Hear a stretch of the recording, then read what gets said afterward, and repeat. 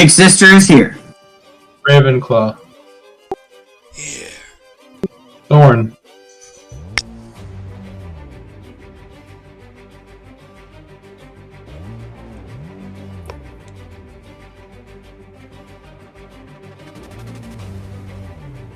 Brad, I can't hear you. Beta.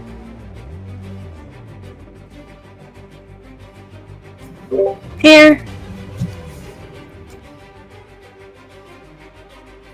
Brad, you're lighting up, but I can't hear you.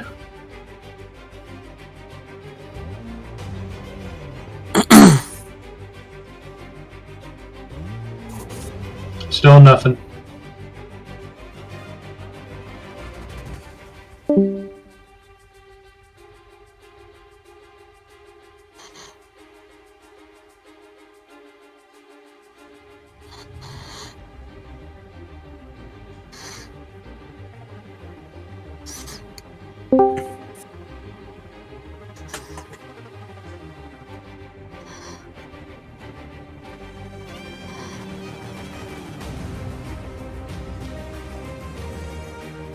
Yeah, you're lighting up, Brad, but I can't get you. Did anybody else hear him? No. Nope. I don't know if he's trying to use his emulator. Oh yeah, because I see him like lighting up, like you said, but I don't hear him. So weird. Thorn is typing. Chris, I'm sorry. I just busted up laughing because you called it an immolator, which is something that lights something on fire and burns it like immolate. To immolate something is to cause it to catch fire and burn to dash. Which is hilarious to me. It just made me laugh. I just started busting up laughing. An immolator. I want one of those. That's like a flamethrower, but like Instead of a voice modulator. Yeah. Right. I know what he was trying to say. It just cracked me up. I was over there. I'm cooking some shrimp, and I just started laughing. It was hilarious. Oh, how ironic the fact that he said that and you were cooking too. Yeah, that's why I said I can use irony. one of those right now.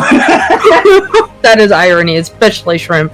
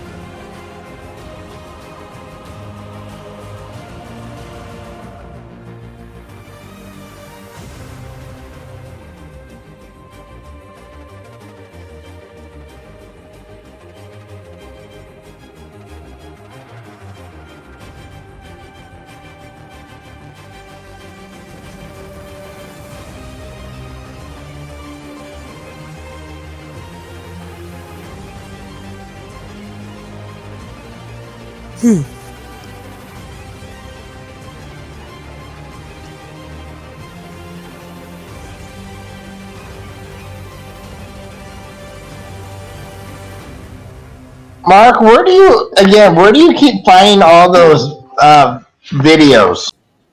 Places?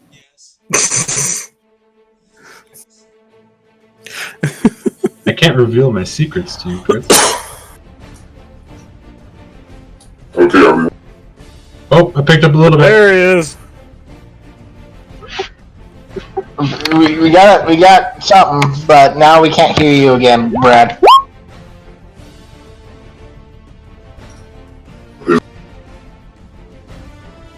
There's like a voice delay. Yeah, or cut off. You'll light up, and then you'll hear your voice, and then it gets cut off. I think the Warforged just malfunctioned. There's something wrong with this voice box. Time for an upgrade.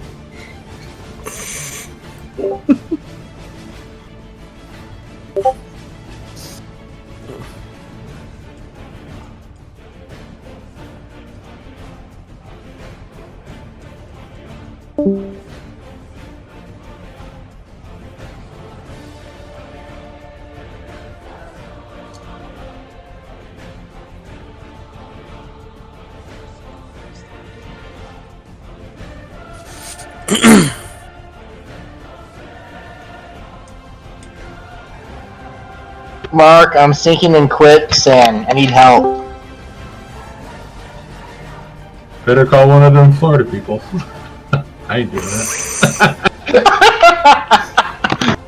I was not expecting the police part. Oh, isn't that fucking great? Oh, the ending just kills me every time.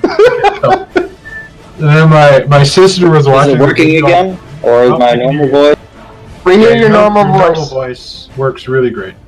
When you are using your voice modulator, there would be like a 3-second delay after your token lit up, and then you'd hear a blah blah, and then it gets cut right off. So I think there's something wrong with that.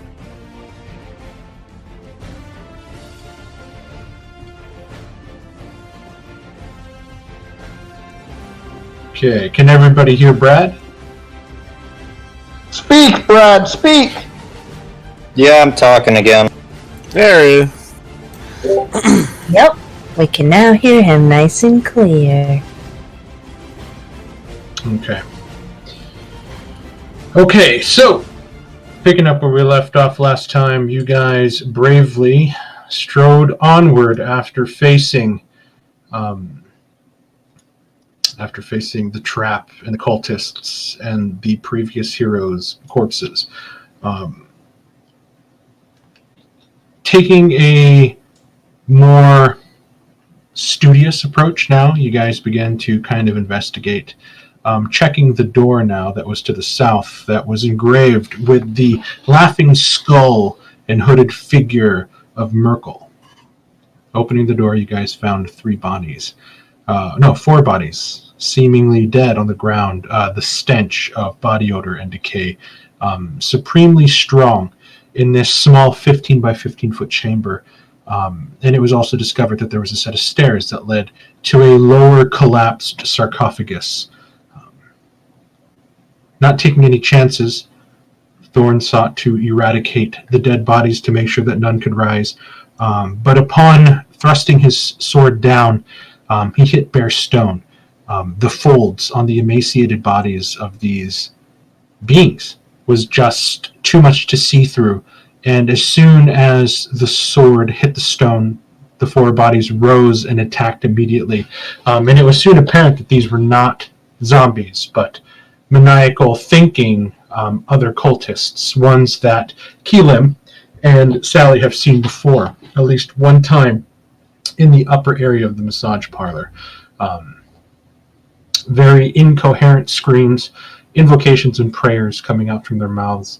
And seeing that these individuals could not be saved, you guys put them to task very quickly, and discovered in the sarcophagus area what looked to be 3 spell books. One was in a language that you guys were able to identify as Infernal and read, while 2 were written in a draconic script that no one was able to understand.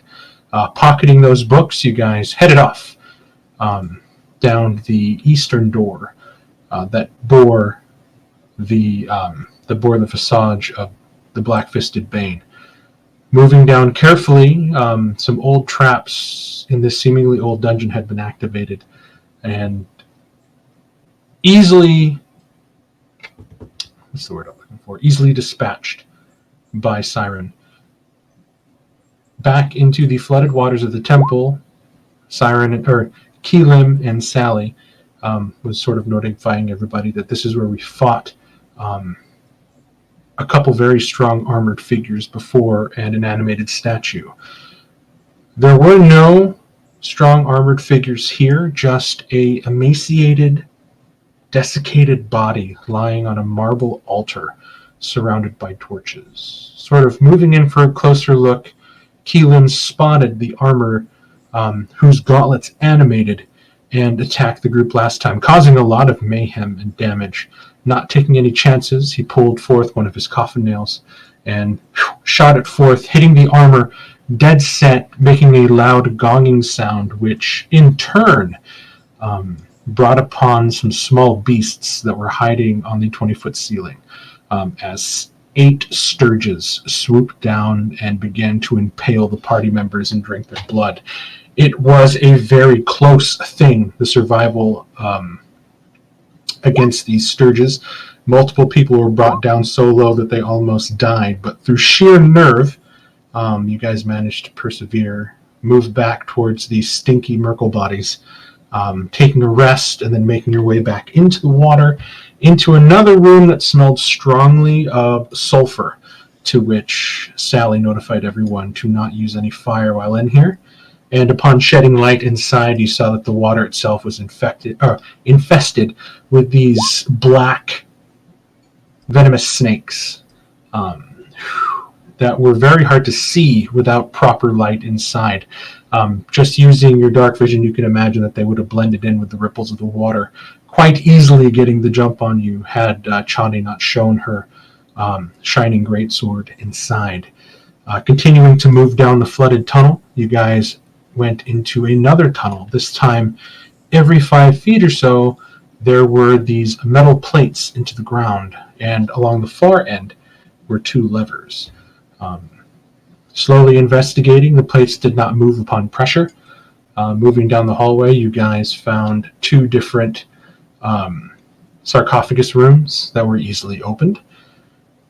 One of them revealed a rusted dagger. The other one, through searching, you guys found what looked to be a old mummified body, still wearing what looked to be leather armor, that Ravenclaw grabbed almost immediately, much to the dismay of Keelim, who felt that this grave robbing was below the party.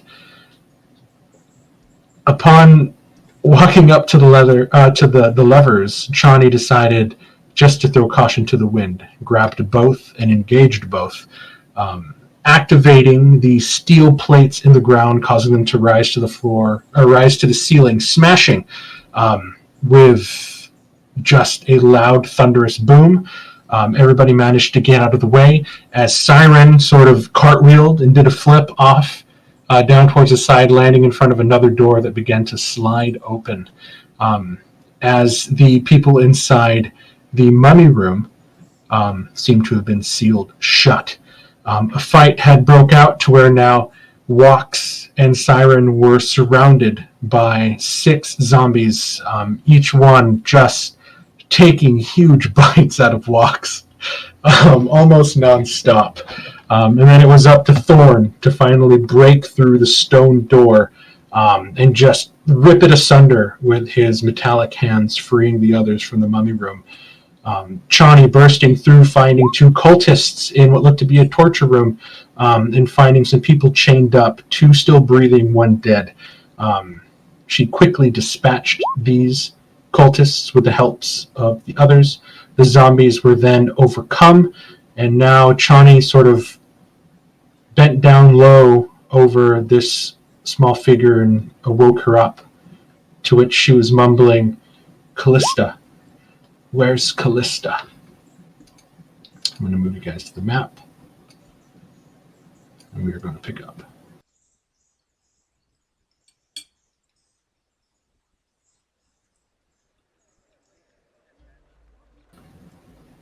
"Callista. Where is she?" Her voice is hoarse. Her lips swollen. There's cuts on her face. The colors of the bruising on her cheeks are just a riot of purples, yellows, and greens all mixing together.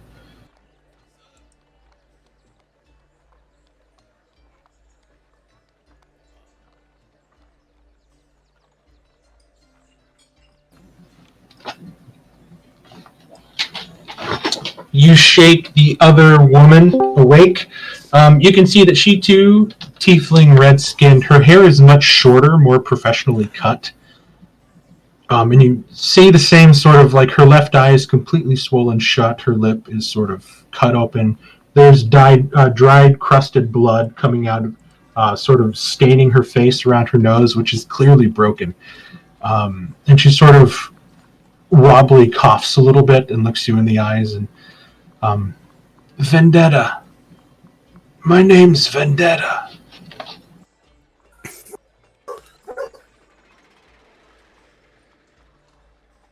Mark, while they're, I can't remember if I did it last time, but while they're talking to the tieflings, I would like to search the cultist body.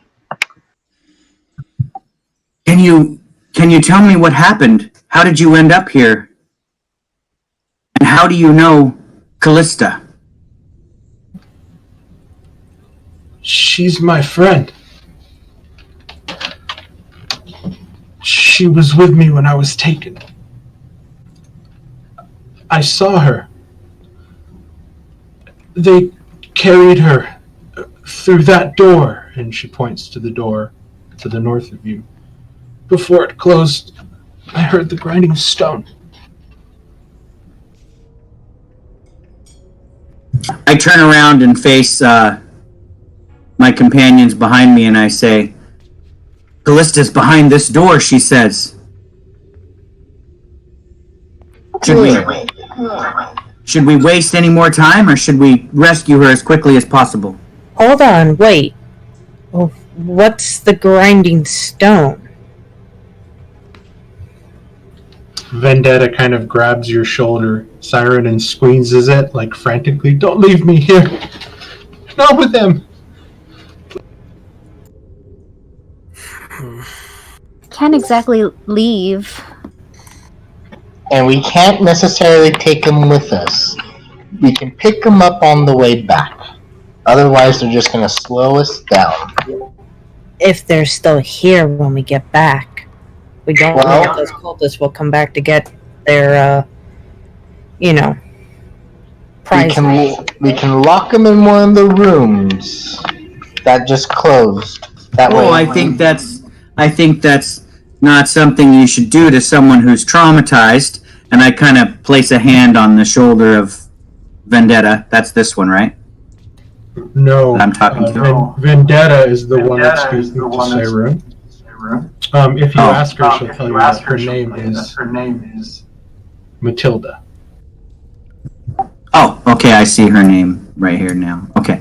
So I say, I put my hand on her shoulder and I say, I don't think we should lock anyone in a room, as that's what they've just been through. Perhaps one of us should stay here with them while the rest go forward. Then by all means, stay. Choice. If you do not need my assistance in the room ahead, I will volunteer to stay.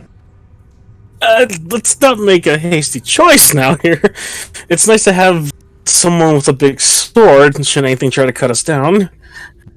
It's also nice to offer my big sword to keep these young children safe in their time of great fear. I only wish, and then if it was written, ... my voice trails off when I say that. So I would fully volunteer to stay here with the two tieflings and protect them while you guys go forward. Have at it. Enjoy yourselves. Ooh. The tiefling female next to Siren reaches over and kind of squeezes the arm of the old man that's kind of still left in the middle. And she just kind of closes her eyes and she lets out a deep breath. And you hear her go, "Oh God, he's dead. Oh, FNX. I'm sorry for your loss. Who was he to you?" Just an acquaintance. Someone I've done business with. He's a caravan coordinator. He works for the Josso Patriarch. Huh.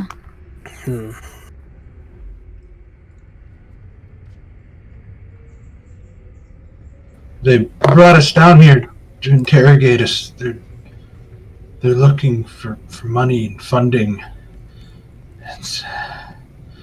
They're vicious.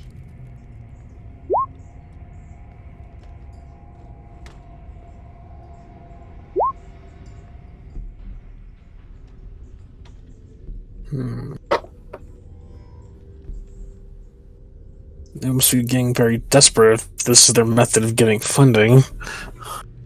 I think they're trying to kidnap people.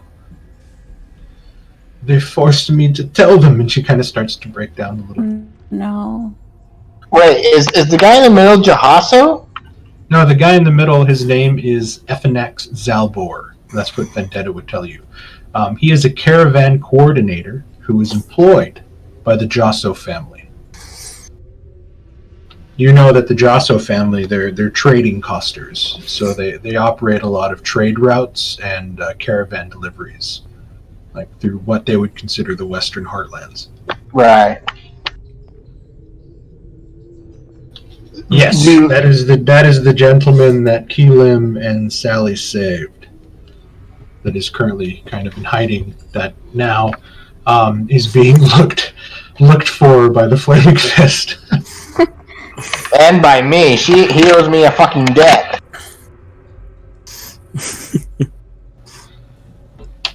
She What do they kidnap weakly, people for? Matilda kind of weakly grabs at your hand, Shawnee. You need to save her. She must have came down here for me. I know it. I will do what I can, but I wouldn't want any harm to come to you, any more harm to come to you either of you. She just kind of curls in on herself now, like sort of bringing her knees up to her chest and just kind of burying her face in it. It's a very defensive, closed off kind of position, like she's trying to make herself feel safe.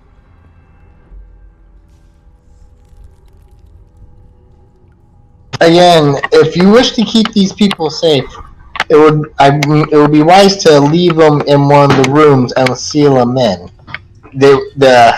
Anybody that comes up behind will assume that the inhabitants are either dead or dying, and won't even bother with them if there's any with the evidence that's been come by.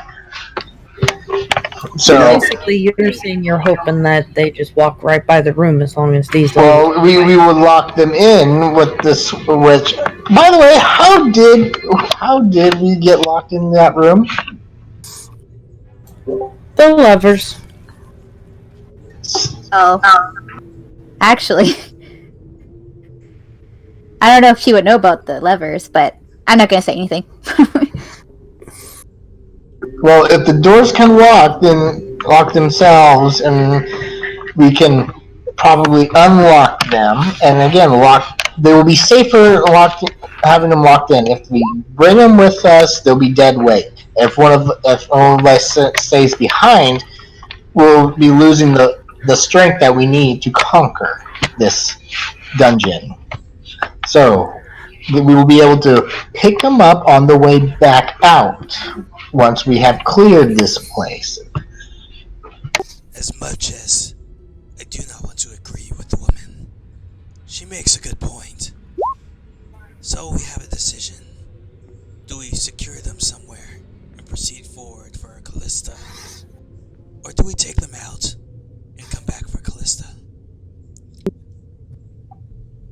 I stand in front of them and say, right?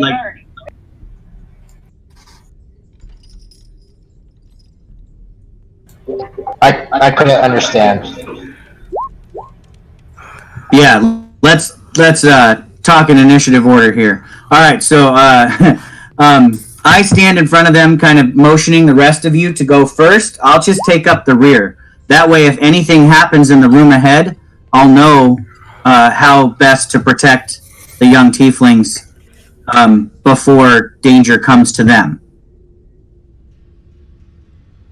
That's my plan. I think we should not take them out and come back. That would only give our victims or the people here more chance to prepare for our attack. Only a chance to bolster their defenses. We've made this much progress so far and taken them mostly by surprise. Is Callista our mission? Well, I think our mission was to defeat the evidence of or find evidence of the dead three, or defeat the dead three somewhere down here. Our mission is to clear out the dungeon of the dead three. Right. So, okay, I agree with that, and probably rescue any innocents that we can along the way as as per our moral standings. But the door is locked, just so you're aware, and I did not detect anything magical on the door as well. Well, we're fortunate to have one amongst our group who is good at opening locked doors. Perhaps Right. that person should step forward and do their task. And somebody, and I draw my sword and hold it ready to defend anything that might come through the door, so that But Siren doesn't fire. but let me ask the rest of the party: Do you guys need a quick breather? I know it looks like some of you have taken a beating or two just recently. Yeah, I'm not doing so good. Oh, I'm that's- fine. a breather won't do me any good at all. I am completely out of hit dice and resources. There's nothing left but death. So if you guys have resources to spend, please feel free to go forth or to rest. But a rest is not going to help. The only thing that will help me now is a full night's rest. Yeah, I've only got my A jar of dirt. So I find those items, and I will pick. I found the healing potion, or the potion that obviously looks like a healing, and I will hand it to Key Lamb because he's not looking too well. And I say, "Here, it was on the cultists. I am going to keep the jar. I'm going to keep everything else." I'll take the potion of healing and I'll drink that right now. The jar of dirt. I don't know if Sally would have shared, but it still has a faintly beating heart laying inside the dirt. And then she found a gold wedding ring, and then there is a nice set of steel manacles. They are pretty heavy, Sally. So.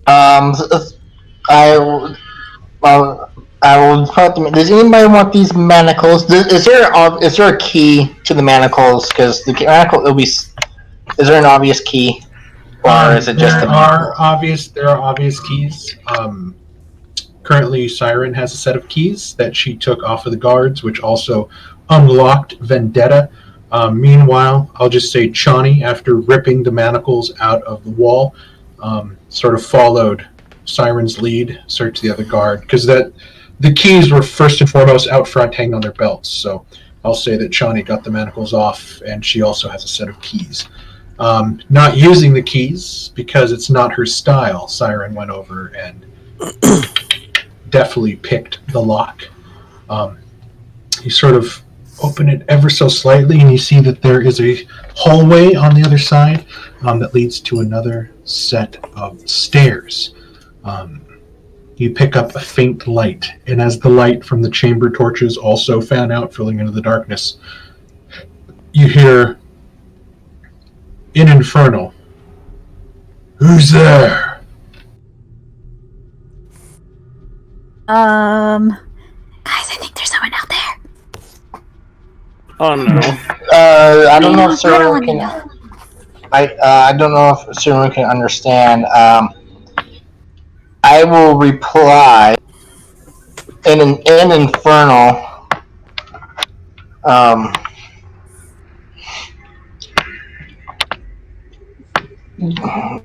Oh crap! Well, you hesitated. What devil speak is this? Yep. I hesitated. I went up to that. To Chani's blustering, "What devil speak is this?" you hear footsteps running away from you. Oh, bloody hell. Oh, we lost a moment of surprise. You Quickly, hear after them! a boosh, boosh, boosh, boosh. Give chase! Intruders! Damn it. Oh, Sorry, I'm playing a barbarian. No, you're fine. And I am. I'm like, oh fuck. What So do I much for say? sneaking into the room that was just sneaking. Sally up. had a great idea, but she just like tripped over her own tongue. So, As Thorn gets there, we're gonna roll initiative. awesome. Great. Sorry, Chris. You gotta be ready to go. No, you're fine. I admit I tripped up. I'm just like, wait, did I say it's just us, one of the guard? But they don't have guard. I don't know. I like housekeeping. Yeah. Yeah, go with your gut, man. No, he not here. No. You guys want to fluff pillow? I bring extra towels. Where do we keep the sacrificial daggers again? Do you want happy ending? Oh no, he took it there. Gross. What kind of a hotel is this? I love Tommy Boy. Okay, here we go. Can you spare a cup of sugar? So, guys, I did not keep the manacles, but I did. I gave I took the wedding ring and the jar of dirt. There's 2 scimitars, and they're wearing beat up leather, crappy armor. But yeah, I will just. So yeah.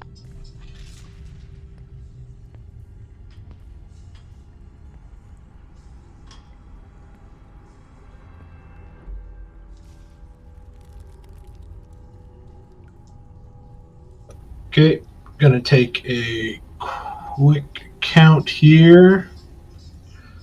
Okay, so it's Shawnee, Siren, Thorn. So 1, 2, 3, 4, 5, 6, 7, 8, and we have 1, 2, 3, 4, 5 bad guys. We are good to go. Top of round 1, Shawnee.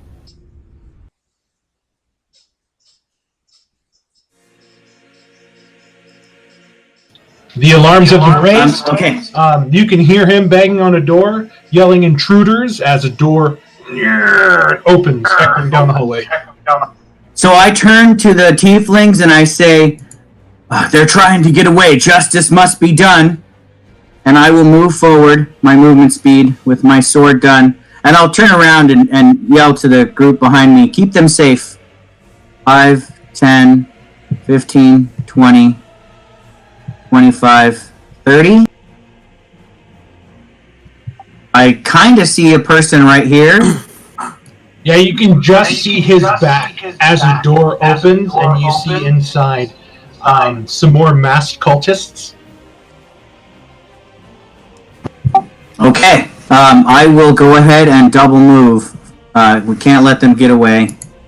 5, 10, 15, 20, 25, 30. Does this person look like a cultist or like a prisoner? He looks like a very well-armed individual. You see that he himself is wearing what looks to be chainmail. He's got a shield and a sword in his hand. Oh, nope, I'm lying. He has a torch and a sword in his hand. Oh, I'm familiar with that tactic. Okay. Then I just run up. I just double moved. I don't want them to get away. And I'll yell back, don't let them escape, or call for reinforcements. This guy is going to charge forth use an object action to pull a torch from a sconce. And you see he has a scimitar and a torch in his hand. He is going to move 5 feet up and 5 feet back. He's going to make his attack first. Here comes the scimitar. A 12, missing your unarmored defense, I believe. Yep, that will miss. He's going to follow up with a torch, like right into your exposed midsection. With a 7 missing, your defense just too much. You can make an attack above. Yes. So as he misses with the torch attack, I had just deflected his arm with the flat of my blade, and I bring it around in an arc as this person probably ducks, and I swing it at this guy as he moves away.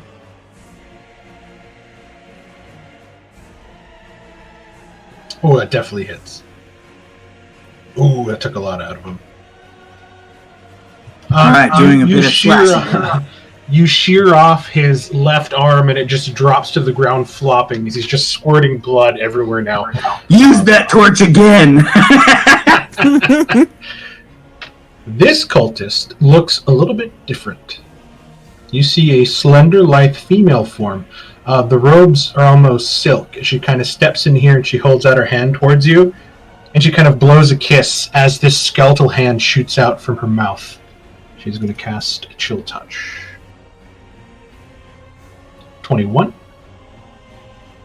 Doing 6 necrotic damage as the hand reaches and almost forces its way into your mouth, sort of cutting off your breath with the cold necrotic energy. And she just kind of rolls her eyes and laughs as she kind of twitters away back into the room. Siren. 5, 10, 15, 20, 25, 30. Beware, they have evil sorcery. Okay. I warned you. I can kind of see this person right here, but I don't know if they have cover, so. From where he's standing, from around that corner, I'll give him half cover, so he'll have +2 to AC. Okay. I'm gonna send a Ray of Frost.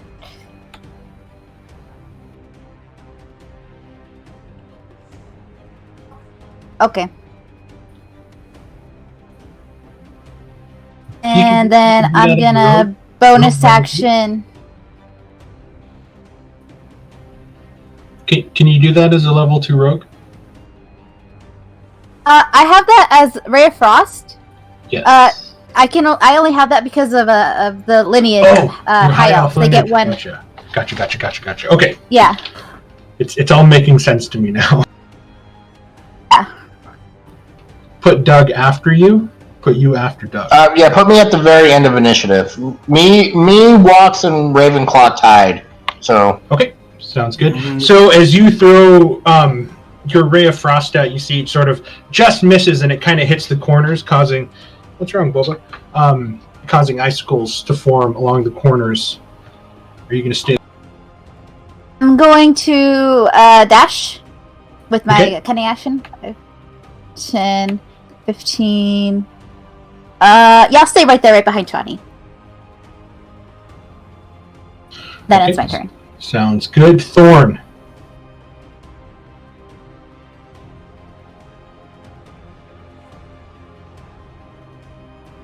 I'm gonna have to double move. Okay. That's 30 right there. And we'll go right there. And so I had to double move to get there.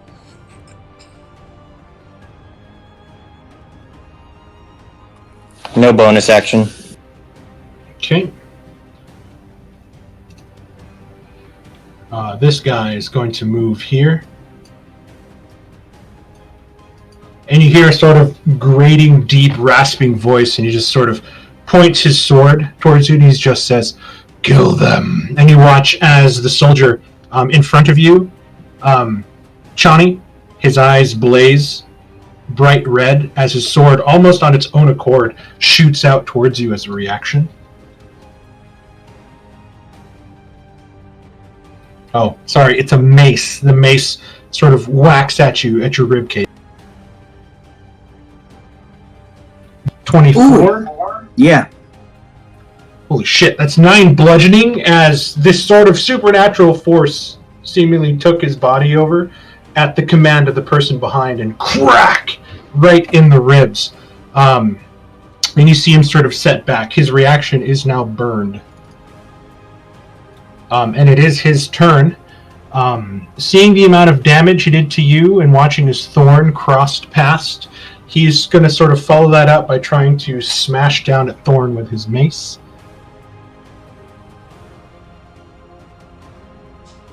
.21. That's gonna hit. For 6 points of bludgeoning. As you sort of move past behind Chani in this sort of blur of movement, his mace goes from her ribcage into an overarching arc over his shoulder, and then you sort of look and try to get your shield up as it just smashes into your shoulder. Key Lim.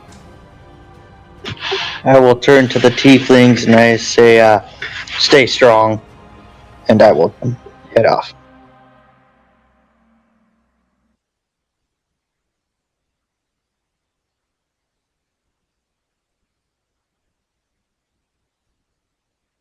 And I will bonus action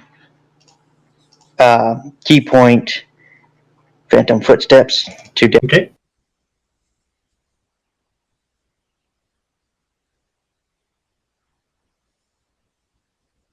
and I shall throw one of my last coffin nails at this person. Sounds good. 13. A 13 will miss as he ducks out of the way and it embeds itself into now the icy stone. Okay, I'm going to just move, and that will be my. No, I'll stay here. Dang it, I can't do what I wanted to do now. This cultist is going to grab a torch. 10, 15, 20 into the console space, and he's going to slash at Siren, and then he's going to torch Johnny. First attack against Siren. Oh, fuck me. Oh crap. So that's max damage, pretty much. Yeah, that's exactly what a crit would be. So that's 13. And here comes the torch against Chani for a 7. And he is going to move backwards. So you guys can attack him if you wish. Well, I burned my reaction already, but Thorn might be able to do. That definitely hits. Okay, that took quite a bit of chunk.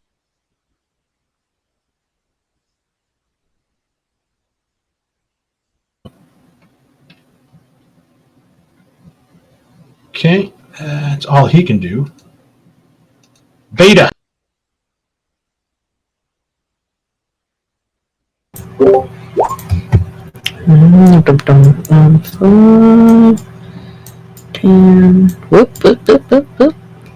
Why can't I move there? 15, 20, 25. Oh, jeez.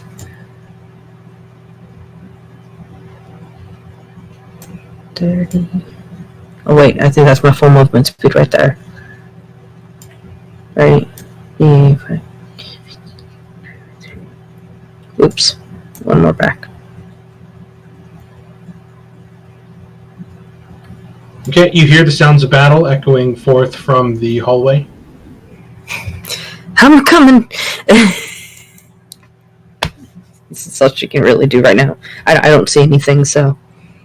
You can use your action to double move. Yeah. Yeah, I'll do that. Well, that was weird.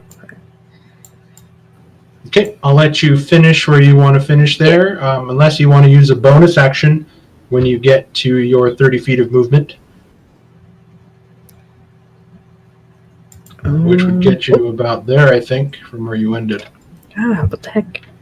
15. You look around the corner and you see Keelim, who just threw a coffin nail, and Siren, who just sort of just got impaled by a scimitar on the ground.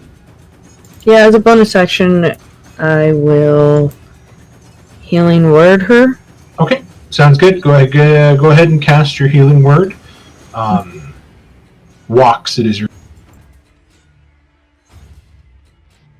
Okay. He's gonna draw his rapier and look to the two tieflings like, we'll be right back. And pulls himself off the wall and 5, 10, 15, 20, 25, 30.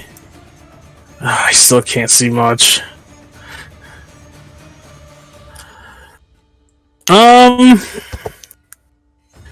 Yeah, I guess I'm gonna try to double move because I can't see anything here. Okay, go ahead. 5, 10, 15, 20. I think I'll stay right here since I think it's getting a little crowded up there.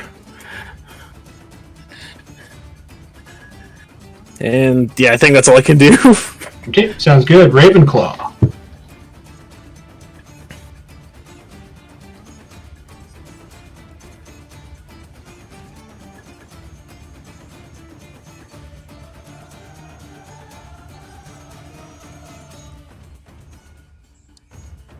Double moving to there. I Okay. see Serene looks pretty hurt. I will send a raven over. It is not her time yet.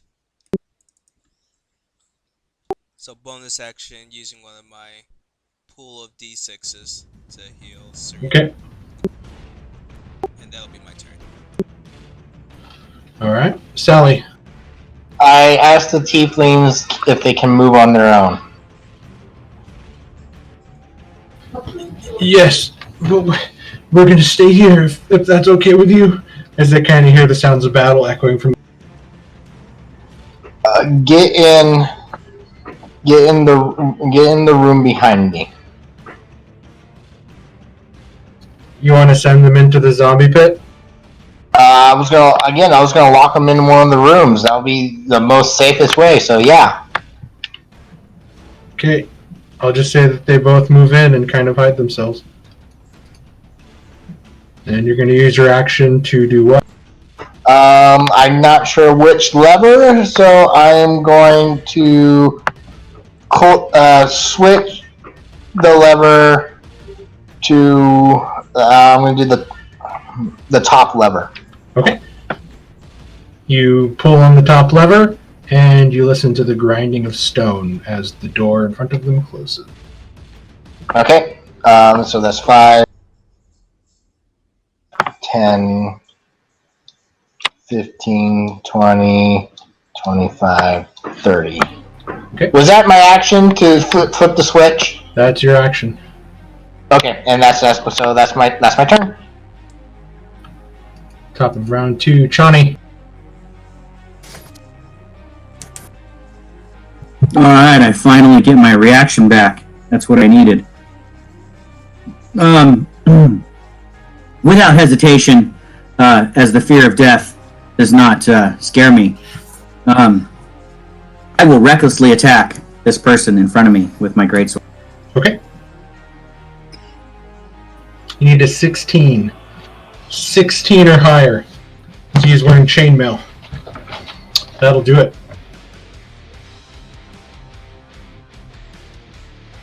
Oh, fuck. God 2-5. Good. That's really good. That's what I was hoping for. As I slash through that chainmail. You cut off the sword, his arm that's holding the torch, and the torch drops to the ground next to the other one as he sort of doesn't scream in pain. You watch as his smile sort of widens, like almost unnaturally, like sort of wanting to touch his ears. He's a masochist. Yeah, well, they were moaning like pain when I was killing them before, so they don't seem to care. Yeah, that'll end my turn. I need my reaction. Okay. I'm good. This cultist is going to step forward and slash at you, Chani, with advantage. Correct, you have advantage. An 8! Yes! And he steps backwards. He steps backwards as he's the one that is currently missing his arm. I am not going to attack him. Okay. I need my reaction for something else. And everybody else. Siren could make an attack. Thorn already used his reaction to attack number 3. No, Siren could, but she would have disadvantage with the rapier. They're not very But she high. could- Not very high AC. If you want to give it a shot, Siren. Yeah, Siren, if you did hit, Okay. you would probably kill him because you get sneak attack. No, you don't, because you have So I'll disadvantage. do that. Yeah. So give me an attack at disadvantage if you want. Okay. Yes. Son of a bitch, yeah, that definitely hits. And that puts him down. As he From sort of the steps ground. back, as he steps back, from Chani, he doesn't see the viper-like twitch of Siren's rapier and just impales him right in his gonads, like up into his midsection, and he sort of just crumples in on himself and dies. That's for almost killing me. Yeah, he's dead.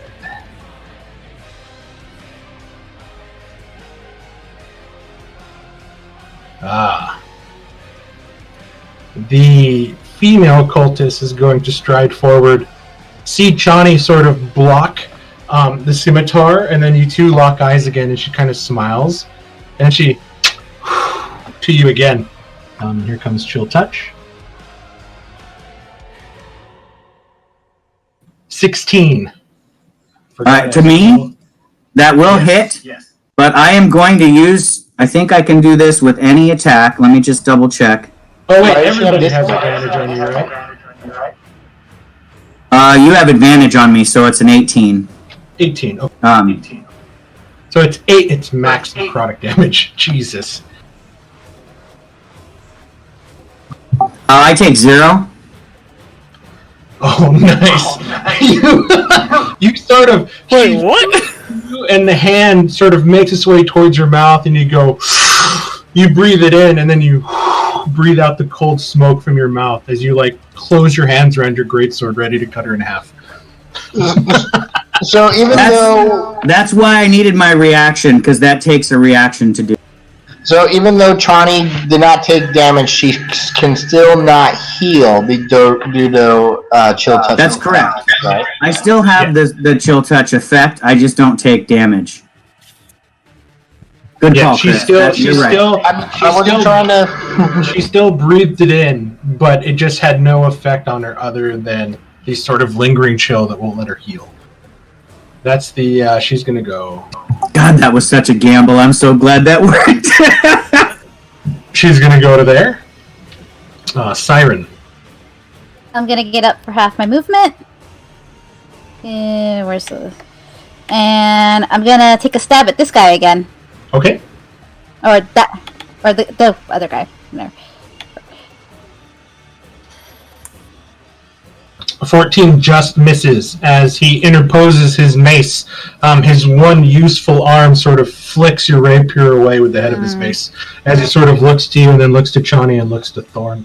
The strange smile sort of creasing and creeping as if there's fish hooks pulling it up towards his ears. And then I'm gonna connection, disengage, and go in this corner right here because I'm scared. You sure? Yes. Okay. Thorn. So we're gonna slash at this person. Okay. A 10 misses again as he watches Siren leave and kind of goes, and then you watch as his eyes... his head doesn't move, but his eyes snap to the corners, and he leans backwards as the sword slices in the front, and then he looks to you now with that just smile creasing on his face ever slowly, like a spider creeping towards its prey. Okay, I will stay here.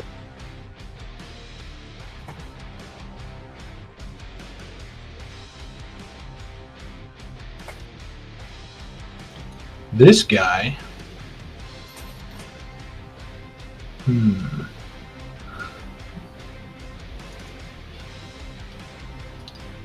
He's going to move here.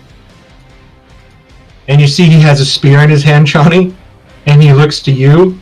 Oh, please miss. And he just says, die. And he just throws his spear one-handed towards you. Alright, here goes. 16. You have advantage, technically, so you can roll fine. again. But The 16 hits for 6. it does, and I am now down. You watch as Chani's form is impaled in the shoulder by this spear, and the spear gets driven into the stone with the force, and she's sort of dangling there like a terrible Christmas ornament on the wall.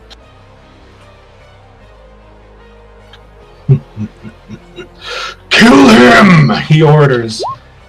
And using his reaction, the Fist of Bane is going to attack Thor. They called you dude, Chani.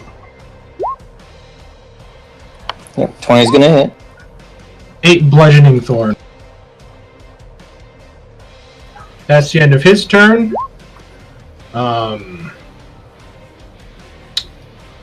He is going to step up here, and he's going to try to take down the machine. That's the last order he had from his commander.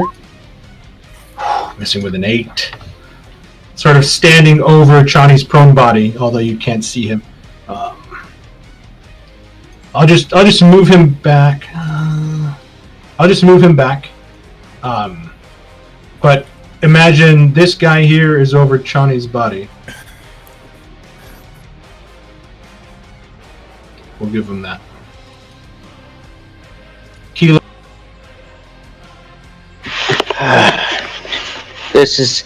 I feel this has happened exactly the same way. We can't not have our big sister. So I'm going to ram my fist into her chest to restart her heart for 2 HP. Nice. A reverse Kali Ma. I'm going to punch her, and then I want to basically pull the spear out of her. Yeah, you can definitely. So you watch as Ki Lim's hands, already glowing with light, grow brighter as the light from his left hand moves into his right hand, focusing into this bright white hot light. I got a better idea. I'll grab the spear. It glows white hot and basically cauterizes her skin as I pull it. Nice. That works. I will proudly wear that scar, Ki Lim, for the rest of my life. Thank you. Your short-lived luck that's about to go down again. I say that's all. That's the best I can do. Okay. This cultist. Damn it! This is gonna be stupid. You know what? I'm just gonna say he's here. And this cultist with one arm is moving up to here. Yeah, it's what he would do. He's going to strike down with his scimitar at Chani. Yep. Chani, you are down. Holy crap. And you see he too has this growing smile creeping just above the folds of the cheekbones of his bone mask. Their eyes manic and full of just this bloodlust. Kill them. The other guy behind them sort of groans out in a strange, pleasurable voice. Beta.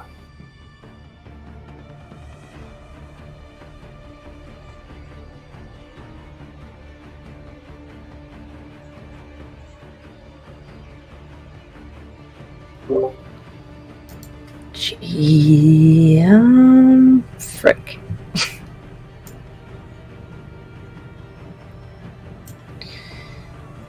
Wait. Is that guy... That guy's standing in front of Ki Lim now. Okay, I just wanted to make sure I was seeing that right. You know what? I'm going to Sacred Flame him. Okay. Walks, your turn is coming up, so get ready. And that's if he fails. There's a strange thing that happens as his body begins to sort of shift and move in shadows as he looks to you, as you begin to cast an invocation at him. He has something called Tactical Discipline that gives him advantage on saving throws made during combat. Oof. 17. Yeah, he succeeds. So in a strange necromonger type of way, his body sort of shifts and leaves after images, and the flame shoots towards one, missing his true body.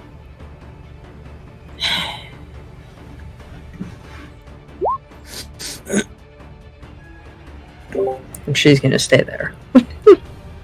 Yeah, Ken, like for real, like Terrar was really hard. Like you beat the crap out of him. He just had a lot of hit points. Yeah, and I thought that I would have a lot of hit points too, but I took 28 points. Now, actually, 30-something points of damage you've done to me in 3 rounds. There's no character that can withstand that. Yeah, and it's hard because you don't have your rage. Yeah, I mean, well, even if I did, I'd still be down because you're just critting a lot too. It's just, I don't know how Cordric did it. Cordric was a frontline fighter who I never fucking hit ever.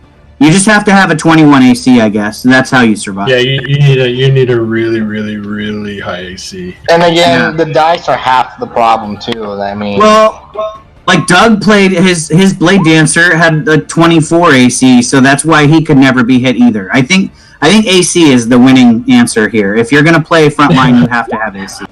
Well, Callus doesn't have a bit high AC, though he does have a ton of HP. Yep. It's about the HP, the AC, and reaction spells. Or abilities. Crap. I really got nowhere to move. I mean, you can move here. I'll let you move here. I can say you kind of squeeze past the corner. It'll cost twice your movement to do that, but I can say you can do it. You should have enough if you want to get that close to this creepy guy. Well, but you just watched his strange sort of magical presence kind of move and shift, avoiding Beta's radiant fire. So you know that he seems pretty resistant to magic almost. Alright, I shall, I guess, spend my movement to come over here. Okay. And seeing him just like, well, that's a pretty cool trick. But it's not going to save you from this, and I'm going to strike him with the rapier. Okay. Ooh, a 10 will miss. As he quickly turns, he sort of like pushes himself to the side and squeezes your rapier like in his armpit in between like his chainmail, and he sort of turns around and he begins to smile at you as his head kind of tilts backwards as he begins to turn towards you. Just hold his rapier up and like, okay then, just us then. Ravenclaw.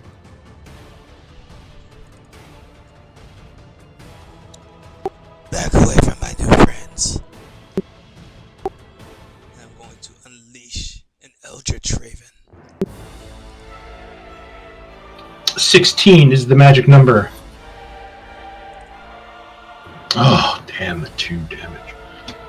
And looking over at the hands kind of reaching out of Johnny, I'm going to send over a healing raven. Okay. How many of those can you do? That was my last one until I rest. He gets his level plus his charisma modifier, and you get one you refresh it every short rest, I believe, so. Correct. And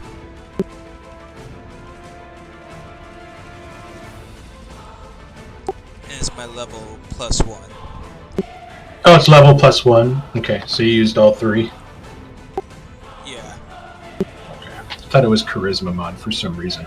But Chani, you are now back up again with 3 hit points. Your body is beaten. You feel very sore. Good round, Ravenclaw. Sally, the sounds of battle are heating up even more. Yep, so I'm gonna go 5, 10, 15, 20, 25. I can't stay there, but I see this guy. Yep. Is he prone or something? He's not prone, sorry. That was the thing I put on him to say that he was standing over Chani, but he is no longer doing that. He is in the open, standing in front of Keelim. Okay, so normal. I'm gonna cast a firebolt at him. Okay.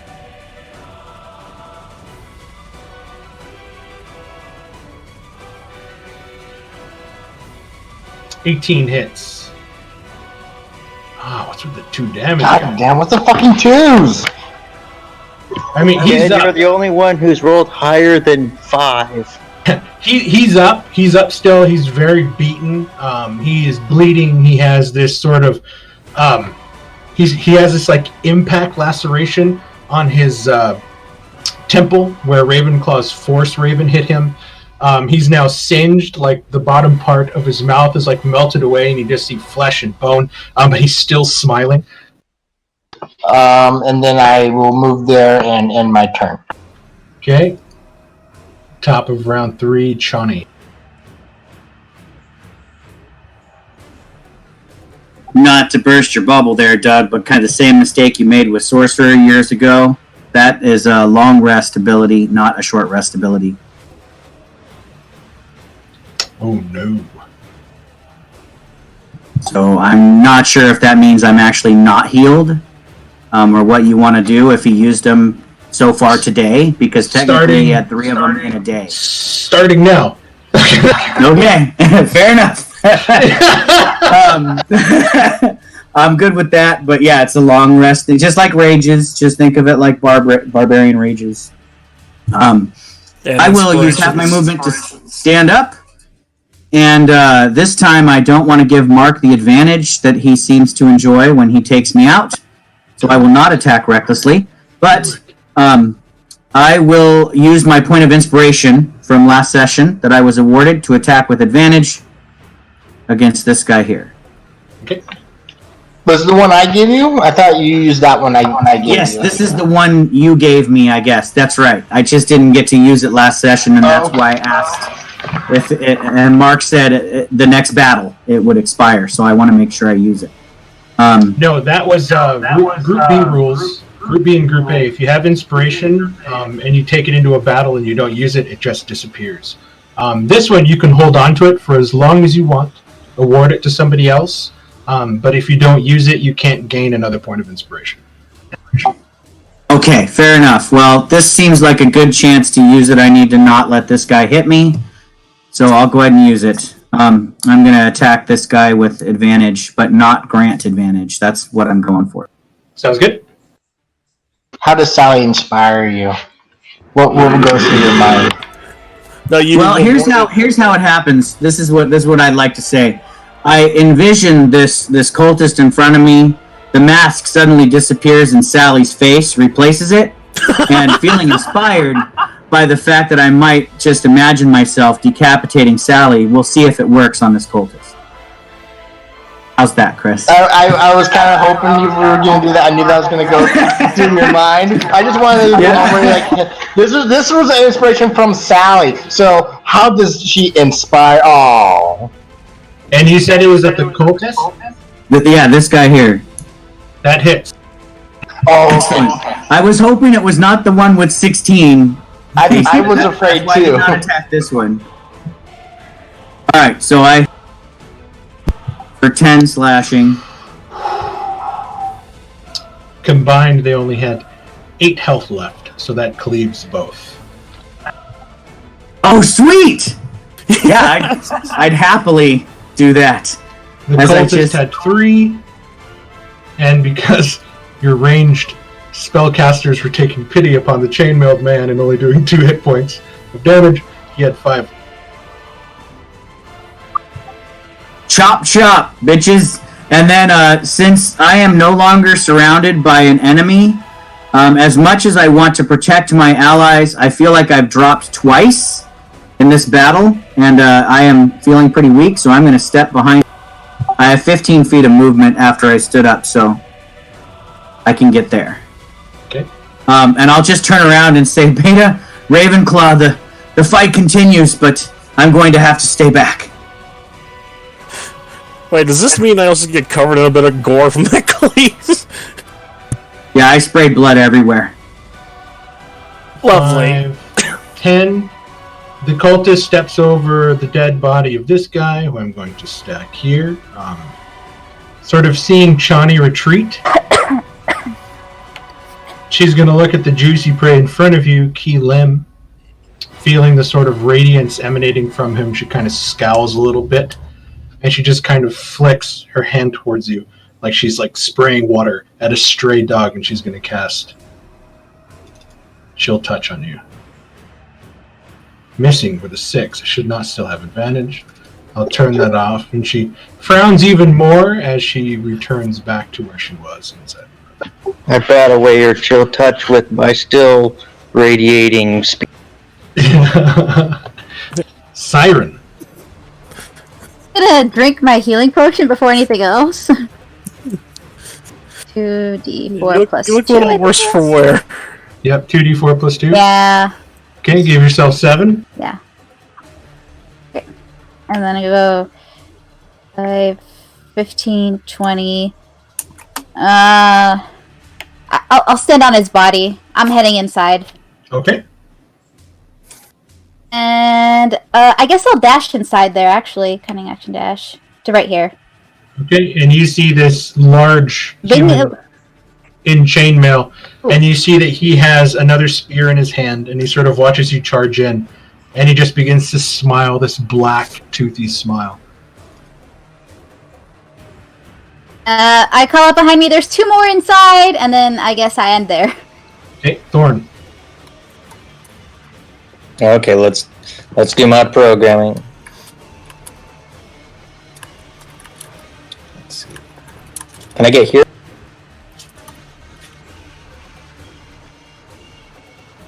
Can I go here? Yes. For twice your movement, you should still have enough. 5. Yeah, I think it takes 30 if that's double, and I'll go ahead and attack this person here. Okay. You see he too is wearing chainmail armor, and he sort of takes his spear half and just kind of jams your sword against the wall, and then comes back into a defensive position. It is his turn. Looking around, seeing that anyone else that's carrying a sword on his side is dead, he just smiles and looks at both of you, and he says, "Then death it is." And he's going to attack you both with his spear. No, I lied. His multi-attack has to use his voice of command, which he cannot use, so he only gets to make 1 spear attack. And he's going to do it.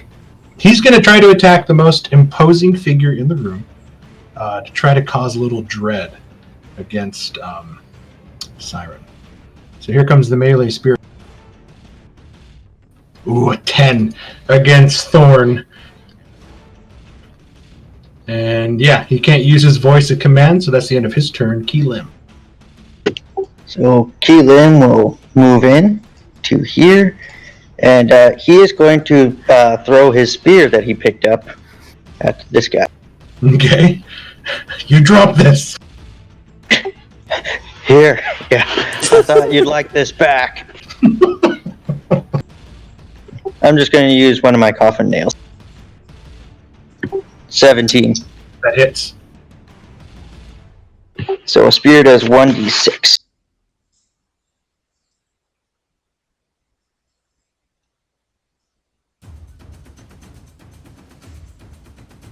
Six damage. That hits. And I will back up to here.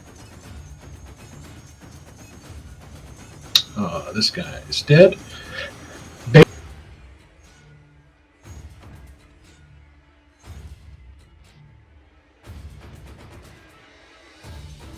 Walks, your turn is coming up. Here.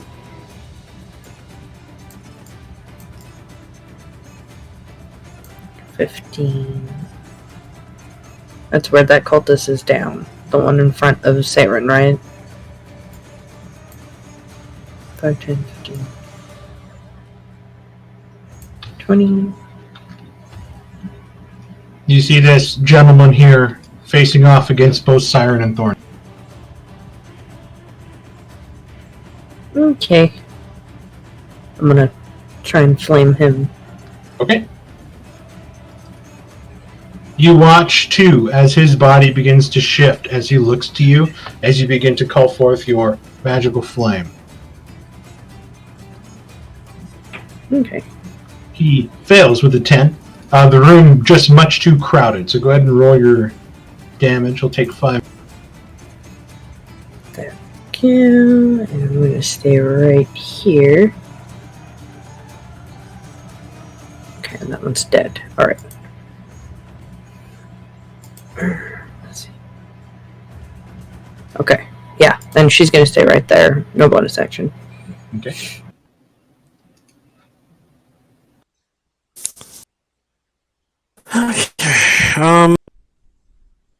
It is getting crowded in here.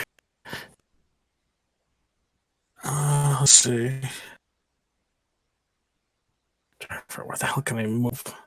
I mean, you can get right to here if you want. Stand over their bodies. I'm going to move their tokens out of the way, but just one of them. Yeah, I'll have Walks move up to here, and if I see him, Walks is going to take out the dagger he had retrieved. This one worked once before. Give it a kiss and throw it. Okay, go ahead and make your attack. 15 just misses as he bats it away with his spear. Damn it! I was just getting good. And yeah, he'll just stay there with his rapier out and hope for the best. Okay, Ravenclaw. Will you be fine for now, Johnny? I will. Thank you, little sister. Or little brother. Sorry, I can't tell behind the mask. Your voice is so feminine. I feel pretty. Oh, so pretty.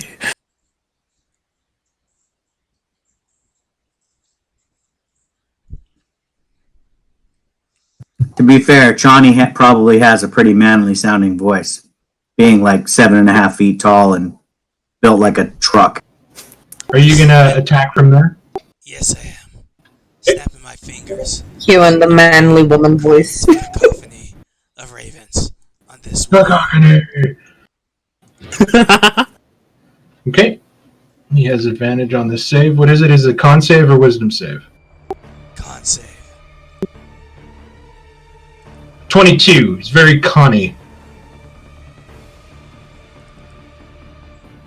You watch as like the sort of spectral ravens kind of rain down from the skies in a funnel, coming from the ceiling, trying to get at him, and there's almost this sort of forceful push out of his own sort of magical aura that kind of causes the ravens to dissipate around him and shatter like glass.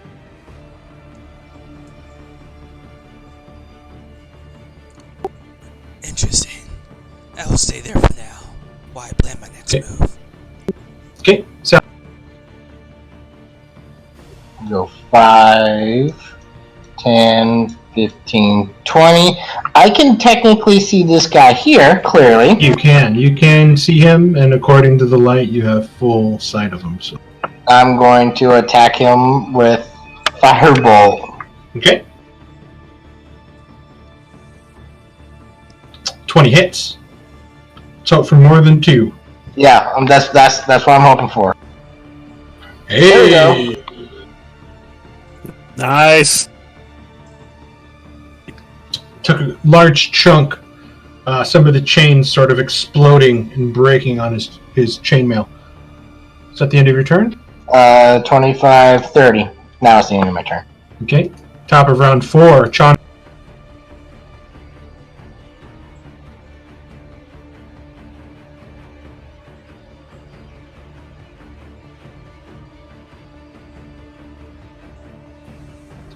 Ken, you there?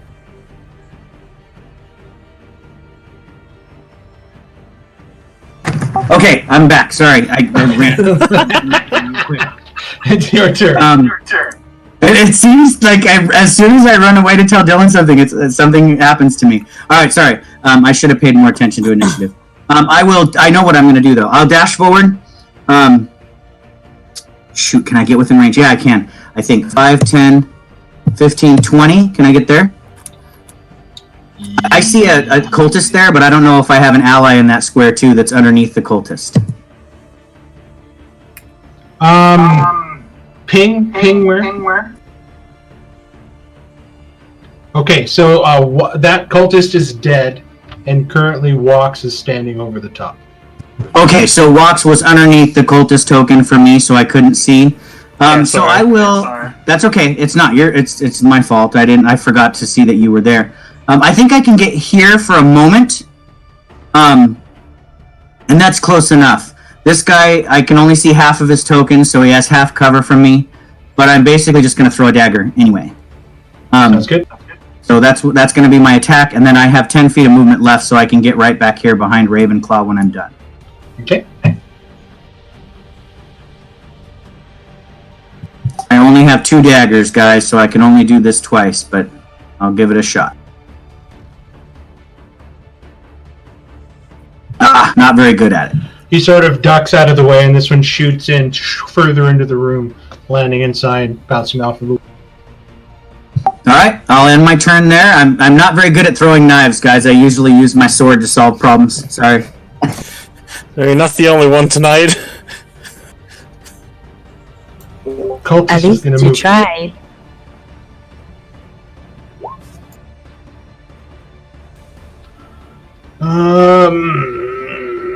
It's got a clearer shot at Siren than it does at Thorn, so it's going to try to chill touch Siren. 7. Siren, as you duck out of the way, as the hand explodes and hits off of the stone. And she sort of screams a little bit, her sort of bravado faltering. She's going to move over here next to this torch sconce. And it is your... Okay. Die. Come on, die! Get out of my way!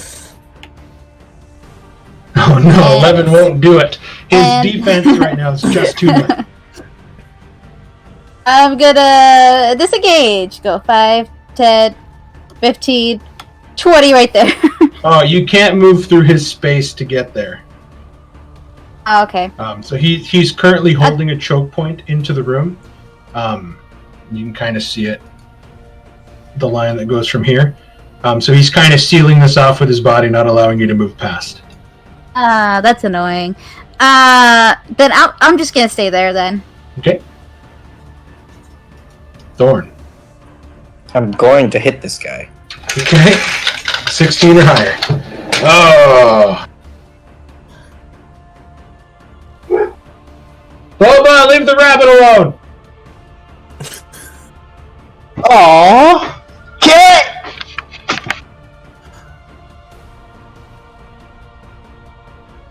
Okay, I guess I'm gonna stay there. Okay. You have rabbit stew for dinner tomorrow. There's a little gray rabbit that lives outside my yard. Better a rabbit than a rat. It is his turn, and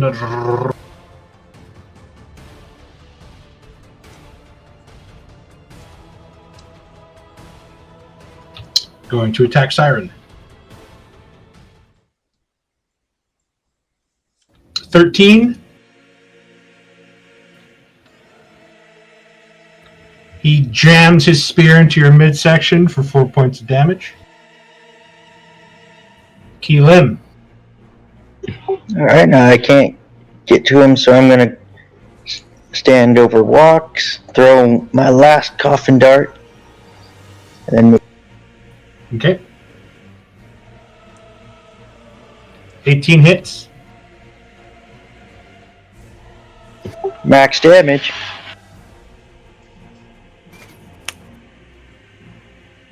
AC goes down to 15. And I am out of my darts. Okay. That'll be my turn.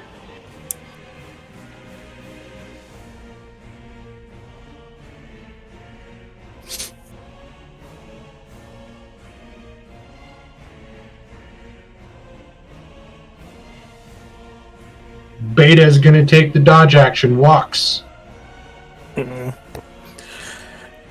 Okay. Crap. I can't figure what to do here. Could I move into a space and like strike and run back? Yeah. All right. I am going to get into Siren's place. And I'm going to try to hit him with the rapier and hope for the best. Okay. Go ahead and make your attack. Oh. 11 will miss, and as you go to step backwards, he's going to shove his spear out for 15. Yep, that's a hit. take 4 points of piercing damage.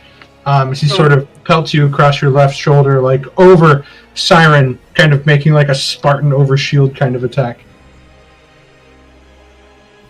Ow. Okay. You have any bonus actions or anything you want to use? I got nothing. I'm out.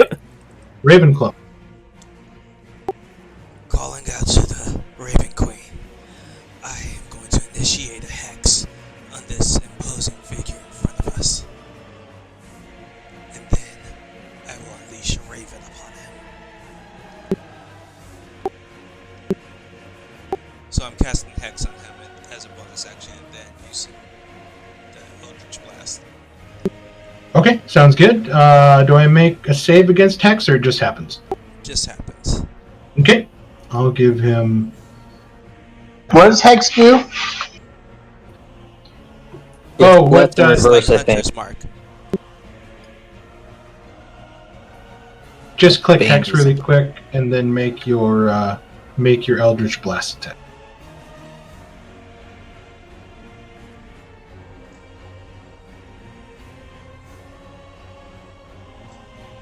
Okay. Play. The 9 will miss. Are you picking an ability as well, Doug? Yeah, what ability do you want him to have disadvantage on? Strength, dexterity. Con saves. It's not It's saves, only- it's checks, so it's con only- doesn't do any good. You're Yeah, right. just- Always pick strength. It gives us a benefit if we try to grapple. I'll go with strength then. Okay. And the raven shoots over him as he sort of backs away from the effects of... Actually, This guy's even more of an asshole. he's even less likable than he was before. Is that the end of your turn? Ravenclaw. Yes. Sally, we got some mop-up duty that needs doing. Yep. 5, 10. I can also only see this guy from here. I'm going to firebolt him.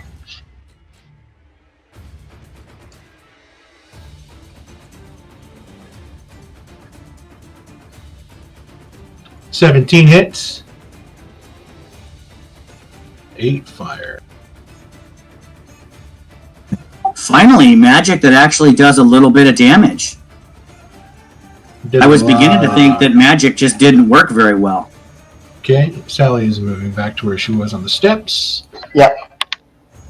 And Johnny. just to clarify, Mark, are these steps going up or down? They are going up as you see that they are getting bigger the further you move forward. Okay, just wanted to clarify that. I figured it was, but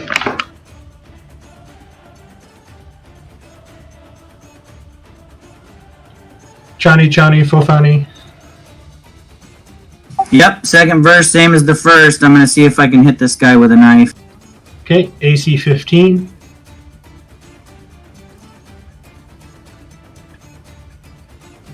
$15 feet will get me there. So I'm going to go ahead and use 15 to get there since there's no difficult terrain this time. That way he doesn't have any cover from me when I throw this knife. This is my last knife though. After this I'm pretty much I'm out. Unless you guys want to give me a spear to throw.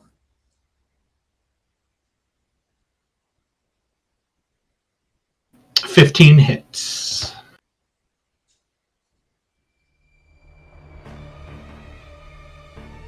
Hey, that's max damage, Mark. AC drops to 14. And I will finish my movement there behind Ravenclaw, and I just I got my hand on my sword hilt. I can charge in, but you guys hopefully take him out before that happens. Siren, Eat this! you watch the female cultist sort of frown, and you see her take what looks to be a flask from her belt, and then she holds it up and she says, "Then death it is." And then she slams the flask on her head, and you can see that she's covering herself in oil, and she's going to reach up and she's going to touch the torch, and she sets herself on fire.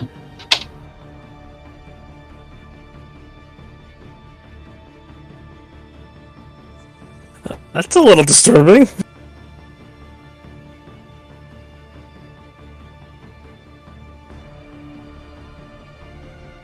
There we go. We'll go over that so she looks like she's on fire. Oh my god. She is going to take. She's going to take 6 points of fire, as she is now burning to death.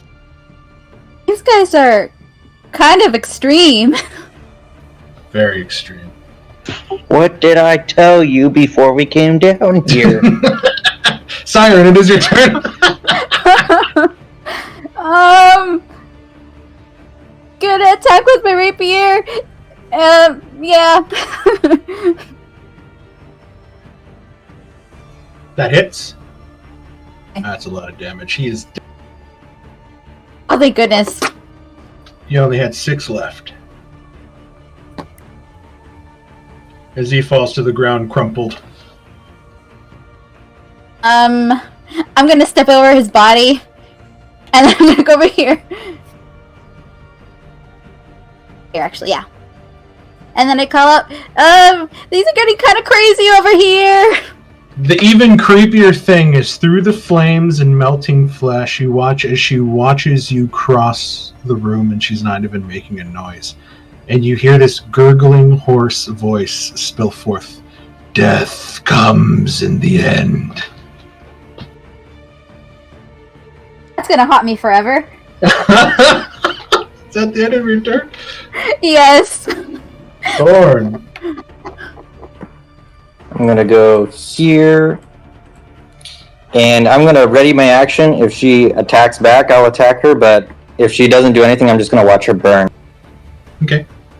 She has chosen her own method of death. I will allow.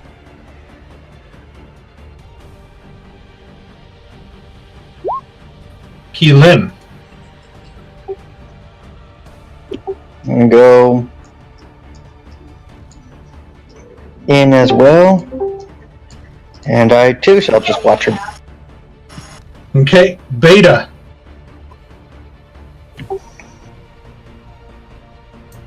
Everybody wants to see the show. Oh, there she is. Okay. I got worried again for a second. Yeah. They're just gonna see the person on fire and be like, nice. Okay. She's just gonna stay right there. Is everybody just going to let this woman burn to death? Probably. Well, I don't have a way to put her out, but I would have rather have talked to her. She seemed like one of the only ones that was intelligent, but Yeah. everybody else was just like, kill, I like pain. She was blowing kisses and doing magic, so but if nobody else wants to talk to her, I'm too hurt to make any choices. I'll just go pick up my knives and call it a day. C5. That's a little gruesome. On my turn, I guess. I'm not gonna try to put her out, is what I'm saying, I guess. The sweet smell of like burning, roasting meat is sort of like filling this chamber, and it's making you nauseous. I guess he's gonna try to cast Vicious Mockery, though. In the midst of trying to think of a mockery thing, he's just gonna try not to throw up. Okay. What's your insult? What happened to my sheet? There it is. I think he's trying to hold in the vomit. Just, well, I'd like to leave you with one thought, but I'm not sure you have anywhere to put it. And you see that she turns from Siren to you, and you see like one of her eyeballs pop and like the liquid run down, but there's still something there that you feel staring at you, and she just says to you too, "Death comes in the end." And you hear like her voice box and stuff burning, and like the air sort of just turning around her. Yeah, that wouldn't have done anything. So he's just like, I think I'm gonna be sick.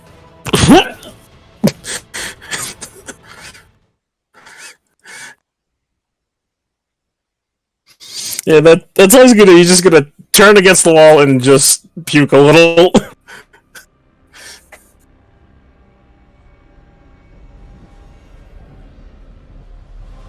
Give me a quick second.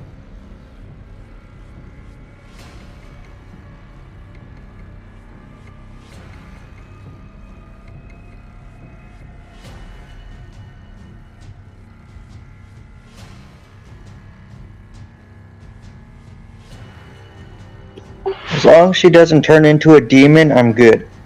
There you go, David. Ravenclaw.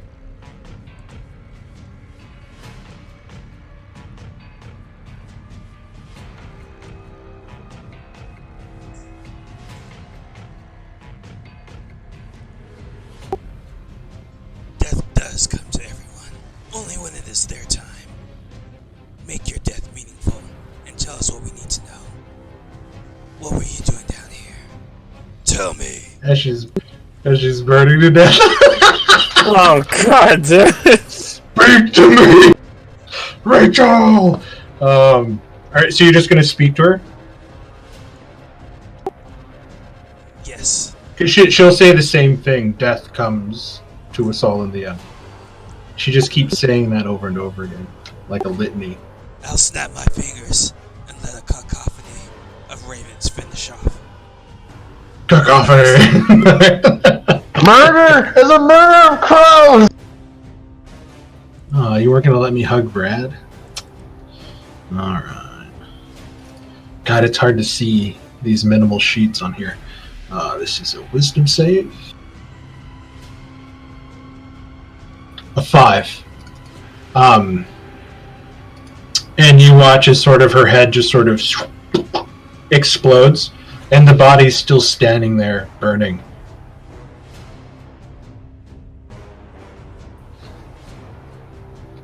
The body crumples to ash. An unsettling silence kind of lingers, and just the smell just kind of pervades the room even more. And we are going to take a quick 5-minute break. So when she turns to ash, Keelan will make a holy sign, and he says, "May you reach what awaits you on the other side."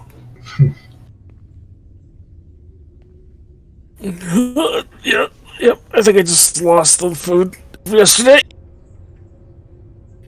Understandable. Keelan is completely unaffected by the stench.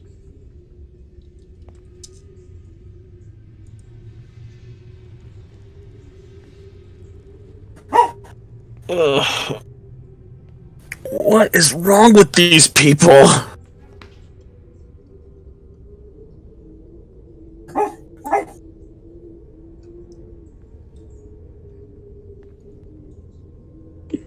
Who knows? Well, shall we search the bodies and these rooms to make sure there are no other surprises? Well, we're taking a 5-minute break, Sally.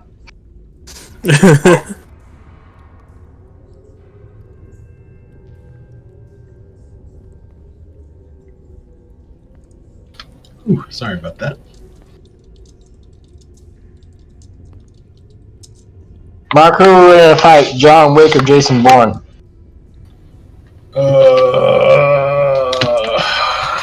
The fat guy that Jason Bourne chases. I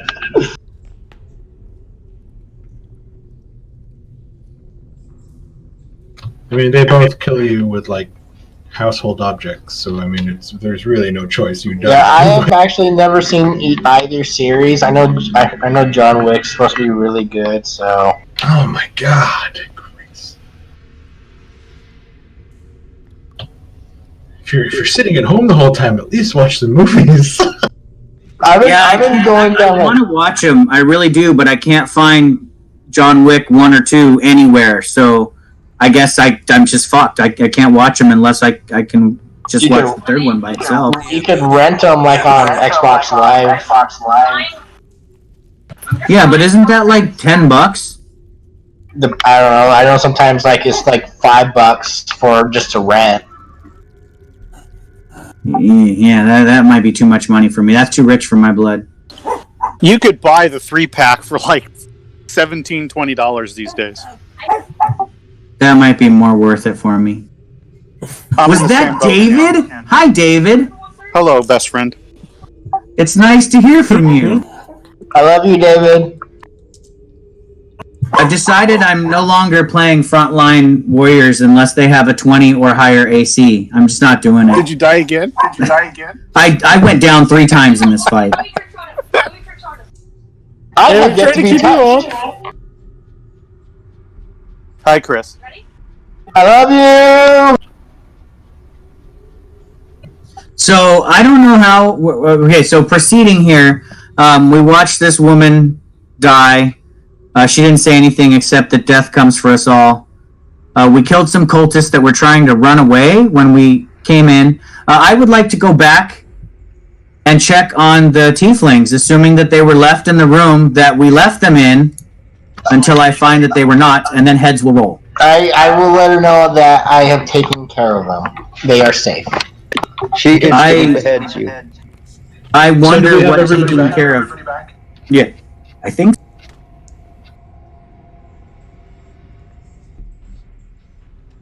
What?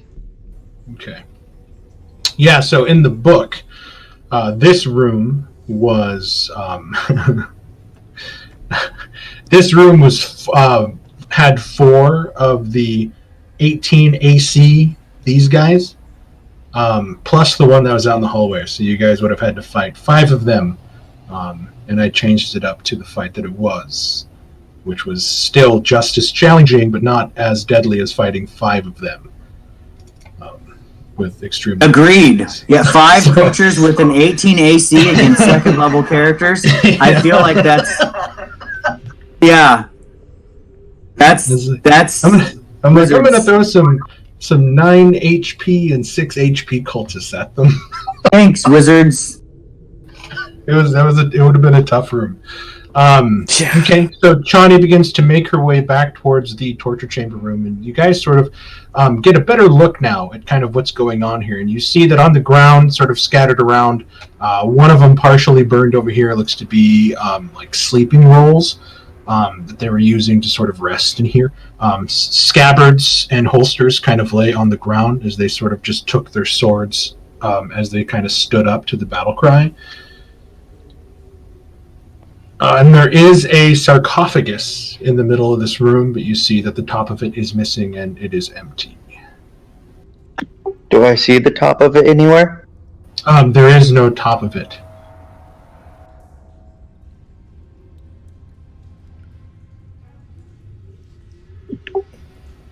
Mark, are these all stone doors? These ones here are more regular wooden doors, but they seem to be in better condition than the waterlogged ones that were further away.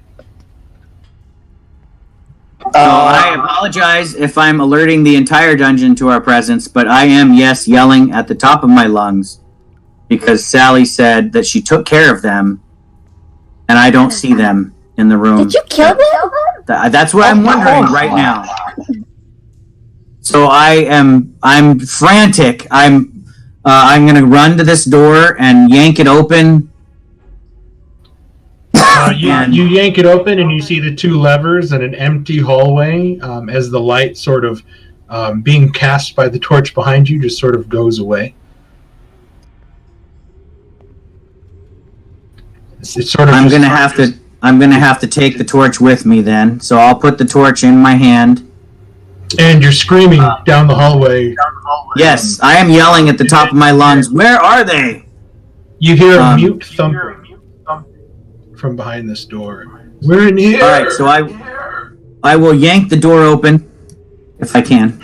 You go to yank, and it does not budge. You remember that you pulled on the levers, and the door opened, revealing the zombies inside. Okay, well, just for the role play of it, I am pushing, kicking, shoving on the door with my shoulder. Like, I've completely spaced the fact that the levers are there for the first, 20 seconds. If somebody runs up and, I'll get this for you, Johnny, and pulls the lever, that would be hilarious. But yeah, I just hear the thumping on the door, so it opens. What lever are you gonna pull, Ravenclaw? Oh yeah, Ravenclaw's gonna pull a lever. Ravenclaw doesn't remember, but he did see Shani over here. So I'm Okay, so pointing. you're not When gonna. I sit behind you, I'm pointing to the levers. Okay. Okay, so I turn around and I just kind of slap my big old hand on my forehead, and I just point to. Well, I mean, technically, I'm not the best one to answer. I pulled them both at the same time, but I'll just point to this lever. Pull that one. If you don't remember, I grabbed both levers and yanked them like a rowboat. I pulled them both. So I'll wait. Actually, Oh, excellent! The door opens. Ravenclaw pulls the lever that Johnny pointed to. The door opens, not activating the metal plates to slam against the ceiling. Oh, good. By pulling the southern lever. And you see that as soon as you open it, the two tiefling girls sort of run at you and hug you as they're looking in fear at the sarcophagus. Yeah. And now that there's not much noise, you hear a like a scratching sound. Ooh, probably not the best plan to leave you alone in here with a scratching sound on the inside of a sarcophagus. I think maybe you sort of curiously reach forward and you look in, and you see that the bottom of the sarcophagus that nobody looked at before is just a hole. And below it, as you shine the torch, are a bunch of dead faces, their hands reaching up from this pit of death, as it seems the ones that were in the room managed to sort of claw their way out, and these ones are trying to do so. I'm going to usher the two young tieflings out of the room. I don't think that they want to be in here. And I will ask, or I will go to, once they get out, I'm going to go ahead and pull the lever to shut the door so we can lock them in there. Not the tieflings, but the undead things that are trying to get out. Yeah, that's what I meant.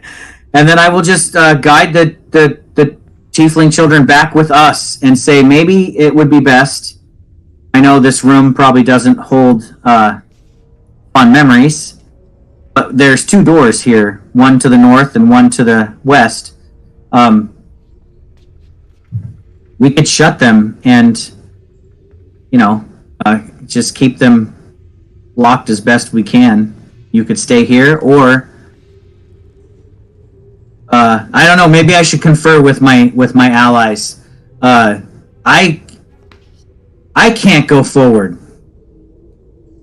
I can't unless you guys have healing to give me, because I can't even short rest heal. I have no hit dice. On Shani and start mending the wounds with my last spell slot.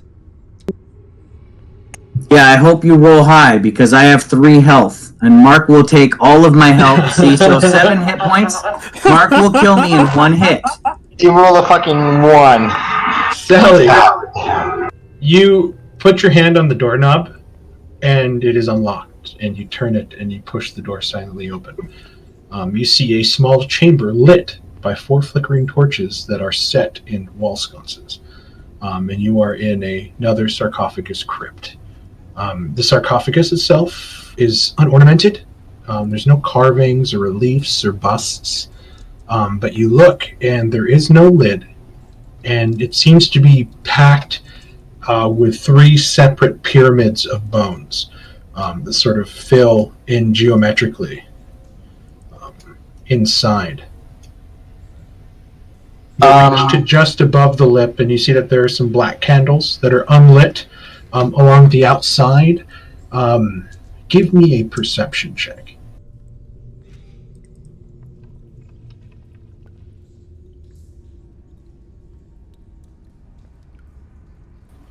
Very good. You see that there are, as you sort of move around and sort of inspect it from a distance, as you kind of give it a knowing eye, you see that inside the pyramids of skulls, inside the sarcophagus, little bits of glittering pop and catch the lights as you move around. That sort of flicker from the torchlight. Do these pyramids have sort of any religious factors? Like we're talking about the dead three. Is there like the symbols like on the bones or the skulls? You know, no symbols on this. These are just ashed bones. Like they look like the bodies were burnt, and these were sort of stacked on. You can see like there's a thin film of ash around it as you look, and inside the darkened creases and little bit of niches inside. As you move around, you see there's little pops and glitters of colored lights that kind of deflect the torchlight or reflect the torchlight. I will knock down the 3 pyramids. This place has already been. Walking up to the sort of altar of Merkul that they made, you sort of bat away with your hand a couple of the skulls on the topmost one, and you see that there are in a very nest-like manner. It looks to be like straw, hay, and moldy cloth, like some potions that have been set inside one of the pyramids. I will pick that up and then go to the next one and do this. I'll do to all 3. Okay. Where is it? Hold on. God damn it. Mark, is that spear that pinned me to the wall? Is that still usable, or did it break when it? Pulled it out. There are 2 spears, both usable. One of them, Keelim pulled out of you when he brought you back to life, and then he threw it, and it stuck into the person who threw it at you, who sort of ripped it out and put it onto the ground. So there's 2 bloodied spears that you can use. Okay. Your daggers are easily retrievable. Keelim, you know exactly where you threw your coffin nails. Those are easily retrievable. They're just sort of stuck in the mud walls. Sally, you find 3 red potions, 2 potions of an orange, pinkish, yellowish hue. You find one sort of it's sort of a strange yellow that doesn't look very appealing at all. Like if it's like a 70s kitchen yellow, that's like, ooh, like that can't be good. You find one of a very deep emerald green and one of a sort of shimmering bright blue that gives off its own light. Mark, can you put that in the chat for me, please? That's what I was gonna try to write it all out, but. And I'll have Walks help Keelam with the body, and then right after try to look for my dagger. Just to save time, I'm just going to copy and paste exactly what they are. We'll say. I was going to ask. We'll say that you guys did some Arcana checks. And... Do you want me to do an Arcana check? It's fine. You have 3 lesser healing potions. You have 2 potions called Duskmother's Tea. When you drink it, and you take a short rest, you can restore a number of hit dice, just like you took a long rest. And of course I copy-pasted the wrong one. It should be 1 calming draft that gives you the effects of a short rest, and then 1 rejuvenation draft that gives you the effects of a long rest, and 1 lesser mana potion. You drink that, or getting those spell slots back. You said there was one that was incorrect, or you said you copied and pasted the wrong one?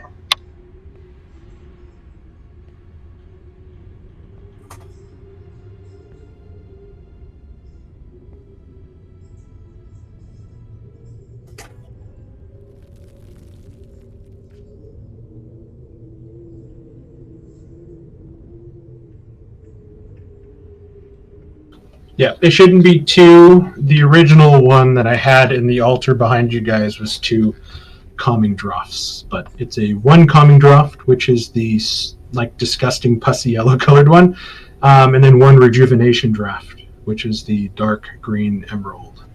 Okay, so I got the calming draft. Calming draft, it gives you the effects of a short rest. Rejuvenation draft gives you the effects of a long rest.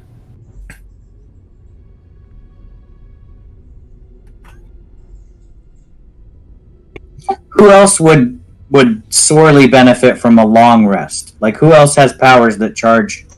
I mean, I know I would. You don't know yet, but I would say, hey guys, I found these potions. I believe this is what they do, and once we get back together, I will call out and say I found these.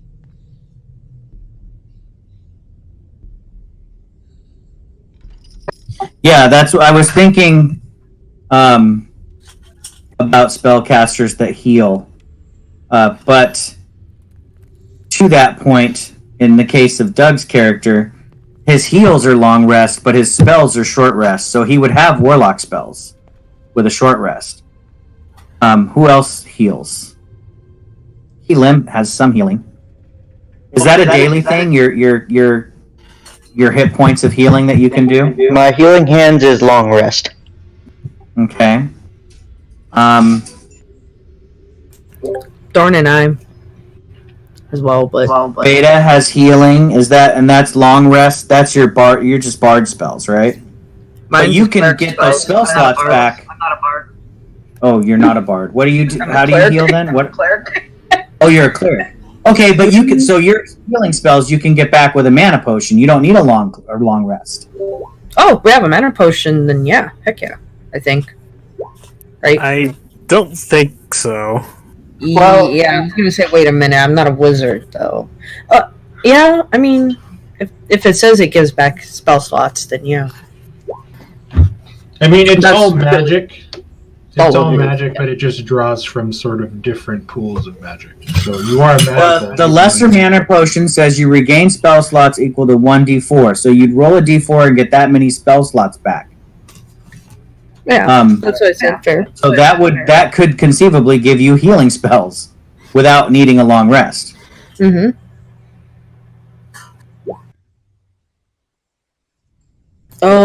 I think Thorn can heal too, though, right?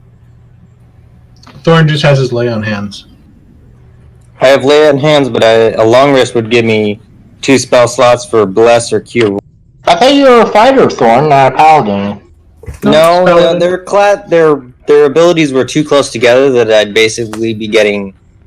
Yeah, both of them would give me an extra attack, which would cancel each other out and just give me one. So it didn't work out. So with the long rest question, as far as I'm concerned, for me, all it would do is make me take less damage, possibly requiring less spells, or I could take regular damage like anybody else, and you guys just have to frickin' keep me up. Because I have a 14 AC and Mark's going to hit me every time he attacks me. You should get your mages back.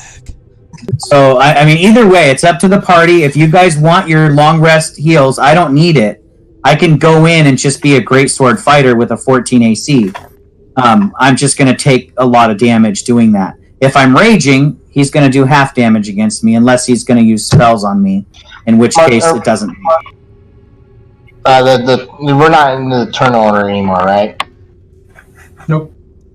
Short rest gives me my damage resistance back once per fight, or per short rest, so I can still do Stone's Endurance. So I guess I'll leave it to you guys. I'm not the intelligent one in the group. I only have a 10 intelligence, so the smarter minds should prevail here.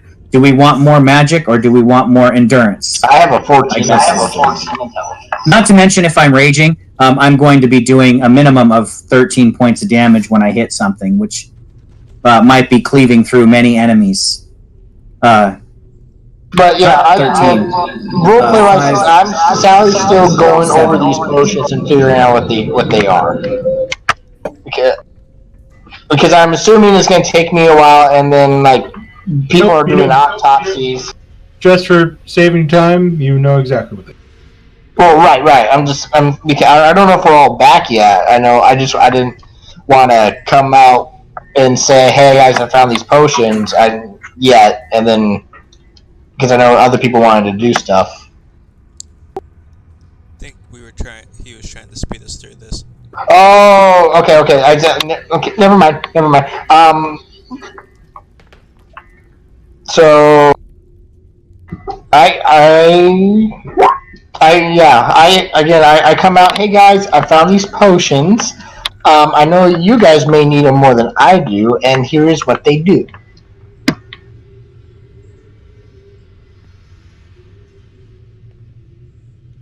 So, 3 healing potions, 2 potions that give you, it restores hit dice to you. If you take a short rest and have hit dice left to run, you get more hit dice back at the end. For another potential rest, you have one that gives you the effects of a long rest, one that gives you the effects of a short rest, and then the mana potion.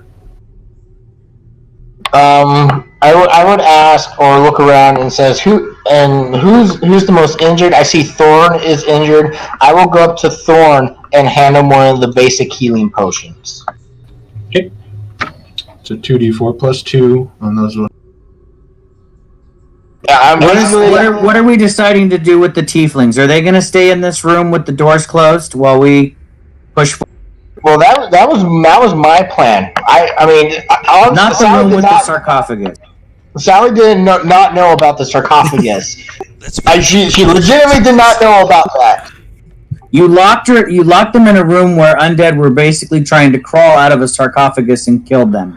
I think that it's safer to leave them in the room we found them in. Perhaps they can use the chains somehow to chain up the doors. Somehow, maybe they can rig something. Or we can leave them back here with us, and because it just seems like we found some other sarcophagi, but there's nothing else in them. But I mean, I don't know what the door up ahead is. Hiding spot, if need be. Well, okay. I like the idea of putting them in a room to a point where they can run out. Honestly,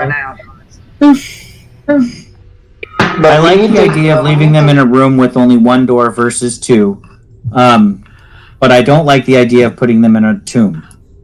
But we need to make sure this area is clear. So there's one door left to check. Yeah, I agree with Sally. We should check that door, and then we should decide what to do with all these potions. I did give a basic healing potion to Thorn because I could tell he's looking very beat up. When you're walking by, Chani, I will give you a basic healing potion as well. So I say, here, drink this. No, I disagree with your logic, Sally. I'm sorry, I told the same thing to Ravenclaw. Since our magic is low right now, I think that we should save these healing potions for when somebody drops. If we utilize them now and we don't have magic, when somebody drops, we have no way to bring them back. I think that we should use magic if we're low on spells, we need potions to bring people up when they're down. I'd rather go into a fight with 7 hit points and the idea that I can be saved than go into a fight with 13 hit points and I die and I can't get back up. Okay, so that's my thought. I did give one to Thorn. He said, I don't know if Thorn took it, so I will hold on to the rest of them until we decide what to do with the rest. Yeah, when we take stock of what we have that can bring people up from unconscious, then we can decide to drink the potions. Until then, I think they're the only way we can save lives. I mean, I have some bandages, and I have my healer's kit, but that won't bring you back into the fight. That's just going to keep you from bleeding out. Okay, so that answers the healing potions. We do all know what the other ones do, which could help us proceed forward. We should decide what to do with those now instead of Sally holding on to those. Well, let's open this door first and make sure everything's clear. Okay, but be ready to close that door right away. If there's something in there before we've healed, you should probably just close that door. Which I will. I opened the door. Okay. Good. I'm ready. I'm ready to see if she's going to slam that door closed right after she opens it. Which door? The one right in front of me. Well, okay. May the gods be with us, and hopefully nothing. This door is also unlocked. And it opens, revealing a sarcophagus full of blood. Oh. And as the door opens, you watch as the sarcophagus begins to bubble and roil. And standing from the sarcophagus is a very large, winged feature with horns. It points to you, Sally, and it goes, "Death comes to us all in the end." Seriously? No, I'm just joking. You see a sarcophagus full of blood. God, I was about to say, well, shit. You should have slammed that door closed. I was going to make a Molotov cocktail out of the potions and then chuck it into the pool of blood. No. You enlarge the already large demon inside, granting extra abilities. And as you make your way closer, Mark, it's not April Fool's yet. as you make your way closer to the sarcophagus with the blood, you hear a voice. It's an old woman's voice. "Please don't. No, I don't want to die." Okay, I have to ask, are you being serious about that? Yes. As you see an old woman's token right here, but it's just a commoner token. And as you sort of look over, she looks at you, and then she looks at Thorn, and she throws herself against the wall. And kind of like a beat dog, she moves back. She's like, "No, I don't want to die. Don't drain me. Don't drain me." I'm not here to kill you unless you want me to. Johnny, we found another woman. This one seems... Is she wearing clothes? She's wearing what looks to be like mold. She looks like Dobby. Okay, so she's... I'm saying she's covered. Yeah, she looks like Dobby, but just this old gray-haired woman, just sort of covered in blood and bruises and cuts, and she's sort of pushing herself against the wall, looking at all of you warily. Mark, I'm staring at her. Can I tell if she's pulling an act on us to drop our guard? Because the last time we ran into an old woman, she beat the crap out of us. Yeah, but completely different from that. But if you want, go ahead and give me an insight check. I mean, there are spells that can change people's appearances and everything. While he's doing that, can I finally check this body for stuff? I'm helping. Go ahead and give me a investigation roll. You're searching the burnt cultist woman? Yeah, just see if there's anything that survived the fire. You see some charred bones, and nothing really else. She burned hot, like all of her flesh just sort of melted. I mean, there's some chunks of meat, but there's really nothing that was salvageable from that oil fire. You don't even have to roll. There's nothing there. Yeah, I spent half an hour searching, apparently. Yeah, I thought you were searching the dead boss person. Well, I'll search him too. I've had plenty of time. Yeah, this time give me an investigation roll with advantage, since Walks is helping you. Sally, you don't notice anything. Oh no! Are you serious? You see on his belt. I just open it up and Walks just immediately throws up in my... You see on his belt another set of keys. He has another one of the ceremonial daggers. This one is sheathed along his back, sort of parallel with his belt line. Sort of at easy reach with one hand to be able to pull out from his back and stab. He has his chainmail armor. Both of his spears were taken already. This one does have what looks to be a sack of gold. He has about 5 gold pieces and 6 silver pieces in his money pouch, and that's really all you're able to find. Yeah, I'll just pocket the money. Ravenclaw, give me an investigation check since you're next to that guy. Sarun, please take this lady out to the rest of them, or Chani and the others. Okay. She looks down at the old lady. Come with us. We have more survivors. We're trying to get out as many as we can. As you kind of reach towards her, she kind of pulls away, kind of like a whipped animal that's like scared, and sort of like flutters past, and she just kind of looks at you dead in the eyes and like, "They were going to hang me," and she looks up and you see there's chains on the ceiling, and "They were going to drain me. Don't drain me, please." I don't even know what draining means. What exactly were they trying They to were do? going to drain her of her blood into this sarcophagus full of blood. That's what they were going to do.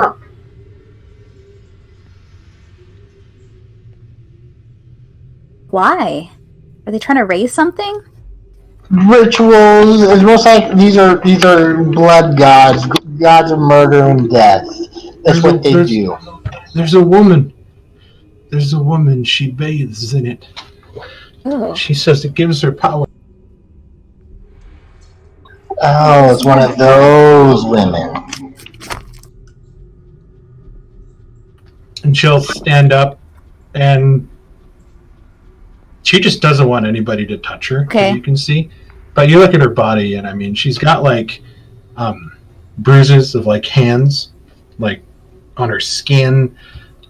She looks like she's kind of had a rough go down here. But where did you guys move? Where did you guys move Vendetta and Matilda?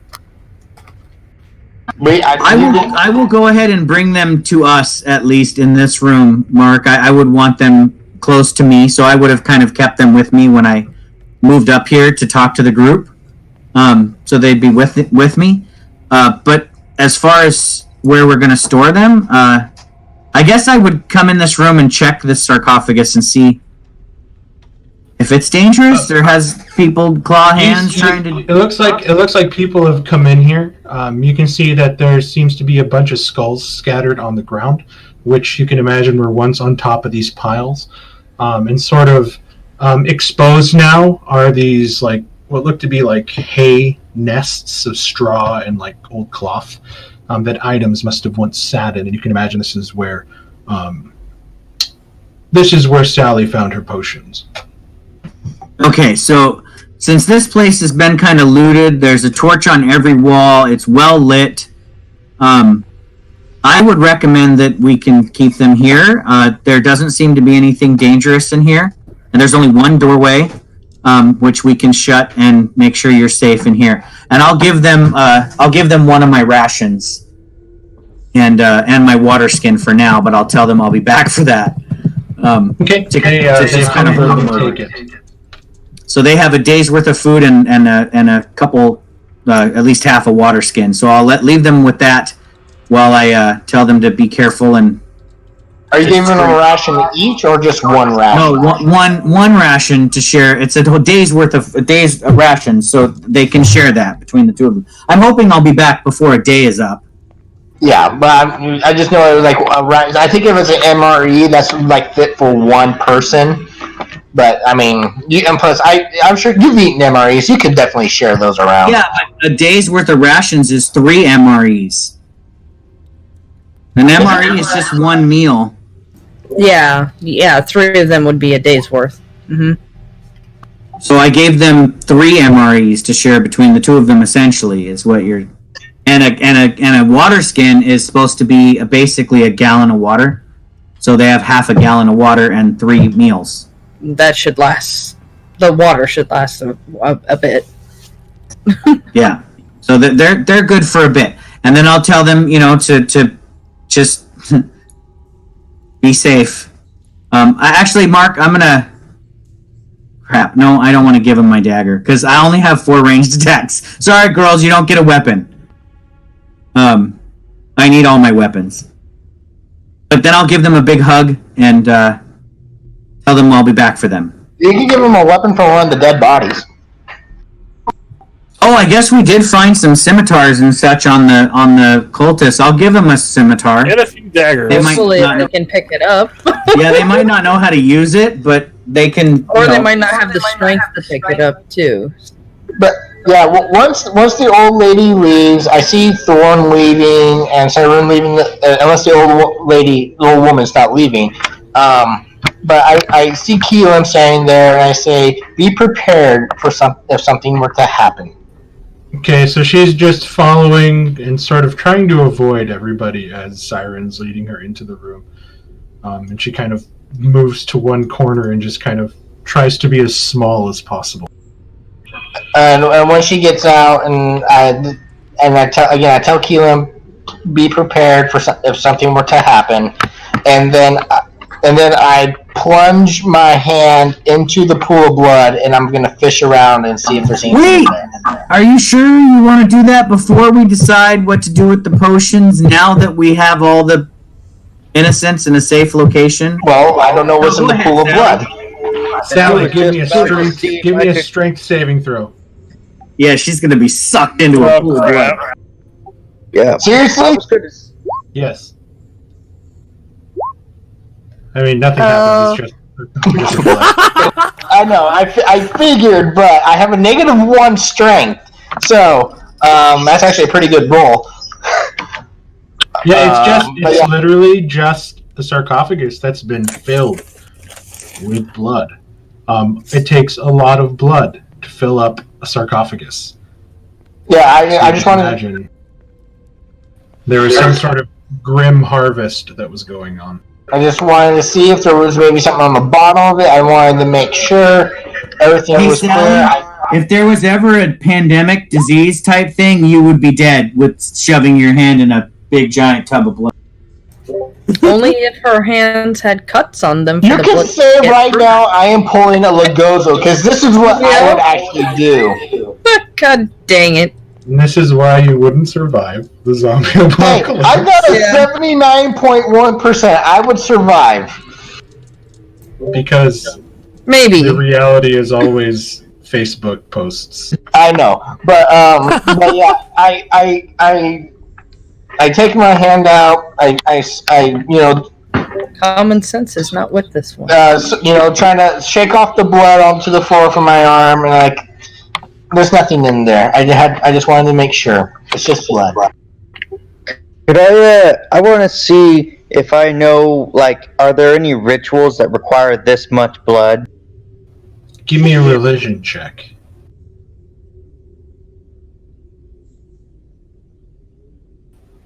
You've heard of summoning rituals that require a lot of lives taken to be able to bring something back. You've also heard of rituals that sort of empower magic by devouring the essence of someone's lifeblood. You think that it could be around those two, or there's just the distinct possibility that whoever does this is just one sick, twisted individual. It could be like Bloody Mary, the queen, the Scottish queen, I think it was, that just bathed in virgin blood because she thought it made her younger. Yeah, that was my first thought. So it's just you're not quite sure. I mean, you've seen these people in action. You watched one burn herself alive. They seem to want pain and degradation and to be defiled, and they're just as heinous as you always were taught they were, which makes you loathe them, with every second that you're sort of stuck down here with. They have no respect for life. To put it in pretty blunt terms, to them it seems like nothing is sacred. And they really don't care who they kill. Oh, Siren. As you lead the woman into the room, she tells you that there is a door hidden next to the place where they torture us. On the north wall, in the hallway just past the stairs. I saw them carry a girl past through the door before it closed. They were taking me to the room to drain me.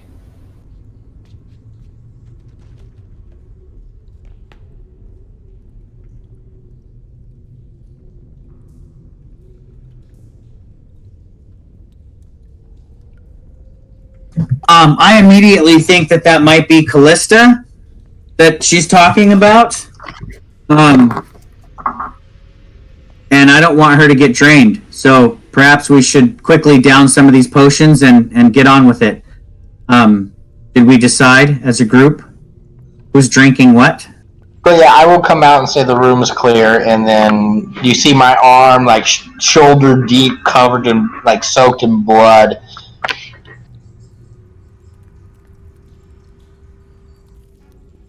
That's sexy. So I'm gonna step in and make sure Keelan's okay. Yeah, I'm perfectly fine. Is there anything? If we're gonna about the potions I found in the other room, are we going to distribute them now or later?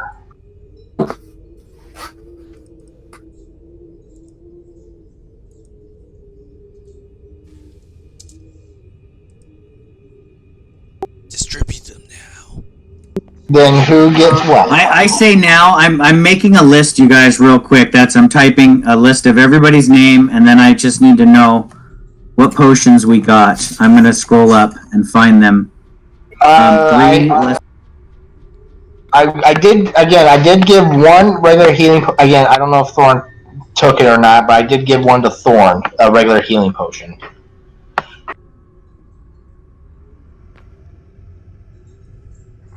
But I am currently still holding on to the rest.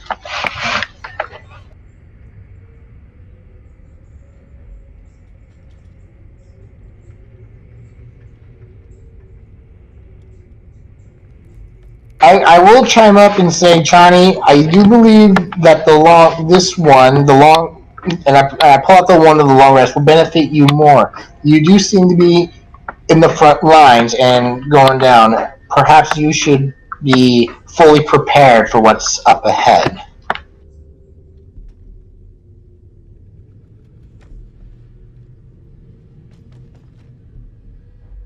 Okay, is that the right list?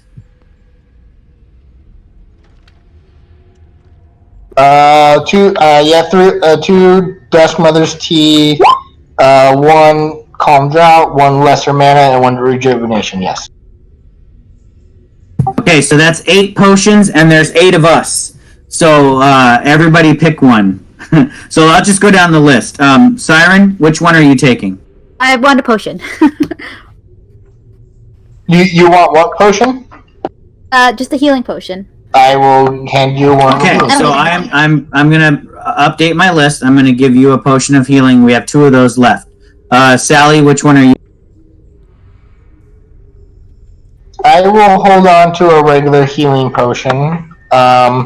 Reason being, it seems I still have all my spell slots, and everybody's been using up their spell slots, so I will give out the mana potion. Oh, well, no, good for you if you still have spell slots. Keelim, which one do you want?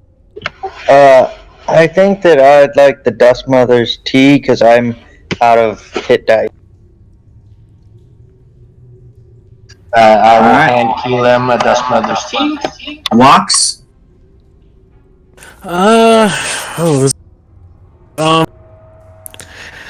definitely out of spells myself, but they don't really come in handy in this situation, do they?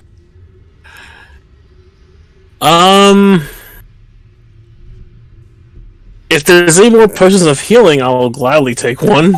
There's one of those left. Yeah, I'll gladly take it. This might be a lifesaver. Beta? Did you want the mana potion, I think, is what you were possibly going for? Yeah. Are you out of spell slots? I have one left. So, I mean... Okay. And as a cleric, this could potentially give you up to 4 more spell slots, so that might be really useful. Let's say, party, do you guys agree that Beta should have our mana potion? Agreed. Yes. Agreed. I would gladly take it. I don't want to vote for myself, but I would like the rejuvenation potion. I'm just gonna put that up. You got two votes on that earlier, so. Ravenclaw, there's a Calm Draught or a Dust Tea left. And Thorn. That's between you two. You guys can pick between the Calming Draught and Dust Tea. The Calm Draught was the short rest one, right? Yes. Calm Draught is a short rest one. Which we could take a short rest before we go forward if you want. I don't know. If what we've done in since our fight would be considered a short. Ask if that was a short rest or not. This is more than a short rest you guys have had through here, kind of just slightly searching and moving about. The Calming Draught gives you the ability to roll to roll hit dice. Like, it gives you the effects to be able to roll hit dice, kind of like in a magic potion kind of way. So it's sort of like a healing potion, but not quite. It gives you extra. Ooh, I like that, Mark. I like that. You would basically just hit your hit die button instead of rolling 2d4 plus 2, is what you're saying. Yeah, you would almost just like it's like you're pushing yourself to your absolute limits by like forcing your body to heal and give yourself energy to keep fighting. And it's not exactly healing your wounds; it's just giving you hit points, like temporary hit points, almost. So okay. All right, so we have the dust tea and a calming draught. So, Thorn or Ravenclaw, which do you guys prefer? I'll take the calming draught. I'll take the dust tea.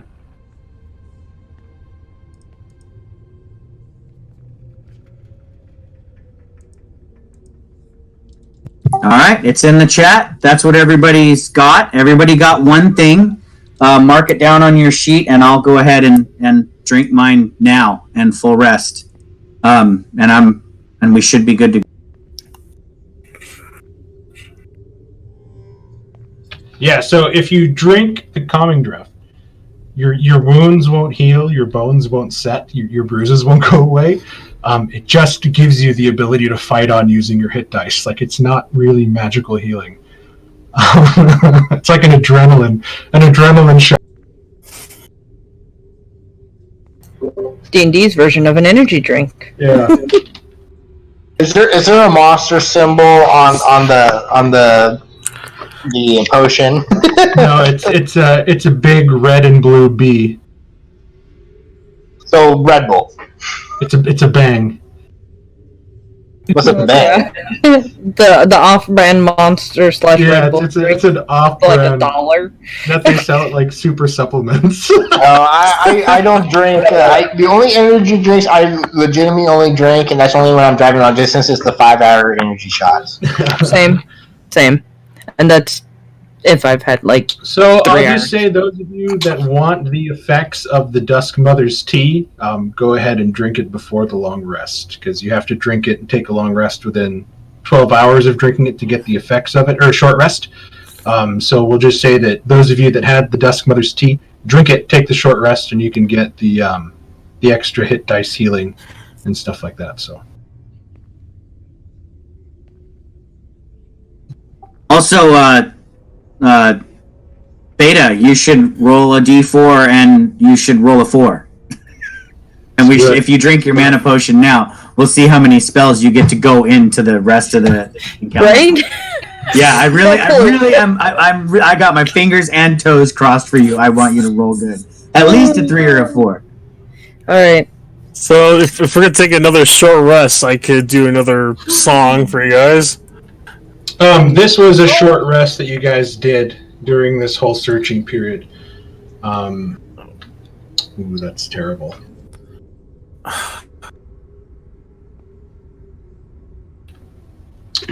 So drinking the dusk tea means I get my hit dice back?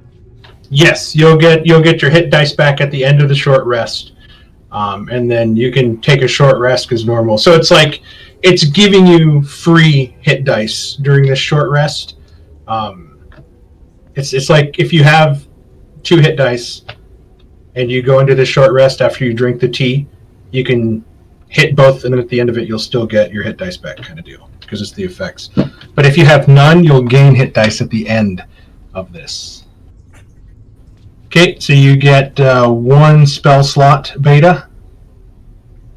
And that one, since it's a 1, has to be a level 1. Well, I guess that's 1 healing word. So now you have 2 of those. And then I think Thorn got it. Didn't Thorn get one of the healing potions? I got a healing potion, but for the dusk tea, if you had no hit dice, you did the short rest and. Yeah, so if you have no hit dice and you take a short rest, you gain the hit dice back like you took a long rest. So earlier, before we do all this, I did say I give Thorn a healing potion, but if he's going to trade it out for that, then he no longer has that healing potion I gave him. So if somebody wants to train with Thorn really quick, so one of your tanks has more hit points, I leave it up to you.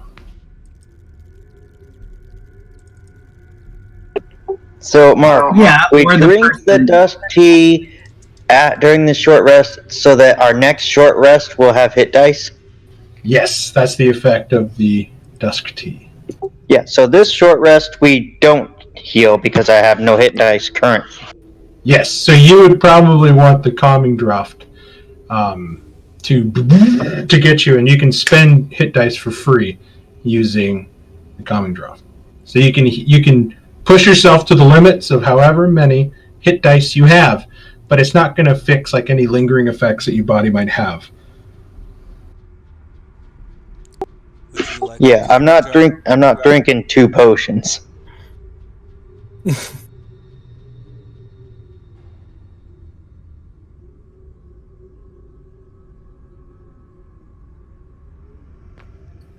So who switched? Is somebody switching? Trading with Thorn. Cyrun. Okay, so Thorn got a regular healing potion. Is that what's going on then? Yes, because if Okay. I had the dust tea, I wouldn't get anything from this. Just healing hit dice that I can't even use yet. So Okay, so yeah, so you now have this one I'm just trying to figure out, be sure. Thorn, you now have a healing potion, and Sarun has a dusk tea.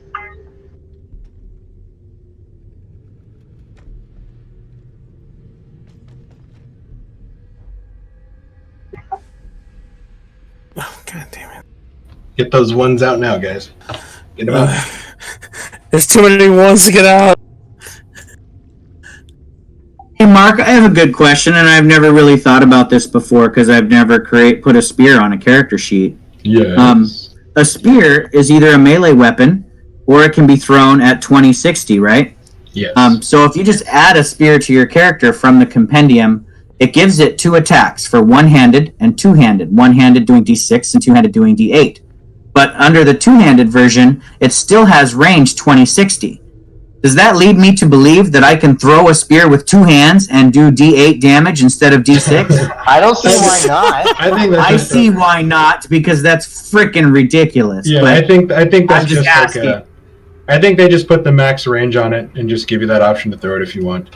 I know on NPC sheets when you drag spear, it'll say one-handed spear, one hand, spear, two hands, spear thrown. When I add it onto an NPC sheet.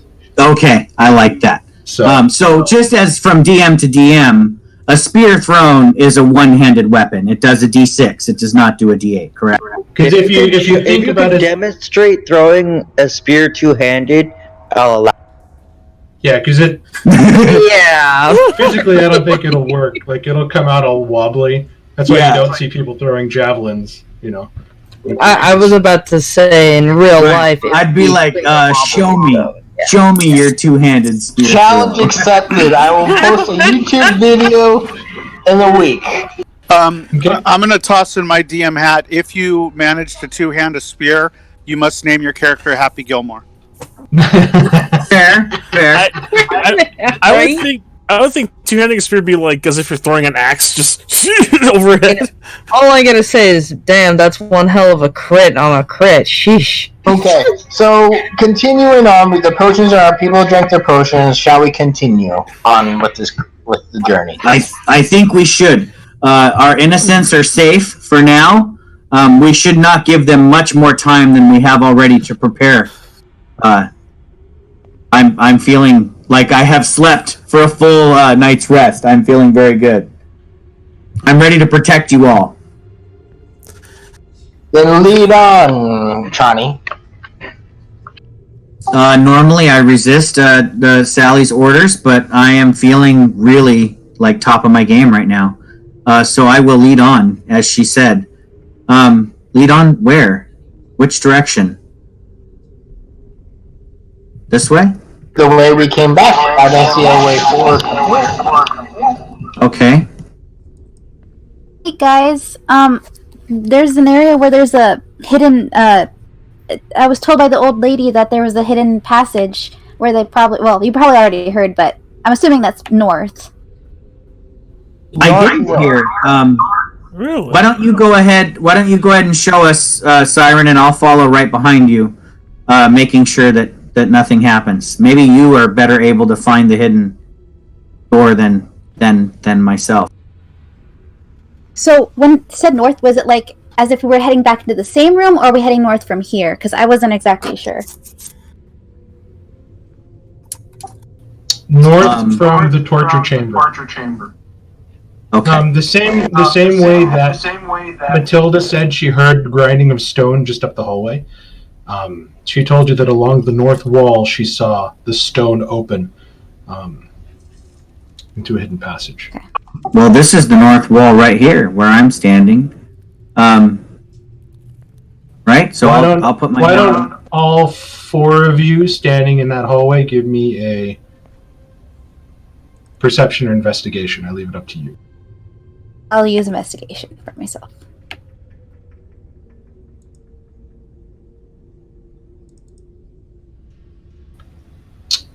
Siren, you sort of look at the stone, the carved hallway, and you see nothing in front of you, and you begin to scan, and you see it just before Ravenclaw touches it with his own hands. Ravenclaw, you feel a seam directly in front of you, and you follow it with your fingertips up. You move across about 4 feet, and then you find another adjoining seam. You have found what looks to be a hidden door in the stone.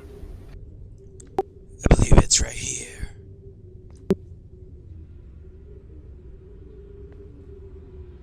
You push on it, and it depresses,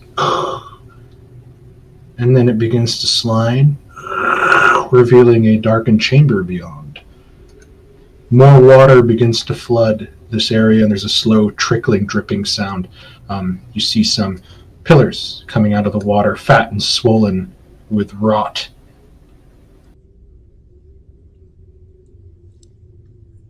After our stronger allies. We need light. That would be nice. I will cast the You light hear- on Shani's sword again. Okay. You sort of hear, as Siren, as you sort of step in, you hear it's like some echoes. Come. To me. To us. You sort of step into the water slowly. You see another door over to the right. This one, a swollen wooden door, still stuck under the water.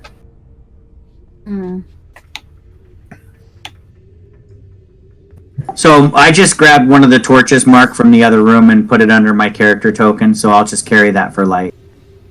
Okay. Since you made all those torches neat and clickable for me. Right. I liked it.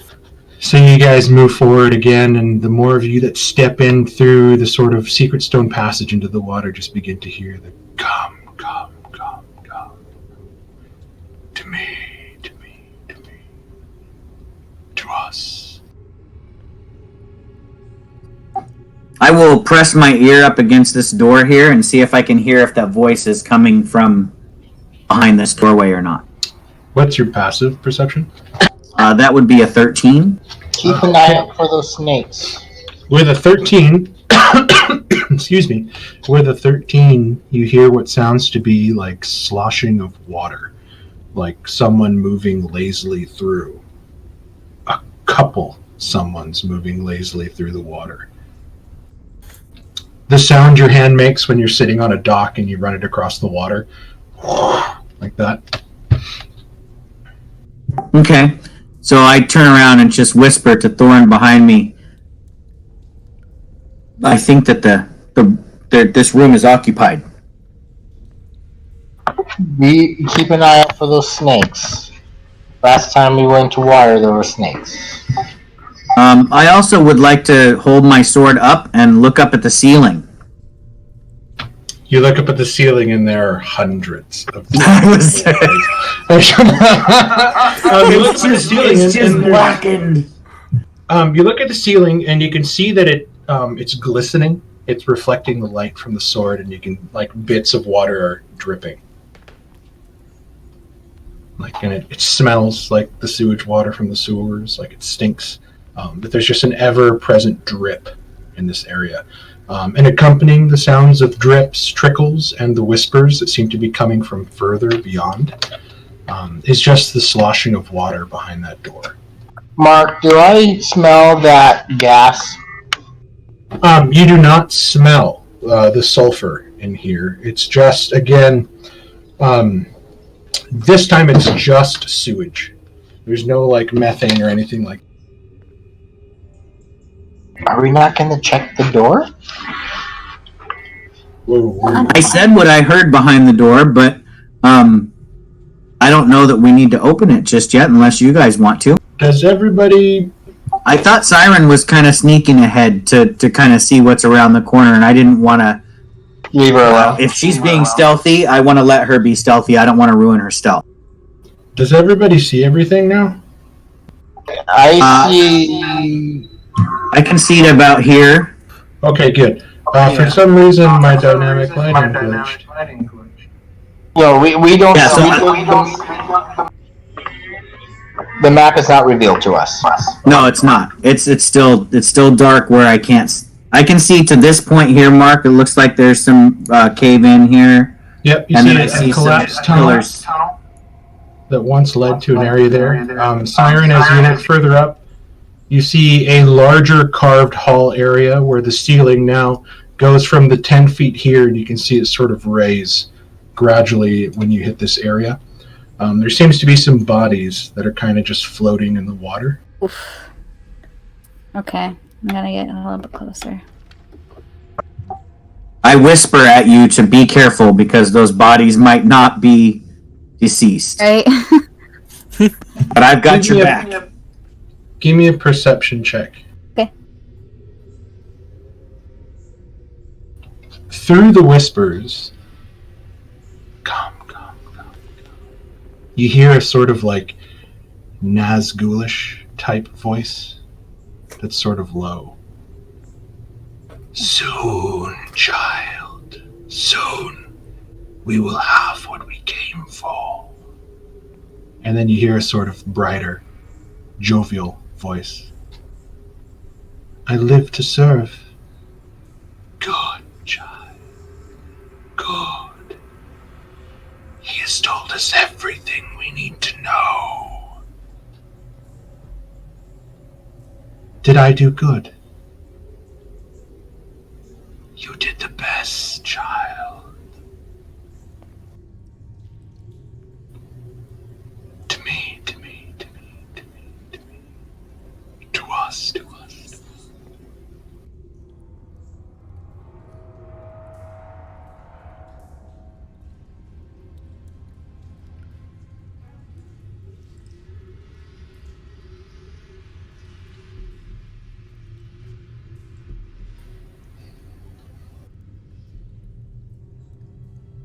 What's your passive stealth, Siren? Let me see. Because none of you guys said you were moving stealthily. Well, Siren said she was being stealthy, but none of the rest of us did. You're right. But I was trying to give her enough distance to try not to alert things. Yeah. But if she's motioning us closer, I guess I would try to tiptoe towards her. But she's got the lead on stealth. I'm not super stealthy. Okay, 16 is good. 16 is good. I'm trying to get eyes on those dead bodies. If I'm not trying, Mark, my passive stealth is a 12, so I'm really probably not the quietest person to move through the water. Which makes sense. 7.5 feet tall. The bodies are robed, face down in the water, just kind of floating. They look like they've been floating for a while. They are saturated. And you can just kind of see them floating around this small little island, sort of moving about.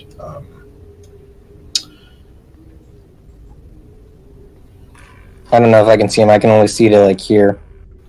You can kind of see just past the edges a little bit, the lumps on the water that look unnatural. The torchlight is definitely helping you as you move. Is there like more than 5 dead bodies? There's about 3, just sort of floating there. They're all robed and cloaked, very much like the cultists are. I'm gonna use my divine sense anyway, just to make sure these things are.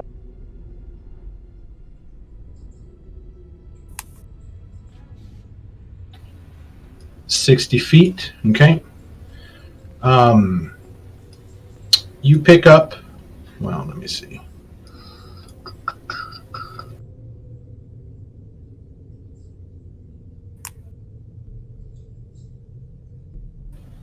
Yeah, you don't pick up much, but there's little faint hints of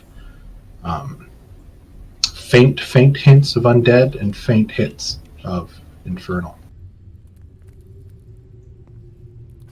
But nothing like it, like nothing like squeezing your heart saying prepare yourself. Just small teeny tiny hints. They seem like they're far away.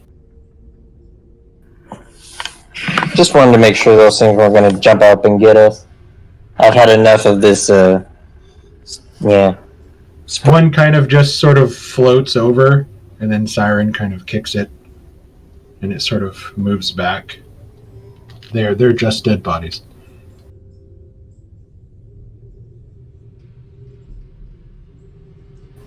Siren, you hear the voices coming from over here.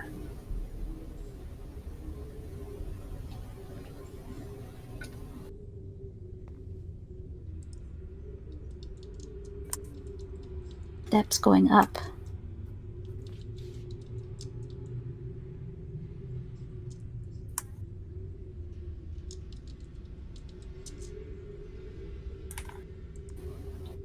You move closer. Again, child. Again, child.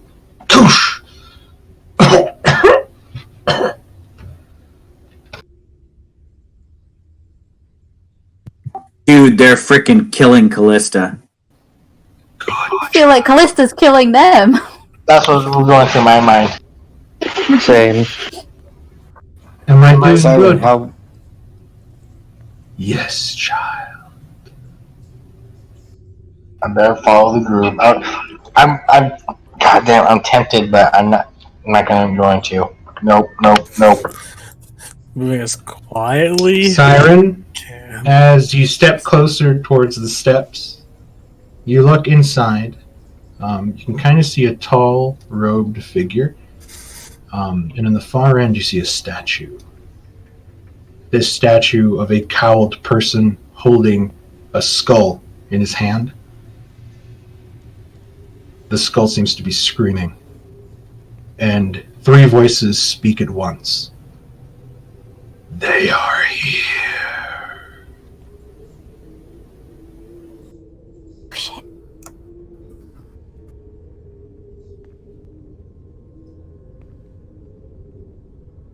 No, it's probably my fault. I didn't break down a door this time, at least, or yell out.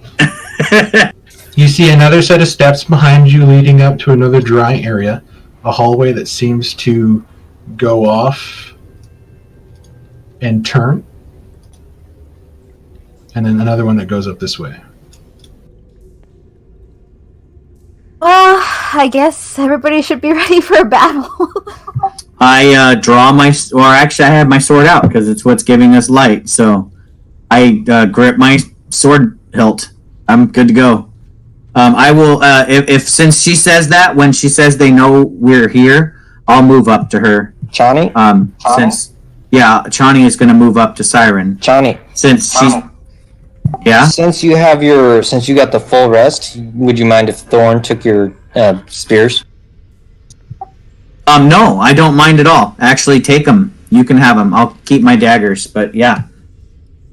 All I did, by the way, if you want, is I just dragged Spear from the compendium and it created an attack for me, and then I put some fancy words in it.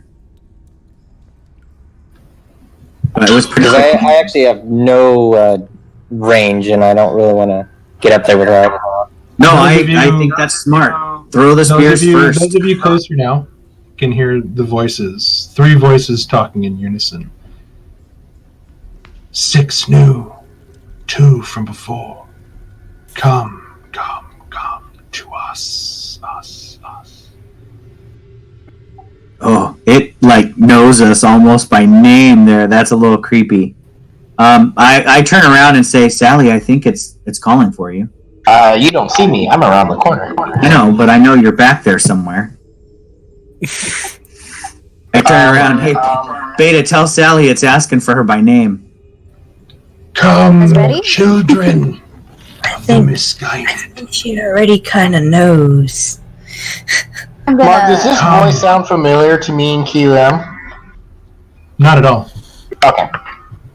Come forward and be judged in blood.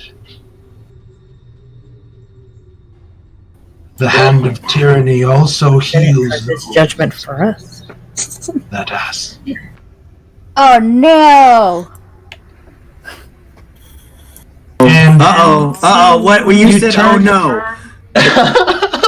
If I move into this room, Carla, what am I going to say? Oh no, to? Carla. Oh no! Siren, as you step in, you see a large man, chained to the wall, beaten to a pulp. And you see this lithe, cute smiling tiefling standing in front of him, hands behind her back in sort of a small curtsy, the way she stands, and her head sort of tilted to the side. And she's smiling very sweetly as this almost 7-foot tall wraith-like creature stands next to her.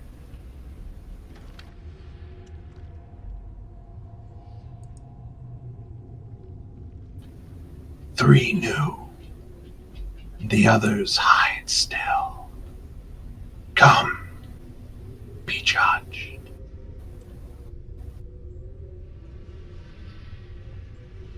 Who is it that's speaking? It's not Callista that's speaking?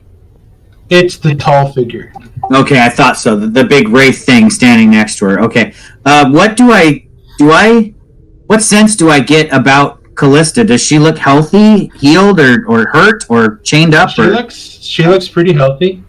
She's smiling. Keelim, you step into the room and her smile widens.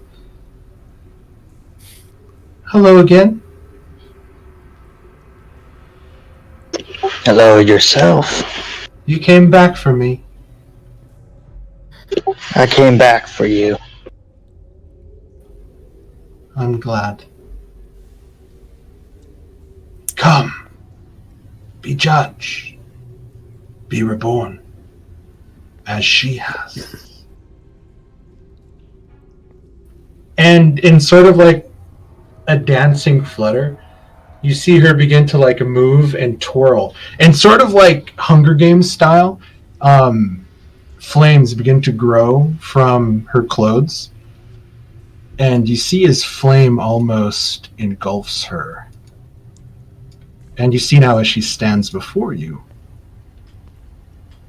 a changed person. Alright, yeah, I kind of run forward hearing Callista's voice.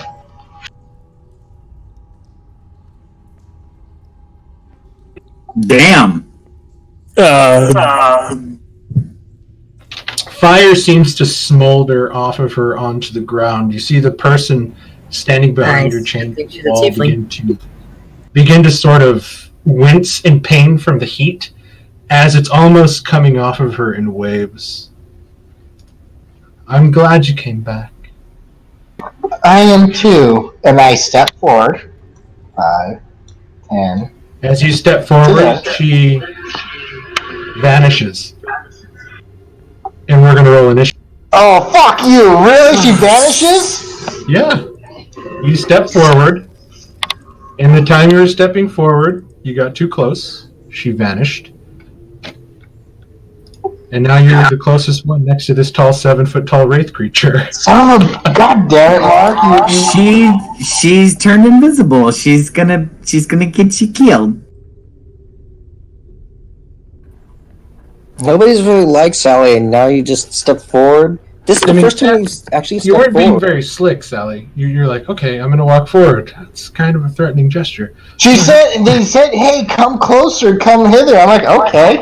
Dang, team, we are the eights. What is there? There's a movie called something eights, right? The crazy The eights. Hateful Eight or something. The hateful eight. The hateful eight. There's a lot of Hateful Eight, eights in initiative here. God, right? Like, ridiculous.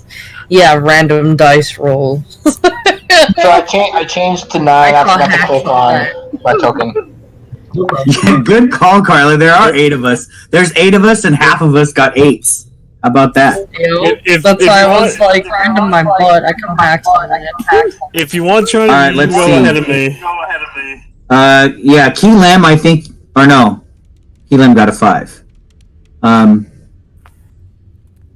So it's Chani, Beta, Walks, and Siren. Well, I should go before Siren so she can benefit from sneak attack. I can get next to an enemy.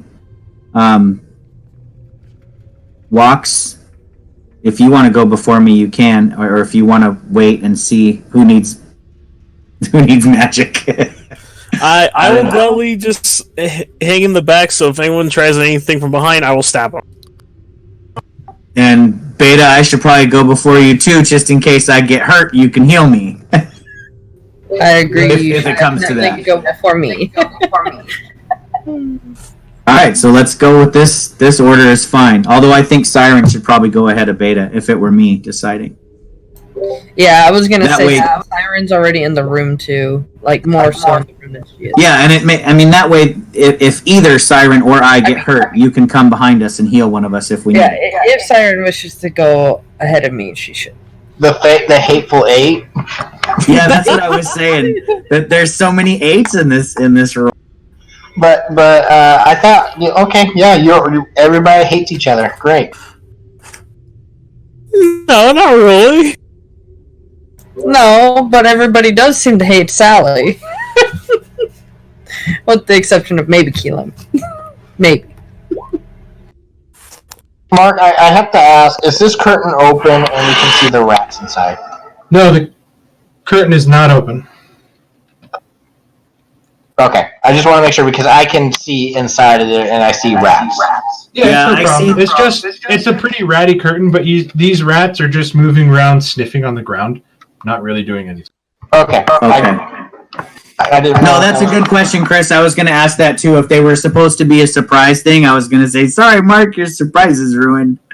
No, they polymorph into direwolves as a layer action. Sweet. Ravenclaw. I am going to. You watch Sally walk up, and then you see her begin to move her arms in an incantation, and you watch as the woman that they said was Callista that turned into the flaming kind of tiefling vanished. Seeing the large wraith, I'm going to launch an Eldritch Raven at it. Okay. 22 will definitely hit. Just for fun, you watch as you shoot it, and he holds out his hand, and he catches the raven, and he squeezes it, and almost like the feathers are bursting from it, it just shatters in his hands. He's not going to take damage from this. Oh. And hopefully that just freaked you guys out. Oh, yeah. Especially since Doug actually rolled really well. I was happy with that. Crap. Sorry, Doug. Yeah, this is interesting. Why do I suddenly feel a cold wind back here?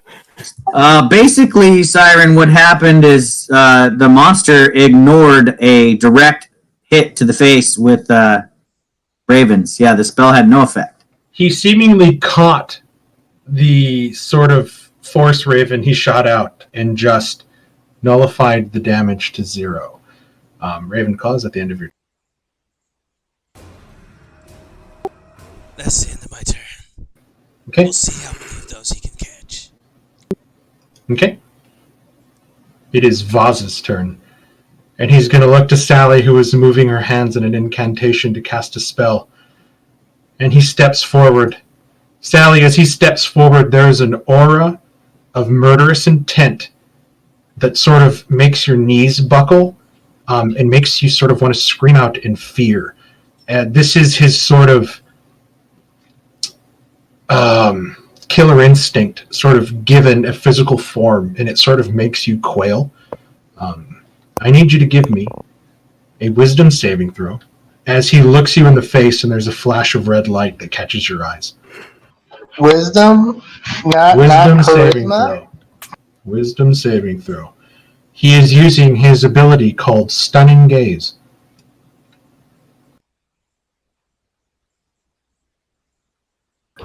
You fail. You are now stunned. Oh, fuck me. Until the end of its next turn. And he's going to pull forth a shadowy dagger. And he's going to jam it into your heart at advantage. It's a freaking ring wraith. So stuns, again, to clarify, I cannot take any reactions or anything like that, right? Right, you're incapacitated and you grant, essentially. 24. Oh, no, that's a miss. It's murderous intent. Just to let you know, it's called Aura of Murder. Anything within 5 feet of it inside the aura has vulnerability to piercing damage. Unless that creature has resistance or immunity. I have immunity. Here comes the dagger damage on Sally, who walked up really close to this guy. So bravely walked in front. You take 18 points of piercing damage as his dagger digs in towards your heart. Oh my god. And he turns it, and he pulls it out, and then he just pushes you over with his left hand. I had 17 hit points at full. He dropped me. And he moves to Key Lim. As he steps over Sally's body, he says, "Weighed, measured, and found wanting. Go, child. You have business elsewhere." Thorn. Well, let's just see what a spear does. Let's just check a spear at it.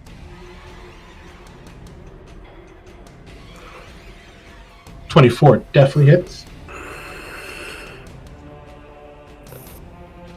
This one hits him square in the shoulder, and he kind of buckles, and he just reaches a metal gauntleted hand, grabs it, rips it out, and drops it to the ground. This one did seem to do some damage. So you can be injured. All things die, but some come back. Is that the end of your turn? That will be the end of my turn. Sally, give me a death save.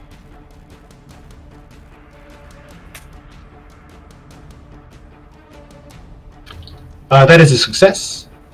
Shawnee. Yeah, is his name Adamar, Mark? I just mean in life. When he was alive. His name is actually Vaz. Oh, okay. Vaz the boss.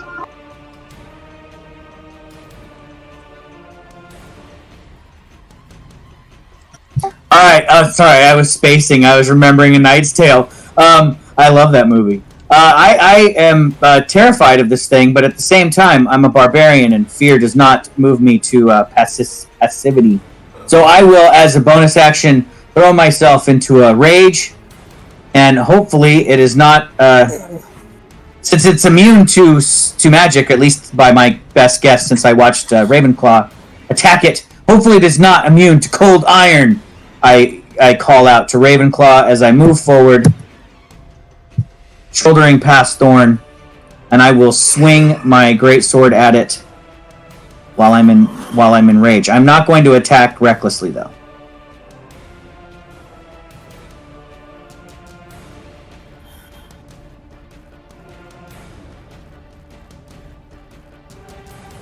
A 13 will miss. All right, so I swing through it, and it dodges out of the way. This reminds me of Red Skull from Endgame and Infinity War.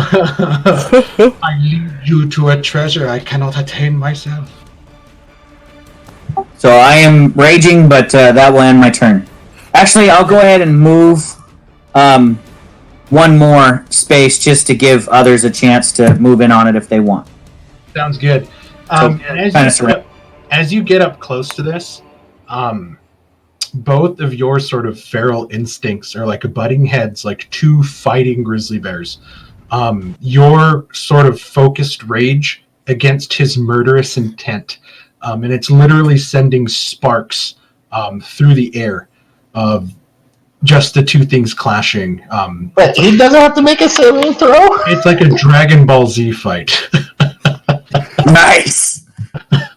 Well, there's like 3 episodes of warm-up for those, Mark. You guys spent like an hour and a half of real-life time talking about potions, so that was your charge-up time.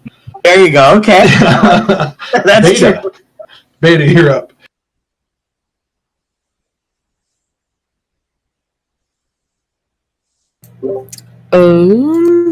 Okay. Freaking hell. Okay, magic doesn't do anything, so... come on, character sheet. Jesus. I'm gonna shoot a crossbow at it, or I'm gonna use my crossbow at it. Yeah. Okay. Please don't roll. Oh yeah, I thought you were supposed to go before Beta also. Yeah. I thought Siren was actually... Okay, well, there we go. Siren, go ahead. Okay. 5. Right there. We'll go with my rapier. Okay. Oh no! Oh no! Come on! Okay, team, this is it. No more bad rolls. You shoot in, and you go through, and he actually lifts one of his legs up, and he stomps on your rapier and pins it to the ground as you're sort of holding it. What do you do? I let go of my rapier and I disengage. And so you let go of your sword and you disengage and you run away. Yes. No, I'm right here. No save, Chris. What he does is an action that targets one person as a part of his movement. Okay, you said an aura, and that's why I was getting confused. So he has an aura. He has a 5-foot aura of malevolence and murderous intent that is like oozing from his body. When you step into it, you feel it. Like you feel like this guy is going to kill me. But he looked you directly in the eyes and stunned you with some sort of power that he has, which is different from the aura. And the aura, the stun, his stunning gaze is a part of his multi-attack. Okay, thank you. That's what I was confused on. Thank you. No problem. No problem at all. So Siren, you let go of your sword and you back away and you see it on the ground. And you see him shake his head.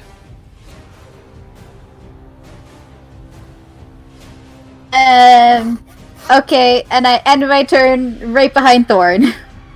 Okay. Beta, did you want Walks to go ahead of you? No. I think Walks wanted to go last. Yeah, this was our order. Yeah. It was just Siren before Beta is what I had posted in the chat. I made sure I put it. So go ahead and re-roll your crossbow attack if that's what you're going to do. Yeah. Okay, 9 piercing. That's max damage. I just want to put that out there. Yep. His AC for some reason does not. Okay. You can see that his robes that he's wearing, these tall flowing robes, are pretty free flowing moving. You can imagine that underneath these robes, he's probably just completely starkers and naked. So. Hollowed or ghostly. Walks, if you have anything up your sleeve, now would be a great time to use it. Is that the end of your turn? Yep. Are you gonna stay there in the hallway then? Yes. Okay. Walks. Okay. I can do this. Stop it. Come on. High bob. Let's do. Go 5, 10, 15, 20 right here. Wherever Cyrene was, and now I'm going to try to smack him over the head with my sword. Okay. Oh, please. Nice. 18 will hit.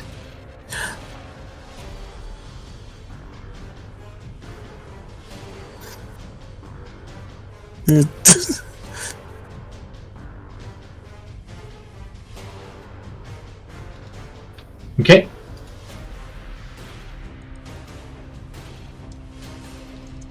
Did you want to use a bonus action for anything? I don't know if it'd be possible if I could, like, kick the rapier that's on the ground over towards Cyrene. Give me a dexterity check. Alright. Next. 14, you step on the blade a little bit and you kick it behind you. It goes through Thorn's legs right in front of Siren. Here, catch! Okay. Is that the end of your turn? That's it. Perfect. Keelan. So Keelan is staring right at this guy, which he assumes is like the leader of the Bahal cult. Could I assume this is one of the big leaders? You can imagine that this guy is one of the leaders. So I will glower back at him and I say, I am not afraid of you. And it sickens me for what you did to Callista. And it was my fault for leaving her. And I shall pray for her. I'm going to use my action to take the help action, and then I'm going to use my last key point to dodge. Okay, sounds good. Next attack on him has advantage. Top of round 2. Ravenclaw. So I'm basically pulling a Qui-Gon Jinn right now. Before or after he gets done? Yeah, I was gonna say he did not come out of that a winner, but I like where your head's at. You're doing the whole meditation thing. Yeah, I like it. Yeah, I'm basically just standing there with my arms held together and praying. Seeing this wraith suddenly taking damage, I'm going to hope and see if this works better, as a cacophony of ravens echoes around it. Cacophony! Sally comes up, it's a murder of crows! And goes back down. Hold on, I don't see Thorn. Oh, there he is. No. If I hold perfectly still, I mean. Oh, good.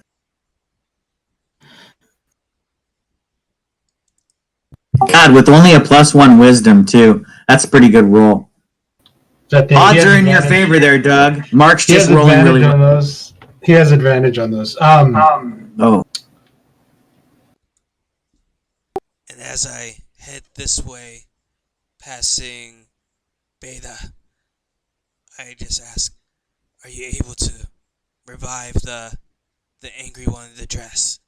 And that's my turn. Okay. It is Vaz's turn. Vaz is going to look at Walks. That's not a recharge? Walks. He said it's part of his multi-attack thing. I need you to give me a wisdom saving throw. It's also 8 versus 1. It's not that powerful when you think about it, Chris. He's basically a cleric with spiritual weapon.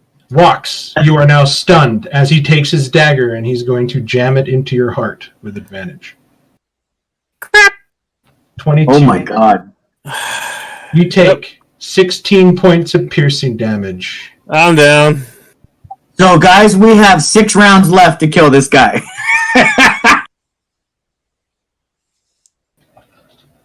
And then he just repeats the same thing. You have been judged. Found wanting. Yeah, that's also going to turn him back to his changeling form. You watch as he begins to like melt and morph to this sort of formless creature wearing clothes. It's pretty awesome. I'm not a blob. Thorn. I think a blob looks better, actually, maybe? I'm gonna kneel down and give Wax 1 point of lay on hand. Sounds good. And then I'm gonna stand up. Well, I'm gonna give him 1 lay on hands and be like, prove yourself useful. Then I'll stand up. Oh, man.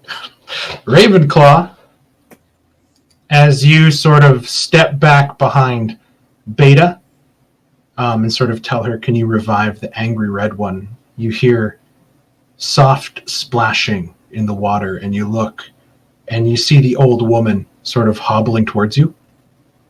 And she begins to stand up straight as this disguise begins to vanish. And you see this woman completely naked, beautiful, as a supermodel would be, sort of like swaying her hips towards you. And you see that from her waist, she has 2 dagger holsters as she lifts up 2. Wait, The other 2 are dead. Now it's your turn. And she begins running at you, Ravenclaw.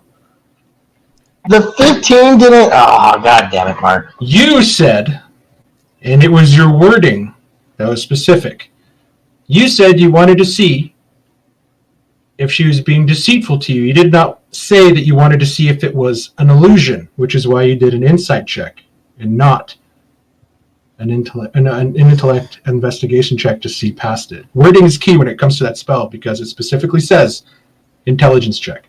Right, so, but I'm saying, overall, she was a very good actor. She was. I did roll an 18 to your 15. Son of a bitch. In a whisper roll. Before or after my 15? I had to roll it right before you did because you didn't roll the insight check yet. Okay. I pretty much rolled it at the same time. God damn! I was clever. Thought I was being clever, but eventually, oh well. And you see that she's completely naked, Doug, as she's running towards you, and you feel again very murderous intent coming off of this person, but not as much as the others, or as the other person. So here we go. Here comes. Nope. I still have it on whisper. A 14. Misses. And she lunges forward and you see she's smiling. And her skin seems to be flaked with dried blood, like all up and down. It's not fun to look at. That's the end of her turn. Sally, give me a death save. I'm hoping for a Falk moment. That's 2 successes. Sean. All right. I wish I had a potion of healing, Sally. Sorry, but I don't. So all I can do is keep doing what barbarians do. Yeah, you're raging anyway, so... I am in a rage. I'm going to take one more step over here just to give people more room. Also, since Sally's on the ground, it gives me a nice wide arc to swing my sword. And we are going to go ahead and attack this creature. But again, not recklessly. I'm trying to still keep my guard up as best I can. Oh, I didn't read this correctly. Wow, these things are pretty strong. So go ahead and do what you got to do. Ravenclaw, as she misses, you watch as she pulls back, and she kind of shimmers, and then she turns invisible. So, Chani, I think you have advantage. Yes, you have advantage due to Keelan's help action. So go ahead and roll again. Okay.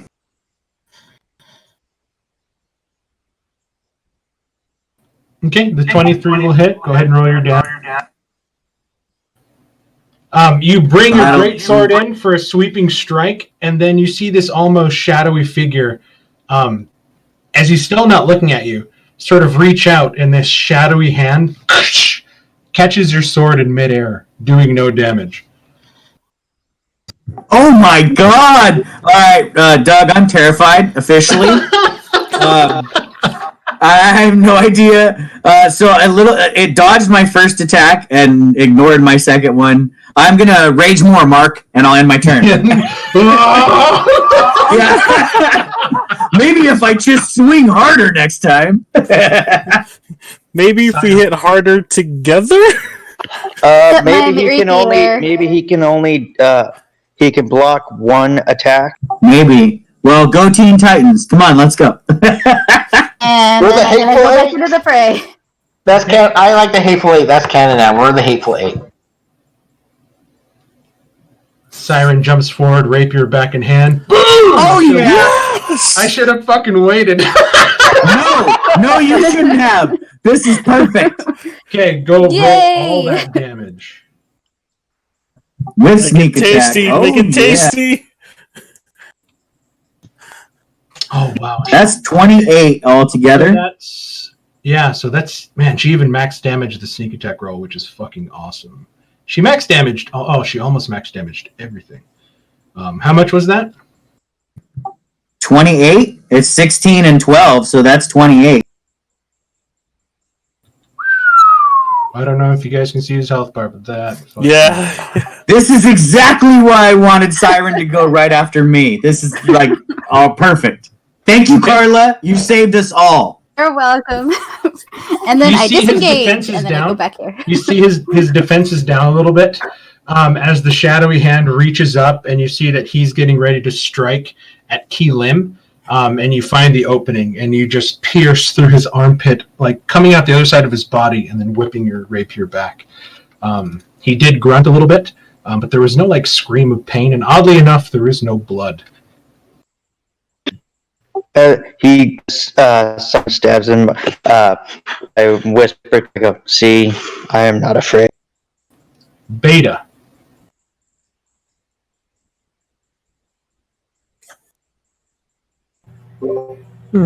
Interesting.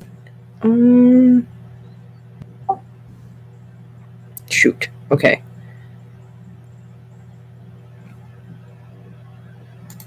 She's going to try to attack. Excuse me. With her bow again. Okay. And then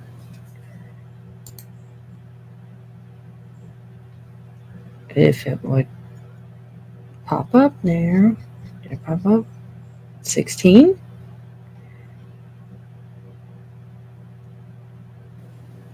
A 16 does hit. Sorry, I brain farted for. I was like, I hear silence. Did my thing just cut out? Okay, 8 damage. 8 damage. And then as a bonus action, she's going to healing word Sally. Okay. Go ahead and cast your healing word. Walks. Well, after just being brought back and seeing that, just freaking. I guess it's my cue to leave the stage, and he's going to disengage. Okay, so you stand up for half your movement. Yep, stand up for half, disengage. Just 5, 10, 15, and put himself against the wall. Like as he pats the floor, it's like, your turn for the spotlight.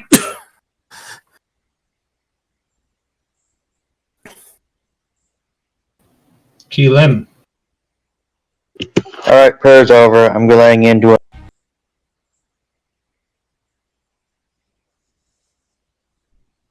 21 hits. bonus action unarmed strike. 11 will miss. Alright, now I'll stay right here. Okay. Top of round 3.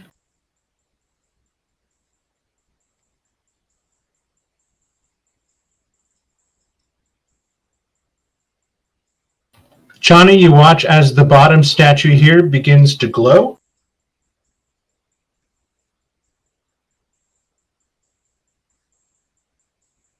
Ooh, that doesn't sound good. Rays of shadow move from the statue into the person. The person chained to the wall? No, the hood figure, he healed. Seemingly healing him. Oh. Really? Ravenclaw. There's an invisible person in front of you. There is? I'm gonna attempt to blast them while focusing on the ripples in the water. Okay. That'll be a disadvantage.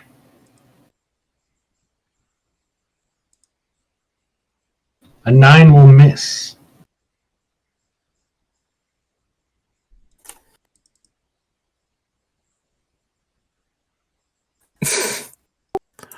There's a reason why.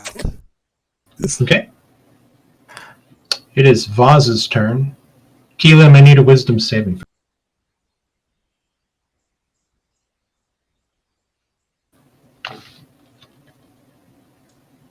You stab, punch, and he grabs your fist, and then he looks you in the eyes, and you feel yourself go slack as he's going to stab at you with advantage.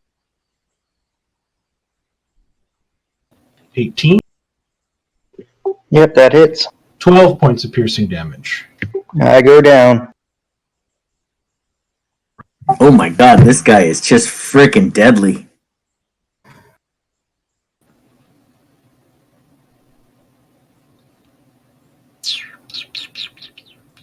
Alright, Siren, you gotta kill him on your next attack. I'm gonna kneel down and give Keelan my last point of lay on hand. Sounds good. Keelan, crack. Back up. 1 hit point.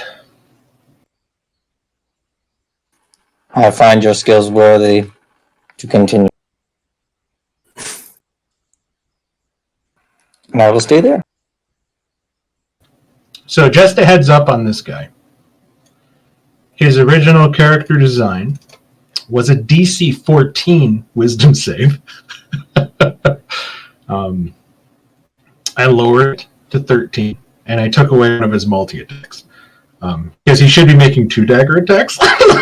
Oh my god! Good lord. So he's super fucking deadly. So I'm like, okay, maybe if I just do 1 dagger attack. But yeah, it's still pretty tough. But you guys are whittling away at him pretty handily.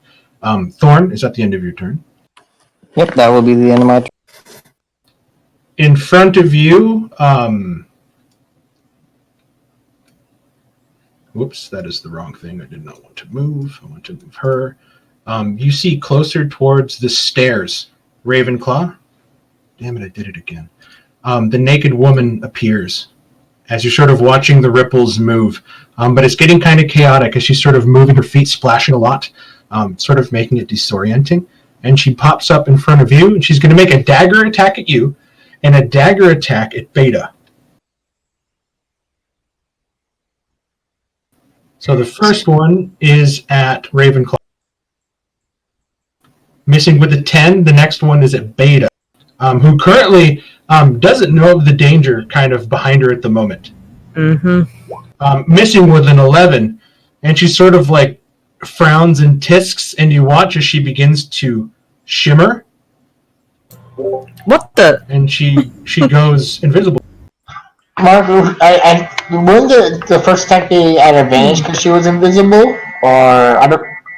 No, because I'm balancing it out with the fact that she's moving through water, so Ravenclaw kind of has an idea where she's at. Okay. So, which is why she's going invisible. And Ravenclaw, you watch as ripples begin moving away from you. Both of you can make an attack of opportunity at disadvantage if you so wish. Just remember, she's naked. I will, as I grab my sickle and swing out from beneath my cloak. Same. Well, with my weapon. Okay, the 8 will miss.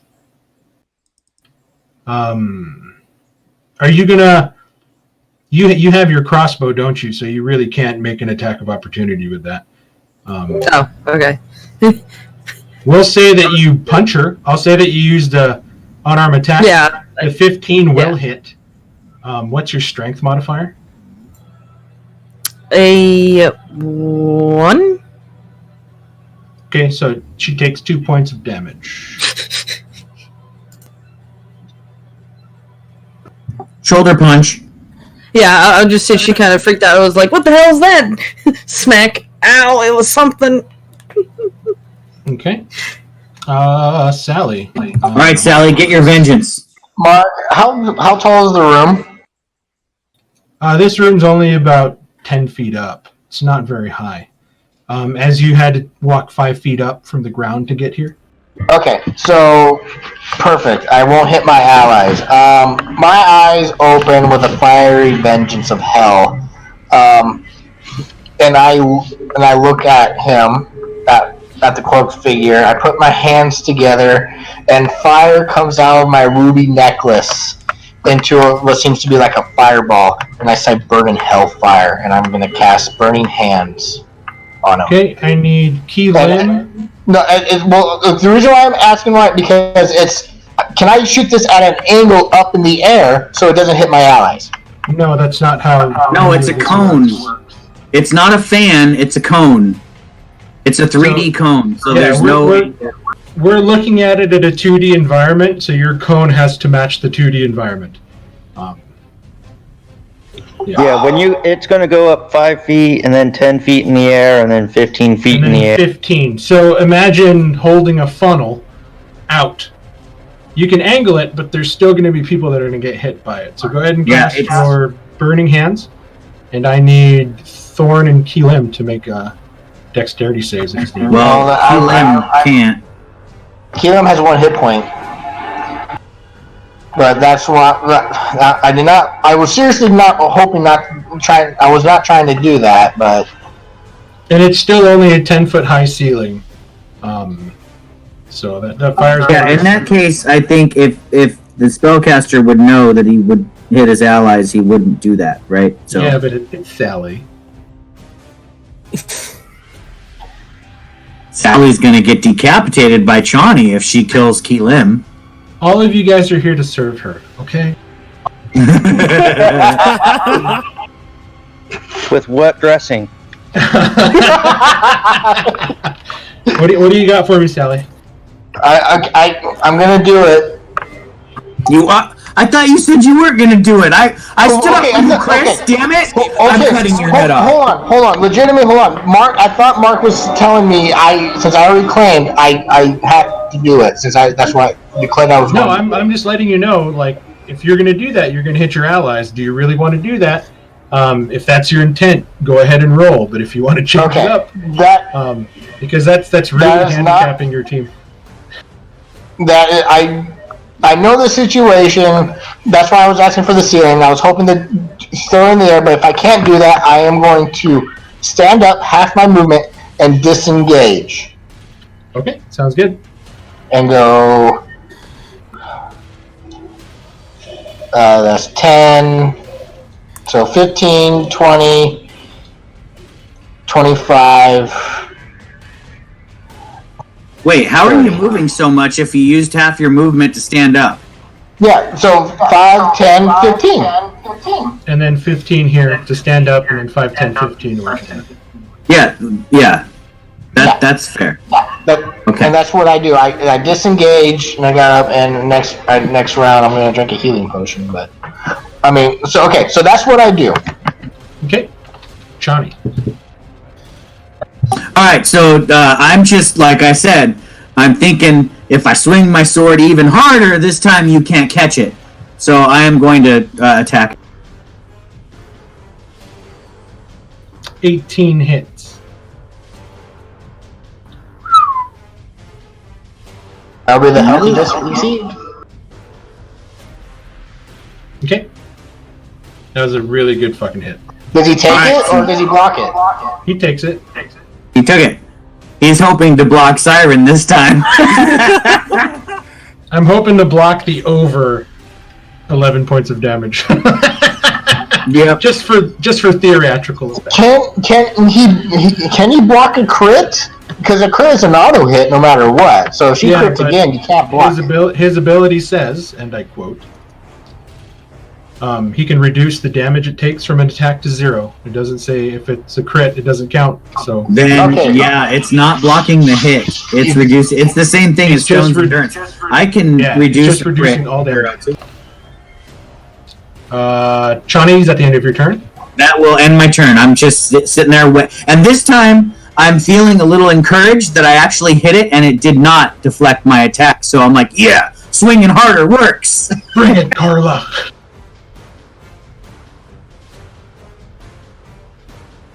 Ooh, nice rapey air attack.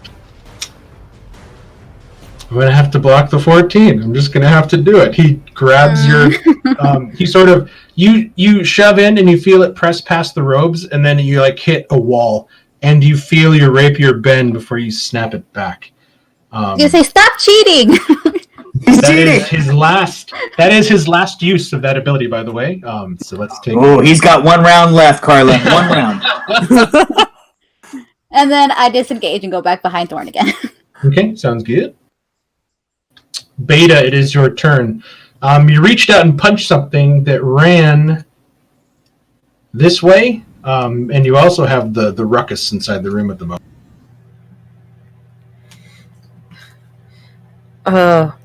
Ravenclaw, I will trust that you will see to whatever that was that just tried to hit me and what looked like you for the corner of my eye. I'm gonna try and help. She does not look like me.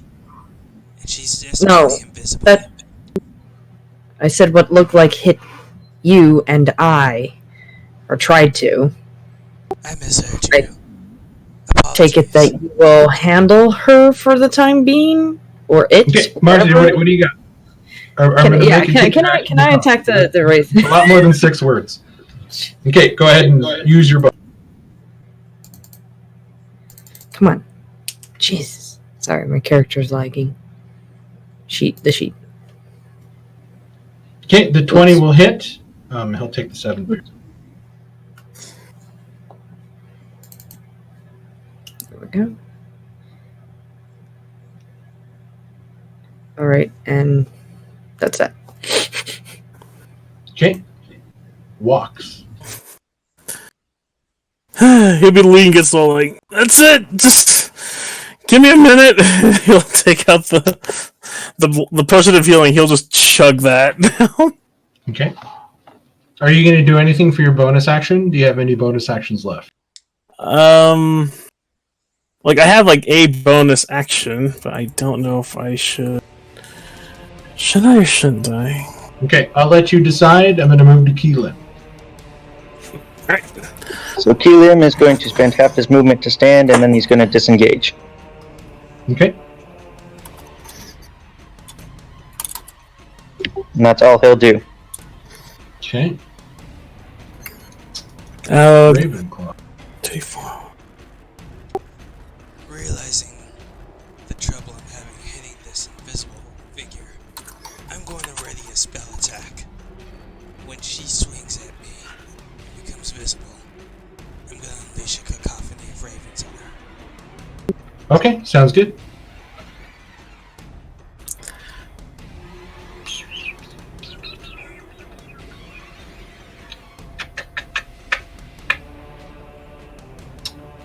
Shawnee, give me a wisdom saving. No, I don't want to. Okay. What? Somebody's got to make one of these at least. Higher than 14. Higher than 14. Nope. Shawnee, you are stunned. She's going to move forward. She's going to attack, or he's going to attack Saroon. No!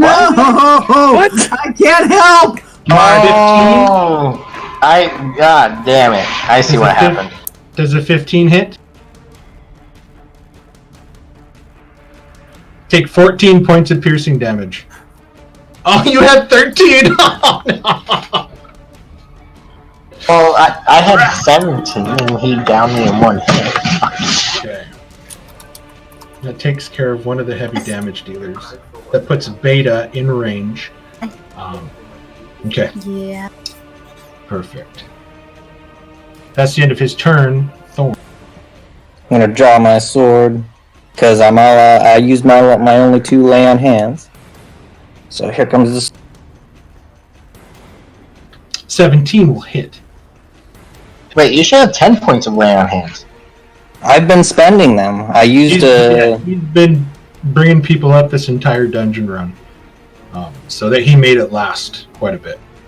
Yeah, I usually spend like eight hit points to like bring somebody up higher. But I usually save 2 just for emergencies. And since we decided Chani wanted the long rest potion, I've saved those.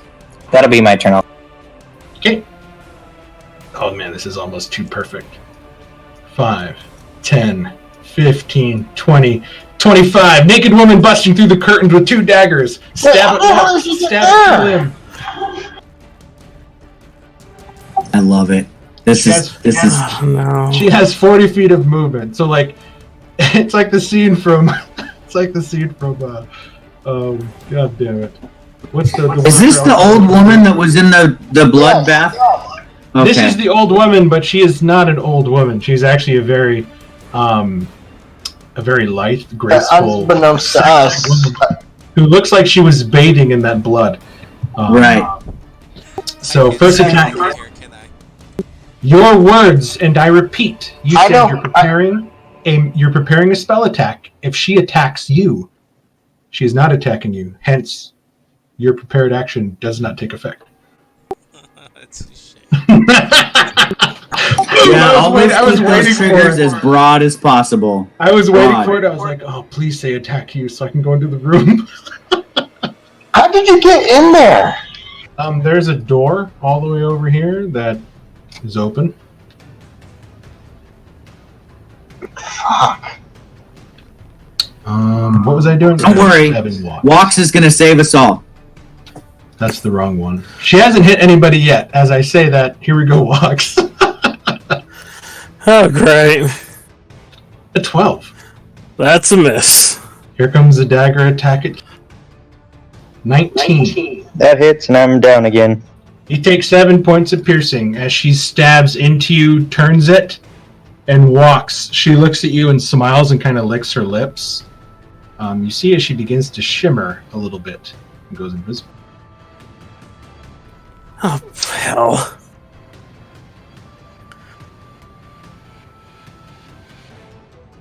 All right, Sally.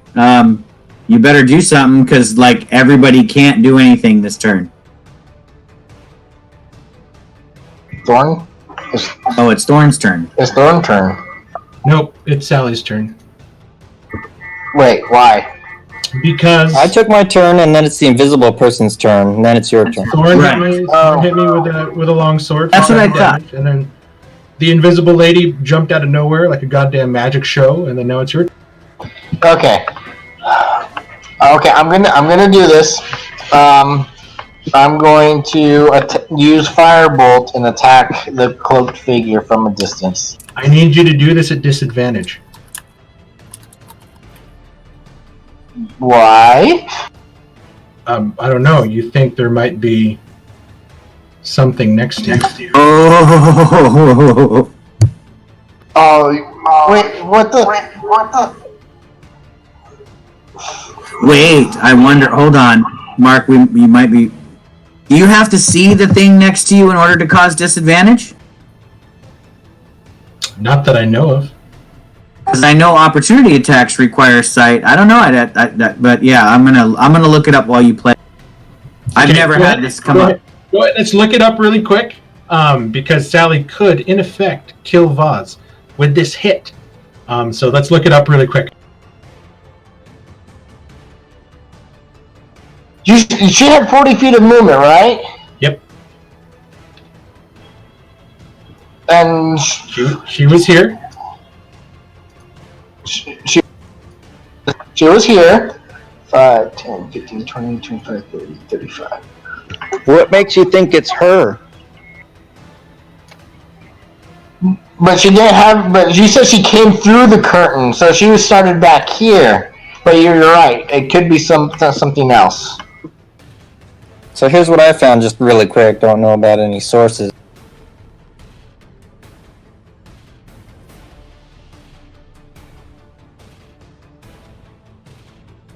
Yep. It's in the player's handbook, page 73. It does not say anything about you seeing the person. They just have to be able to see you. So, yeah, Sally would have disadvantage. I need you to As long roll as with if disadvantage. Yeah, if the thing that's next to Sally can see Sally. Okay, no So problem. just think you're about to cast your spell and you just feel this like breath on your neck, like. Oh, I like it. Yep, I'm gonna do that. Hit it anyway, Chris. Okay, here we go. Oh, I'm so nervous with this roll. Oh! God. You step back into that area, and you begin to cast your spell, and then you shoot your fire, and you watch as your firebolt stops in front of you. And you watch as it just floats before it gets sucked into the statue next to you. The eyes begin to glow.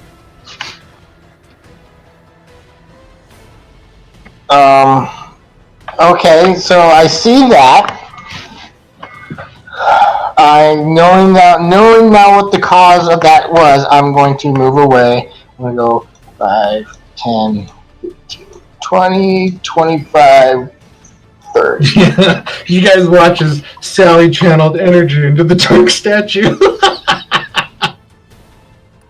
At least it didn't make it an opportunity attack against I don't know this. Okay. But we don't know you don't know this. I really don't play that card. I really like interactive rooms, guys. I'm sorry. Shawnee, you are still stunned. Siren. Yeah, from what you said, I think I'm stunned until the creature's next turn. Yep. I think I need a death save. That's a success. Beta. Save the day, Beta. Spirit Guardians, you're dead, Mark. Yes. How did you do this? It's her high elf racial ability. Yeah, that's what it is. I think my Discord is like messing up because oh my gosh, things are breaking up. It's all good. You have a couple downed people. You have this creature that moved into range, in you, and it's sort of making you shake in fear a bit.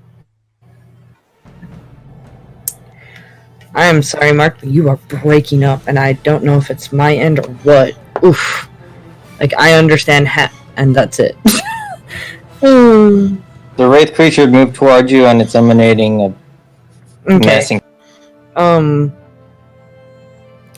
I shoot it? So I'm gonna be shooting it at disadvantage then, because it's right there, right? Yes, at disadvantage if you're there. Yeah. You got any melee weapons? I do, but I think it's an action to switch them. So, yeah. Do you already have one out? Thank you. She has her hand crossbow in her hand. Yeah. You have a... Okay. To the 6 will miss. Man. What the hell? Would you like to do anything with the bonus action? If I'm reading that correctly. Our healer only has 1 heal left, guys. Beta's got 1 spell left. So use it wisely, Marcy. Good luck. I literally nothing. Okay, now Marcy's breaking up. So I'm gonna Marcy, probably sorry, you're breaking up too. disconnect my Discord and see if that fixes stuff. So stay right there. Call it good, since I can't understand anything. Walks. Okay. Wish I can heal, but I can't.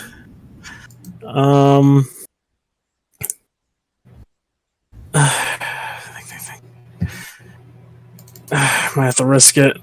I'm just gonna have to go all in and see if I can't stab this thing.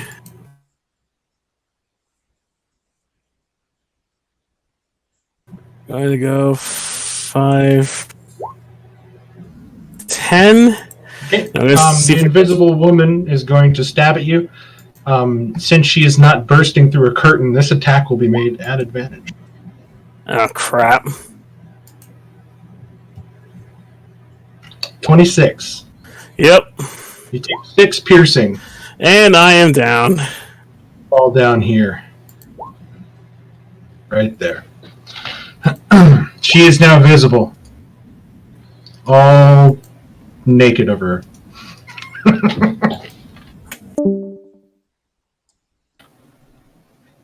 Okay. Keelan.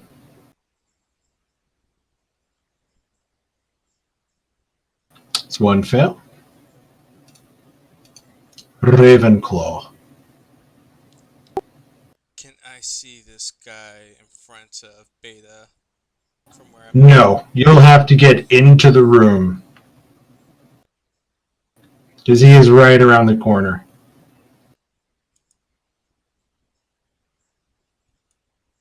He's in tickle fight hiding position. Now you can see him. So stepping there, I will unleash my cacophony of ravens upon him. Okay.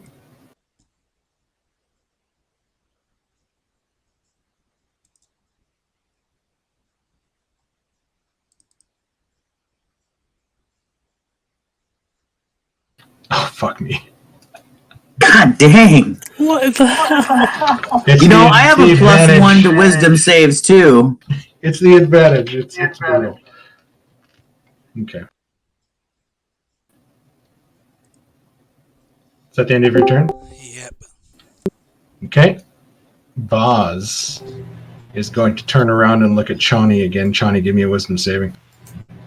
I'm stunned. Can I make a wisdom save? You can. The only thing stun prevents you from doing is dexterity saves, I believe. But since you, succeed! The stun does not continue on you, and he's going to make a regular attack at Beta around the corner. Big sister's angry. Oh yeah. Oh fuck. Beta, 26. Yeah. You take 12 points of piercing damage. Alright, I'm done. Beta goes down. You're down? You had less than 12? I had exactly 12. Oh shit. Mm-hmm. Your health bar looks pretty full to me. I was hoping you had more than that. Nope, I had exactly 12, so I'm down. That's the end of Vaz's turn. He's not looking too good. He's his shape is sort of twitching a bit. I'm gonna stab him with my sword. Okay, Stab. You could do this in one hit. 16 will hit.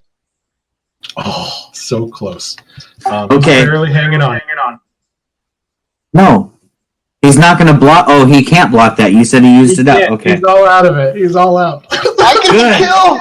Good. He's all out. Go for the freaking kill, Sally.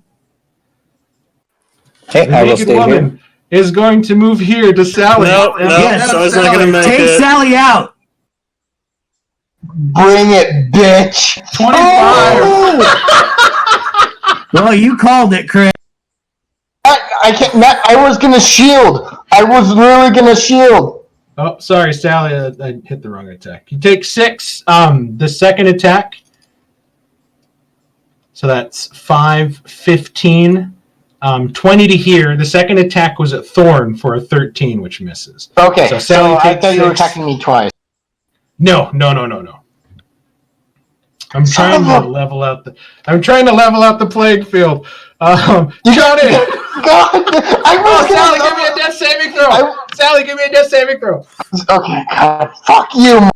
Roll a 20 and you can get the kill. No! So close.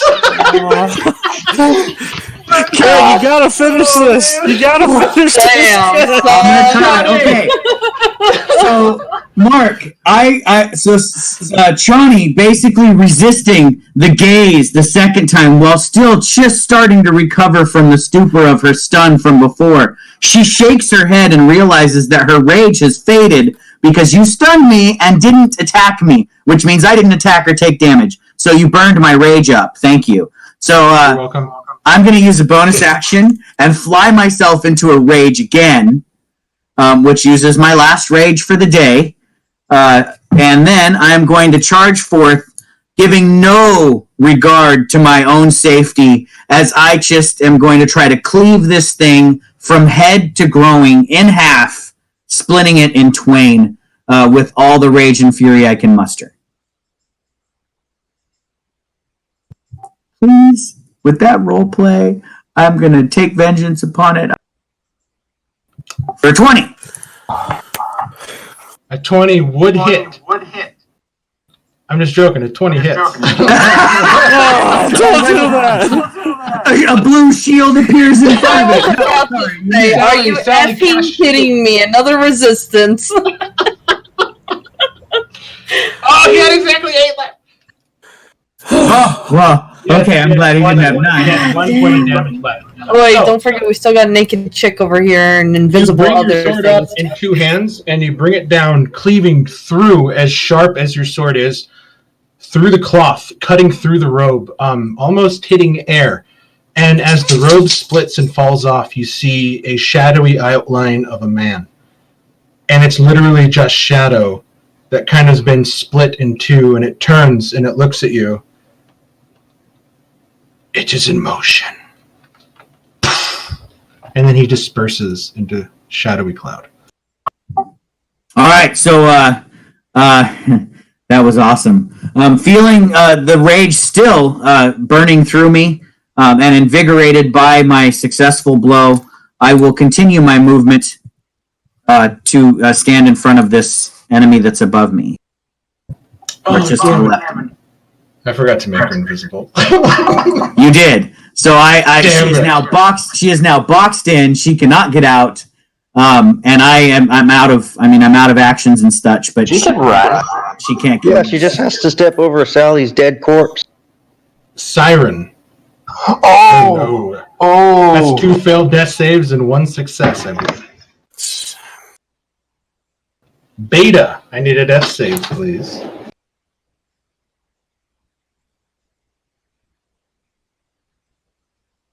That's a success. Walks. I need a death save, please.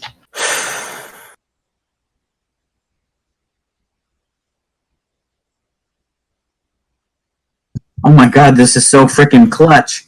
Come on, guys. Who's gonna heal? Key Lim. No! I have a healing potion. So you just see Keelam, just the light fades from his eyes. Keelan's dead? Yep. Top of round 6. Ravenclaw. No! I wasn't expecting you to roll a 1. That's 2 1s on our side, and for for Carla, that's like 2 1s this combat. That's Roll20 has it out against us, I think. I've rolled like over 5 ones this entire We've night. had a lot of crit fails tonight. Almost half of my rolls have been 1s. So yeah, I think it has just a little more than just out for us. Standing over Sally, I reach down and touch Serene, bringing her back from the brink. Okay. Okay, go ahead and cast your spell. And do you have a bonus action you want to use?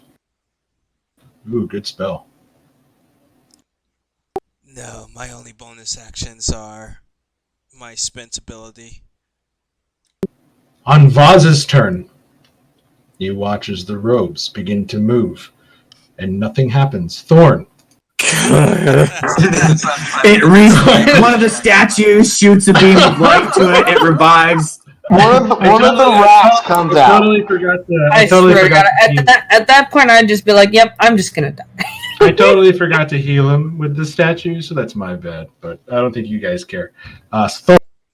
I was waiting for you to do that. I'm like, nah, he's going easy on it.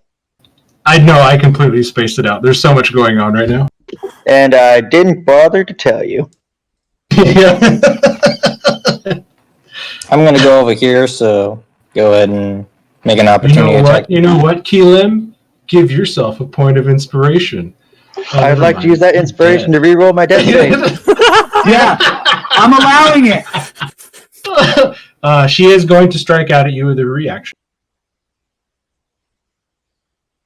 An 11, missing. The dagger slices across the hardened plate. I'm going to do a medicine check on Beta, our healer.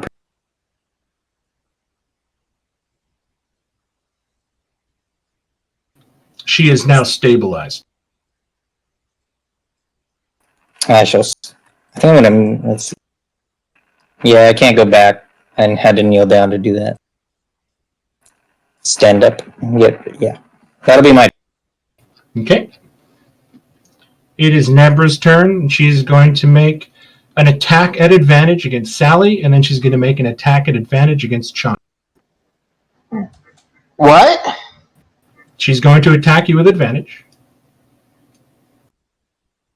She's going to coup de grace you, Sally. Boom. Oh my god. Sally, you are unconscious again. I never got healed. Yeah, you got 10 points of healing from... No, he gave that to Siren. He gave that to Siren, not me. Sally's corpse and healed Siren. Oh, I mixed that up. That was against the person that got healed. So... Okay. So Siren's back down, not Sally, correct?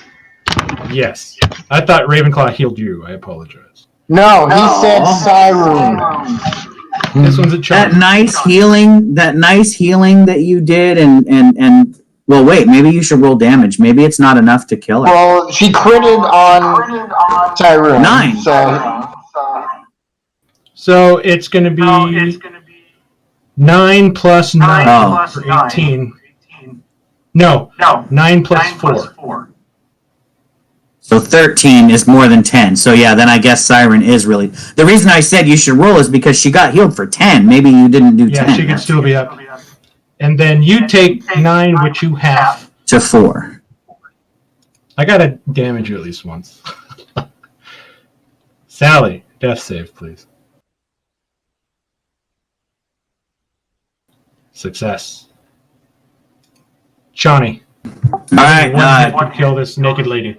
Yep, once again, with no heed to my own defense, I am going to recklessly attack. 18. 18 hits. For 15 points of slashing damage. Yeah, she only had 8 left. She is down. So I am huffing and puffing, but I'm still kind of in a rage. I'm looking around for any other enemies. I used my action. I still have a movement.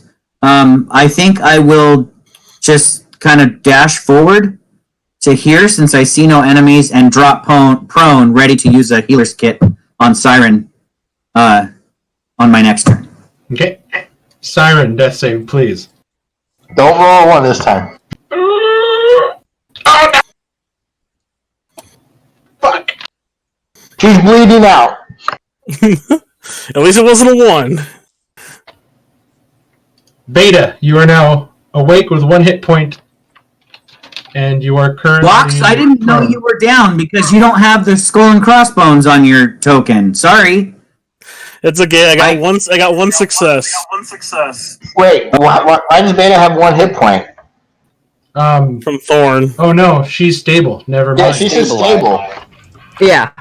Yeah, I'm just stable. She'll wake up in 1d4 hours, yeah. Yeah, so I'm currently unconscious then, right? Yep. But you're gonna live. So Walks. I can't really Death save. Okay. What's your current count? Ooh, yeah, so close. That's 2. So close.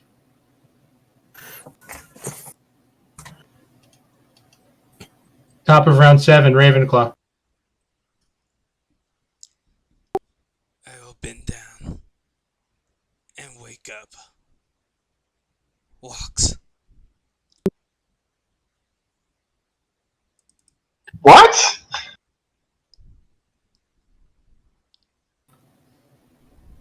Wake him up. Are you going to heal Walks? What do you mean? Yes, I am healing him. What are you casting? Chani is bent down in front of Serene, right? Yes. Yes. And you're standing over my body. Indeed.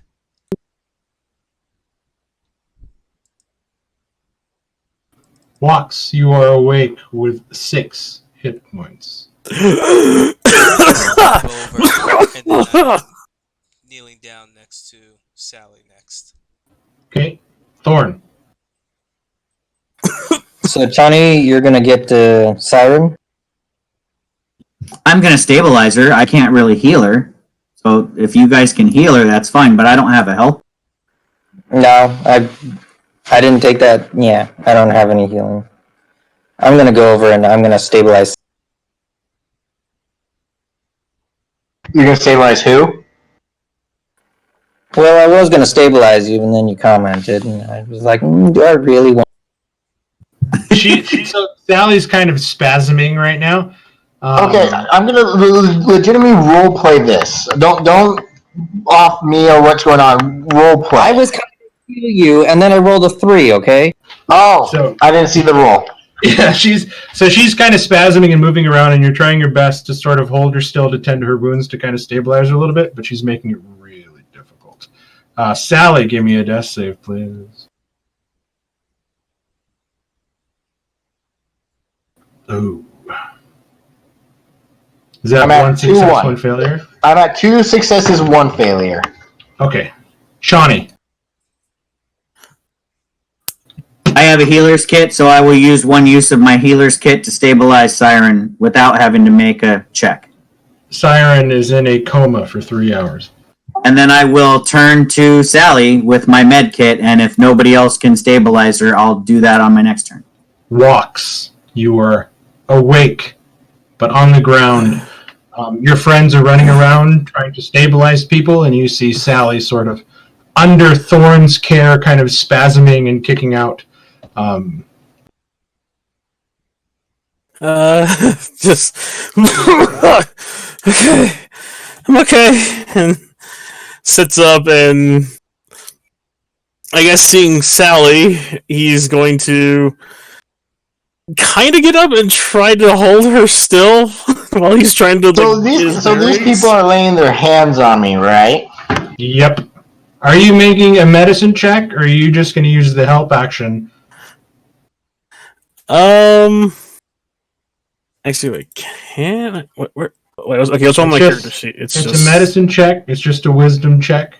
If you have medicine proficiency, you just add your proficiency bonus. Otherwise, you can use the help action to give somebody who doesn't have a healer's kit advantage on a medicine check. So I'll leave it up to you. I'll do a help action. My medicine is not that good. Okay. Ravenclaw. I will reach to remove the mask so I can pour a health potion down her throat. Oh, Okay. he's gonna do that? Oh, fuck. Okay, You want me to take reach control down. of this? You reach down and you pull the mask, and there's some resistance as you begin to pull it, as if it's almost sticky and like glued to the skin. And it's sort of like a sucking motion as you pull it off. Sally, what do they see underneath? Well, originally she's not wearing a mask.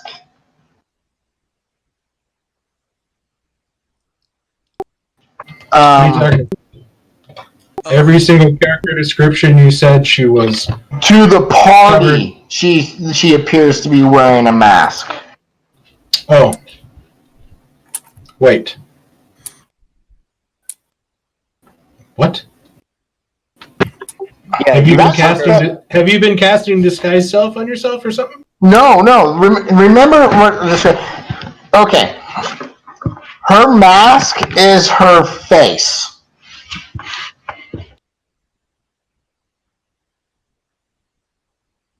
Okay, so you described it a little the wrong way. Yeah, I thought you were wearing a mask, but you basically said Yeah, that's what that's what he's saying. Is that is that you guys all assume she's wearing a mask, but there's nothing underneath the mask.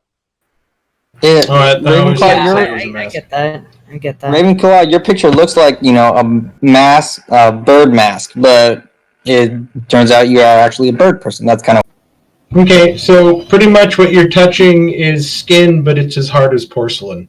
and you're feeling the rest of her body, and it feels mannequin-like. As everybody's laying their hands and feeling her body, you can feel joints. You definitely see blood and wound, but her skin, her outer skin, and you can feel it on her entire body here, is like a mannequin body. She's a construct? Yeah, so you don't even know if this would have effect on her, Ravenclaw. But you see blood and everything like that. That makes me pause with the potion, and I just look to Thorn to see if he can figure out some way to stabilize this thing. God, I was hoping to keep this secret. She's a doll. Thorn. So I'm going to do the medicine check, but I'm going to basically treat her like another Warforged. Okay, you have advantage on this check with Watts' help action. I got you. Whatever this thing is. 14 is a success. Sally is now stable, unconscious for an hour. Everybody has now been stabilized. Sadly, Key Lim has stopped breathing. Yeah, I would crawl over to Key Lim and I would grab my medicine kit and try to do something, but I can see that since my rage has subsided now, I didn't do anything last turn that would cause my rage to keep going, so now I just kind of bury my head into Key Lim's chest and start crying. From behind you guys, next to the statue, you hear the clinking of chains and a sort of chuckling. Fucking hell. You some tough bastards. That's where we're going to end it tonight. Oh! Okay. Woo! Next time, if we have a potion that gives somebody a full rest, give it to the paladin, guys. That's all right. I could have gone in here with no rage. God damn it! That rage saved you for some of the stuff. Sort of. I mean, technically, I did 4 extra points of damage with it, but Mark didn't attack me as much as I thought he was going to. He only attacked me once. He's a very intelligent monster, guided by what seem to be 3 disembodied voices, and he can spot which one of you guys weren't fully rested and ready to go. He didn't have to judge Chani to know that she was worthy. It was everybody else that had to worry. If that makes sense. It does. And it might have worked the same if probably wouldn't have gone after Thorn as much if Thorn had taken the full rest. Yeah, if Thorn looked completely healthy and hadn't taken damage, he probably would have stayed away from Thorn. Yep, the monsters know what they're doing, guys. Chris gave me a whole book about it for Christmas. I love that website. I still need to pick it up. It's good. Yeah. Your monsters are smart. They're smarter than we think. I've been doing a lot of research into how to make cults in the game creepier. I hope these guys are creepy enough. Oh, it worked. It worked. Key Lim, if you want to make another character, just have one ready in the background. But, I mean, Captain Zodge is always willing to take another favor, if you know what I mean. I was going to try. Sally was grown accustomed to Key Lim, and she was going to try to bring Key Lim back. If I was able to... I mean, if you want to make... It's always smart, I'd say right now, for this module, to always have a backup prepared. I'm looking even further ahead and just trying to judge from levels and abilities. I put a little bit too much into my rebuild of this one, but it's still not as deadly as it was originally. No, this is hard. Originally, this is like very hard. So, and then it's interesting because we're not even in hell yet, guys, and I feel like this is turned up to 11. Oddly enough, it kind of evens out a bit when you guys get down there. It's kind of weird, but we'll go through it together, and you guys will get to experience it. But just, have a backup ready just in case. because freak accidents happen. But I look ahead at the big encounters, like this one. Like I was not going to give this guy 2 knife attacks and a stun attack. The knife attacks would have been scary, but I wanted him to be scary with a stun attack and a knife attack, which worked really well. I wanted to keep the naked lady, but I put her health down. She should have had 27 health, but I only gave her 17. So I took away 10, which worked to the advantage, and it helped that she missed quite a bit. She was also supposed to have the every time she hits you, you're vulnerable, but I took that away too. So, in essence, she was just a strong cultist. Are we level 3 now, or are we still level 2? Technically, you guys are level 2 until you take a long rest. But okay. You guys can go ahead and. I mean, you guys completed this level. You guys can go ahead and add your level 3 stuff. Oh, so this is the end? This is pretty much the end of it. He was the pot of gold. You know? Okay, never mind. I'm thinking. Wait, I thought there was more. This is the end. The module's over. Thank you guys for playing.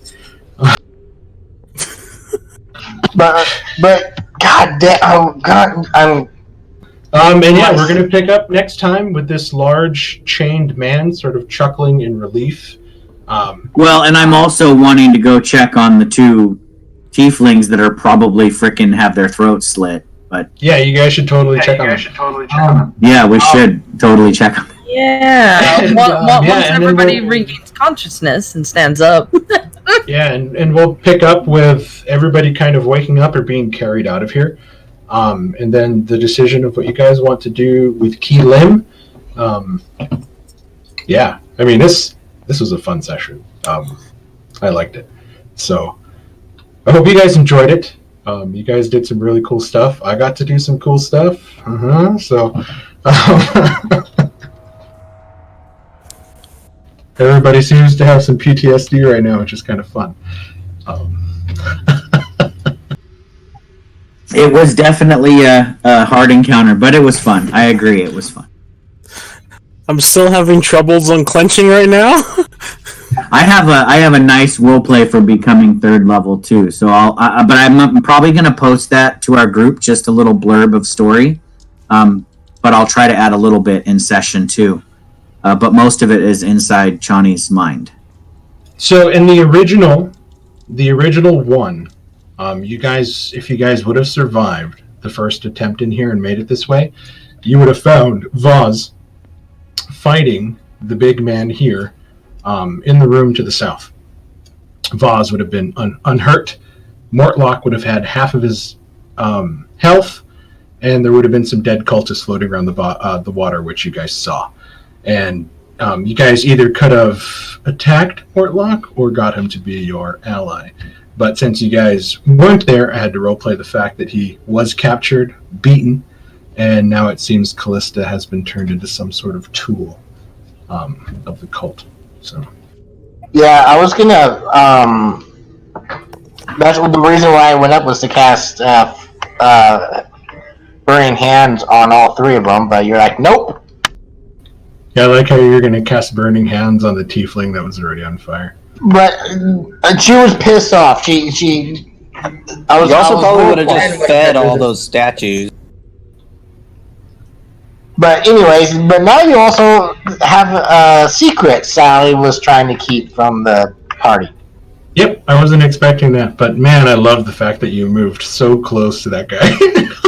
I was legitimately role playing. There's the bitch that got her. She's obviously betrayed, so I'm gonna kill her. And yeah, I will see some of you guys Saturday, and then I will see everybody else on Tuesday. And I think we have a game Friday. Yeah, we have a game Friday. Yep, this Friday we have the Wayward Son. Fantastic. I'm looking forward to that. Yeah, I had a great fucking time, guys. Like this was really fun role playing all this stuff. So thanks. I'm glad I got to creep you guys out again. So. All right. Well, good night, everybody. Night, guys. Good night. Have a good night. Good night. So yeah.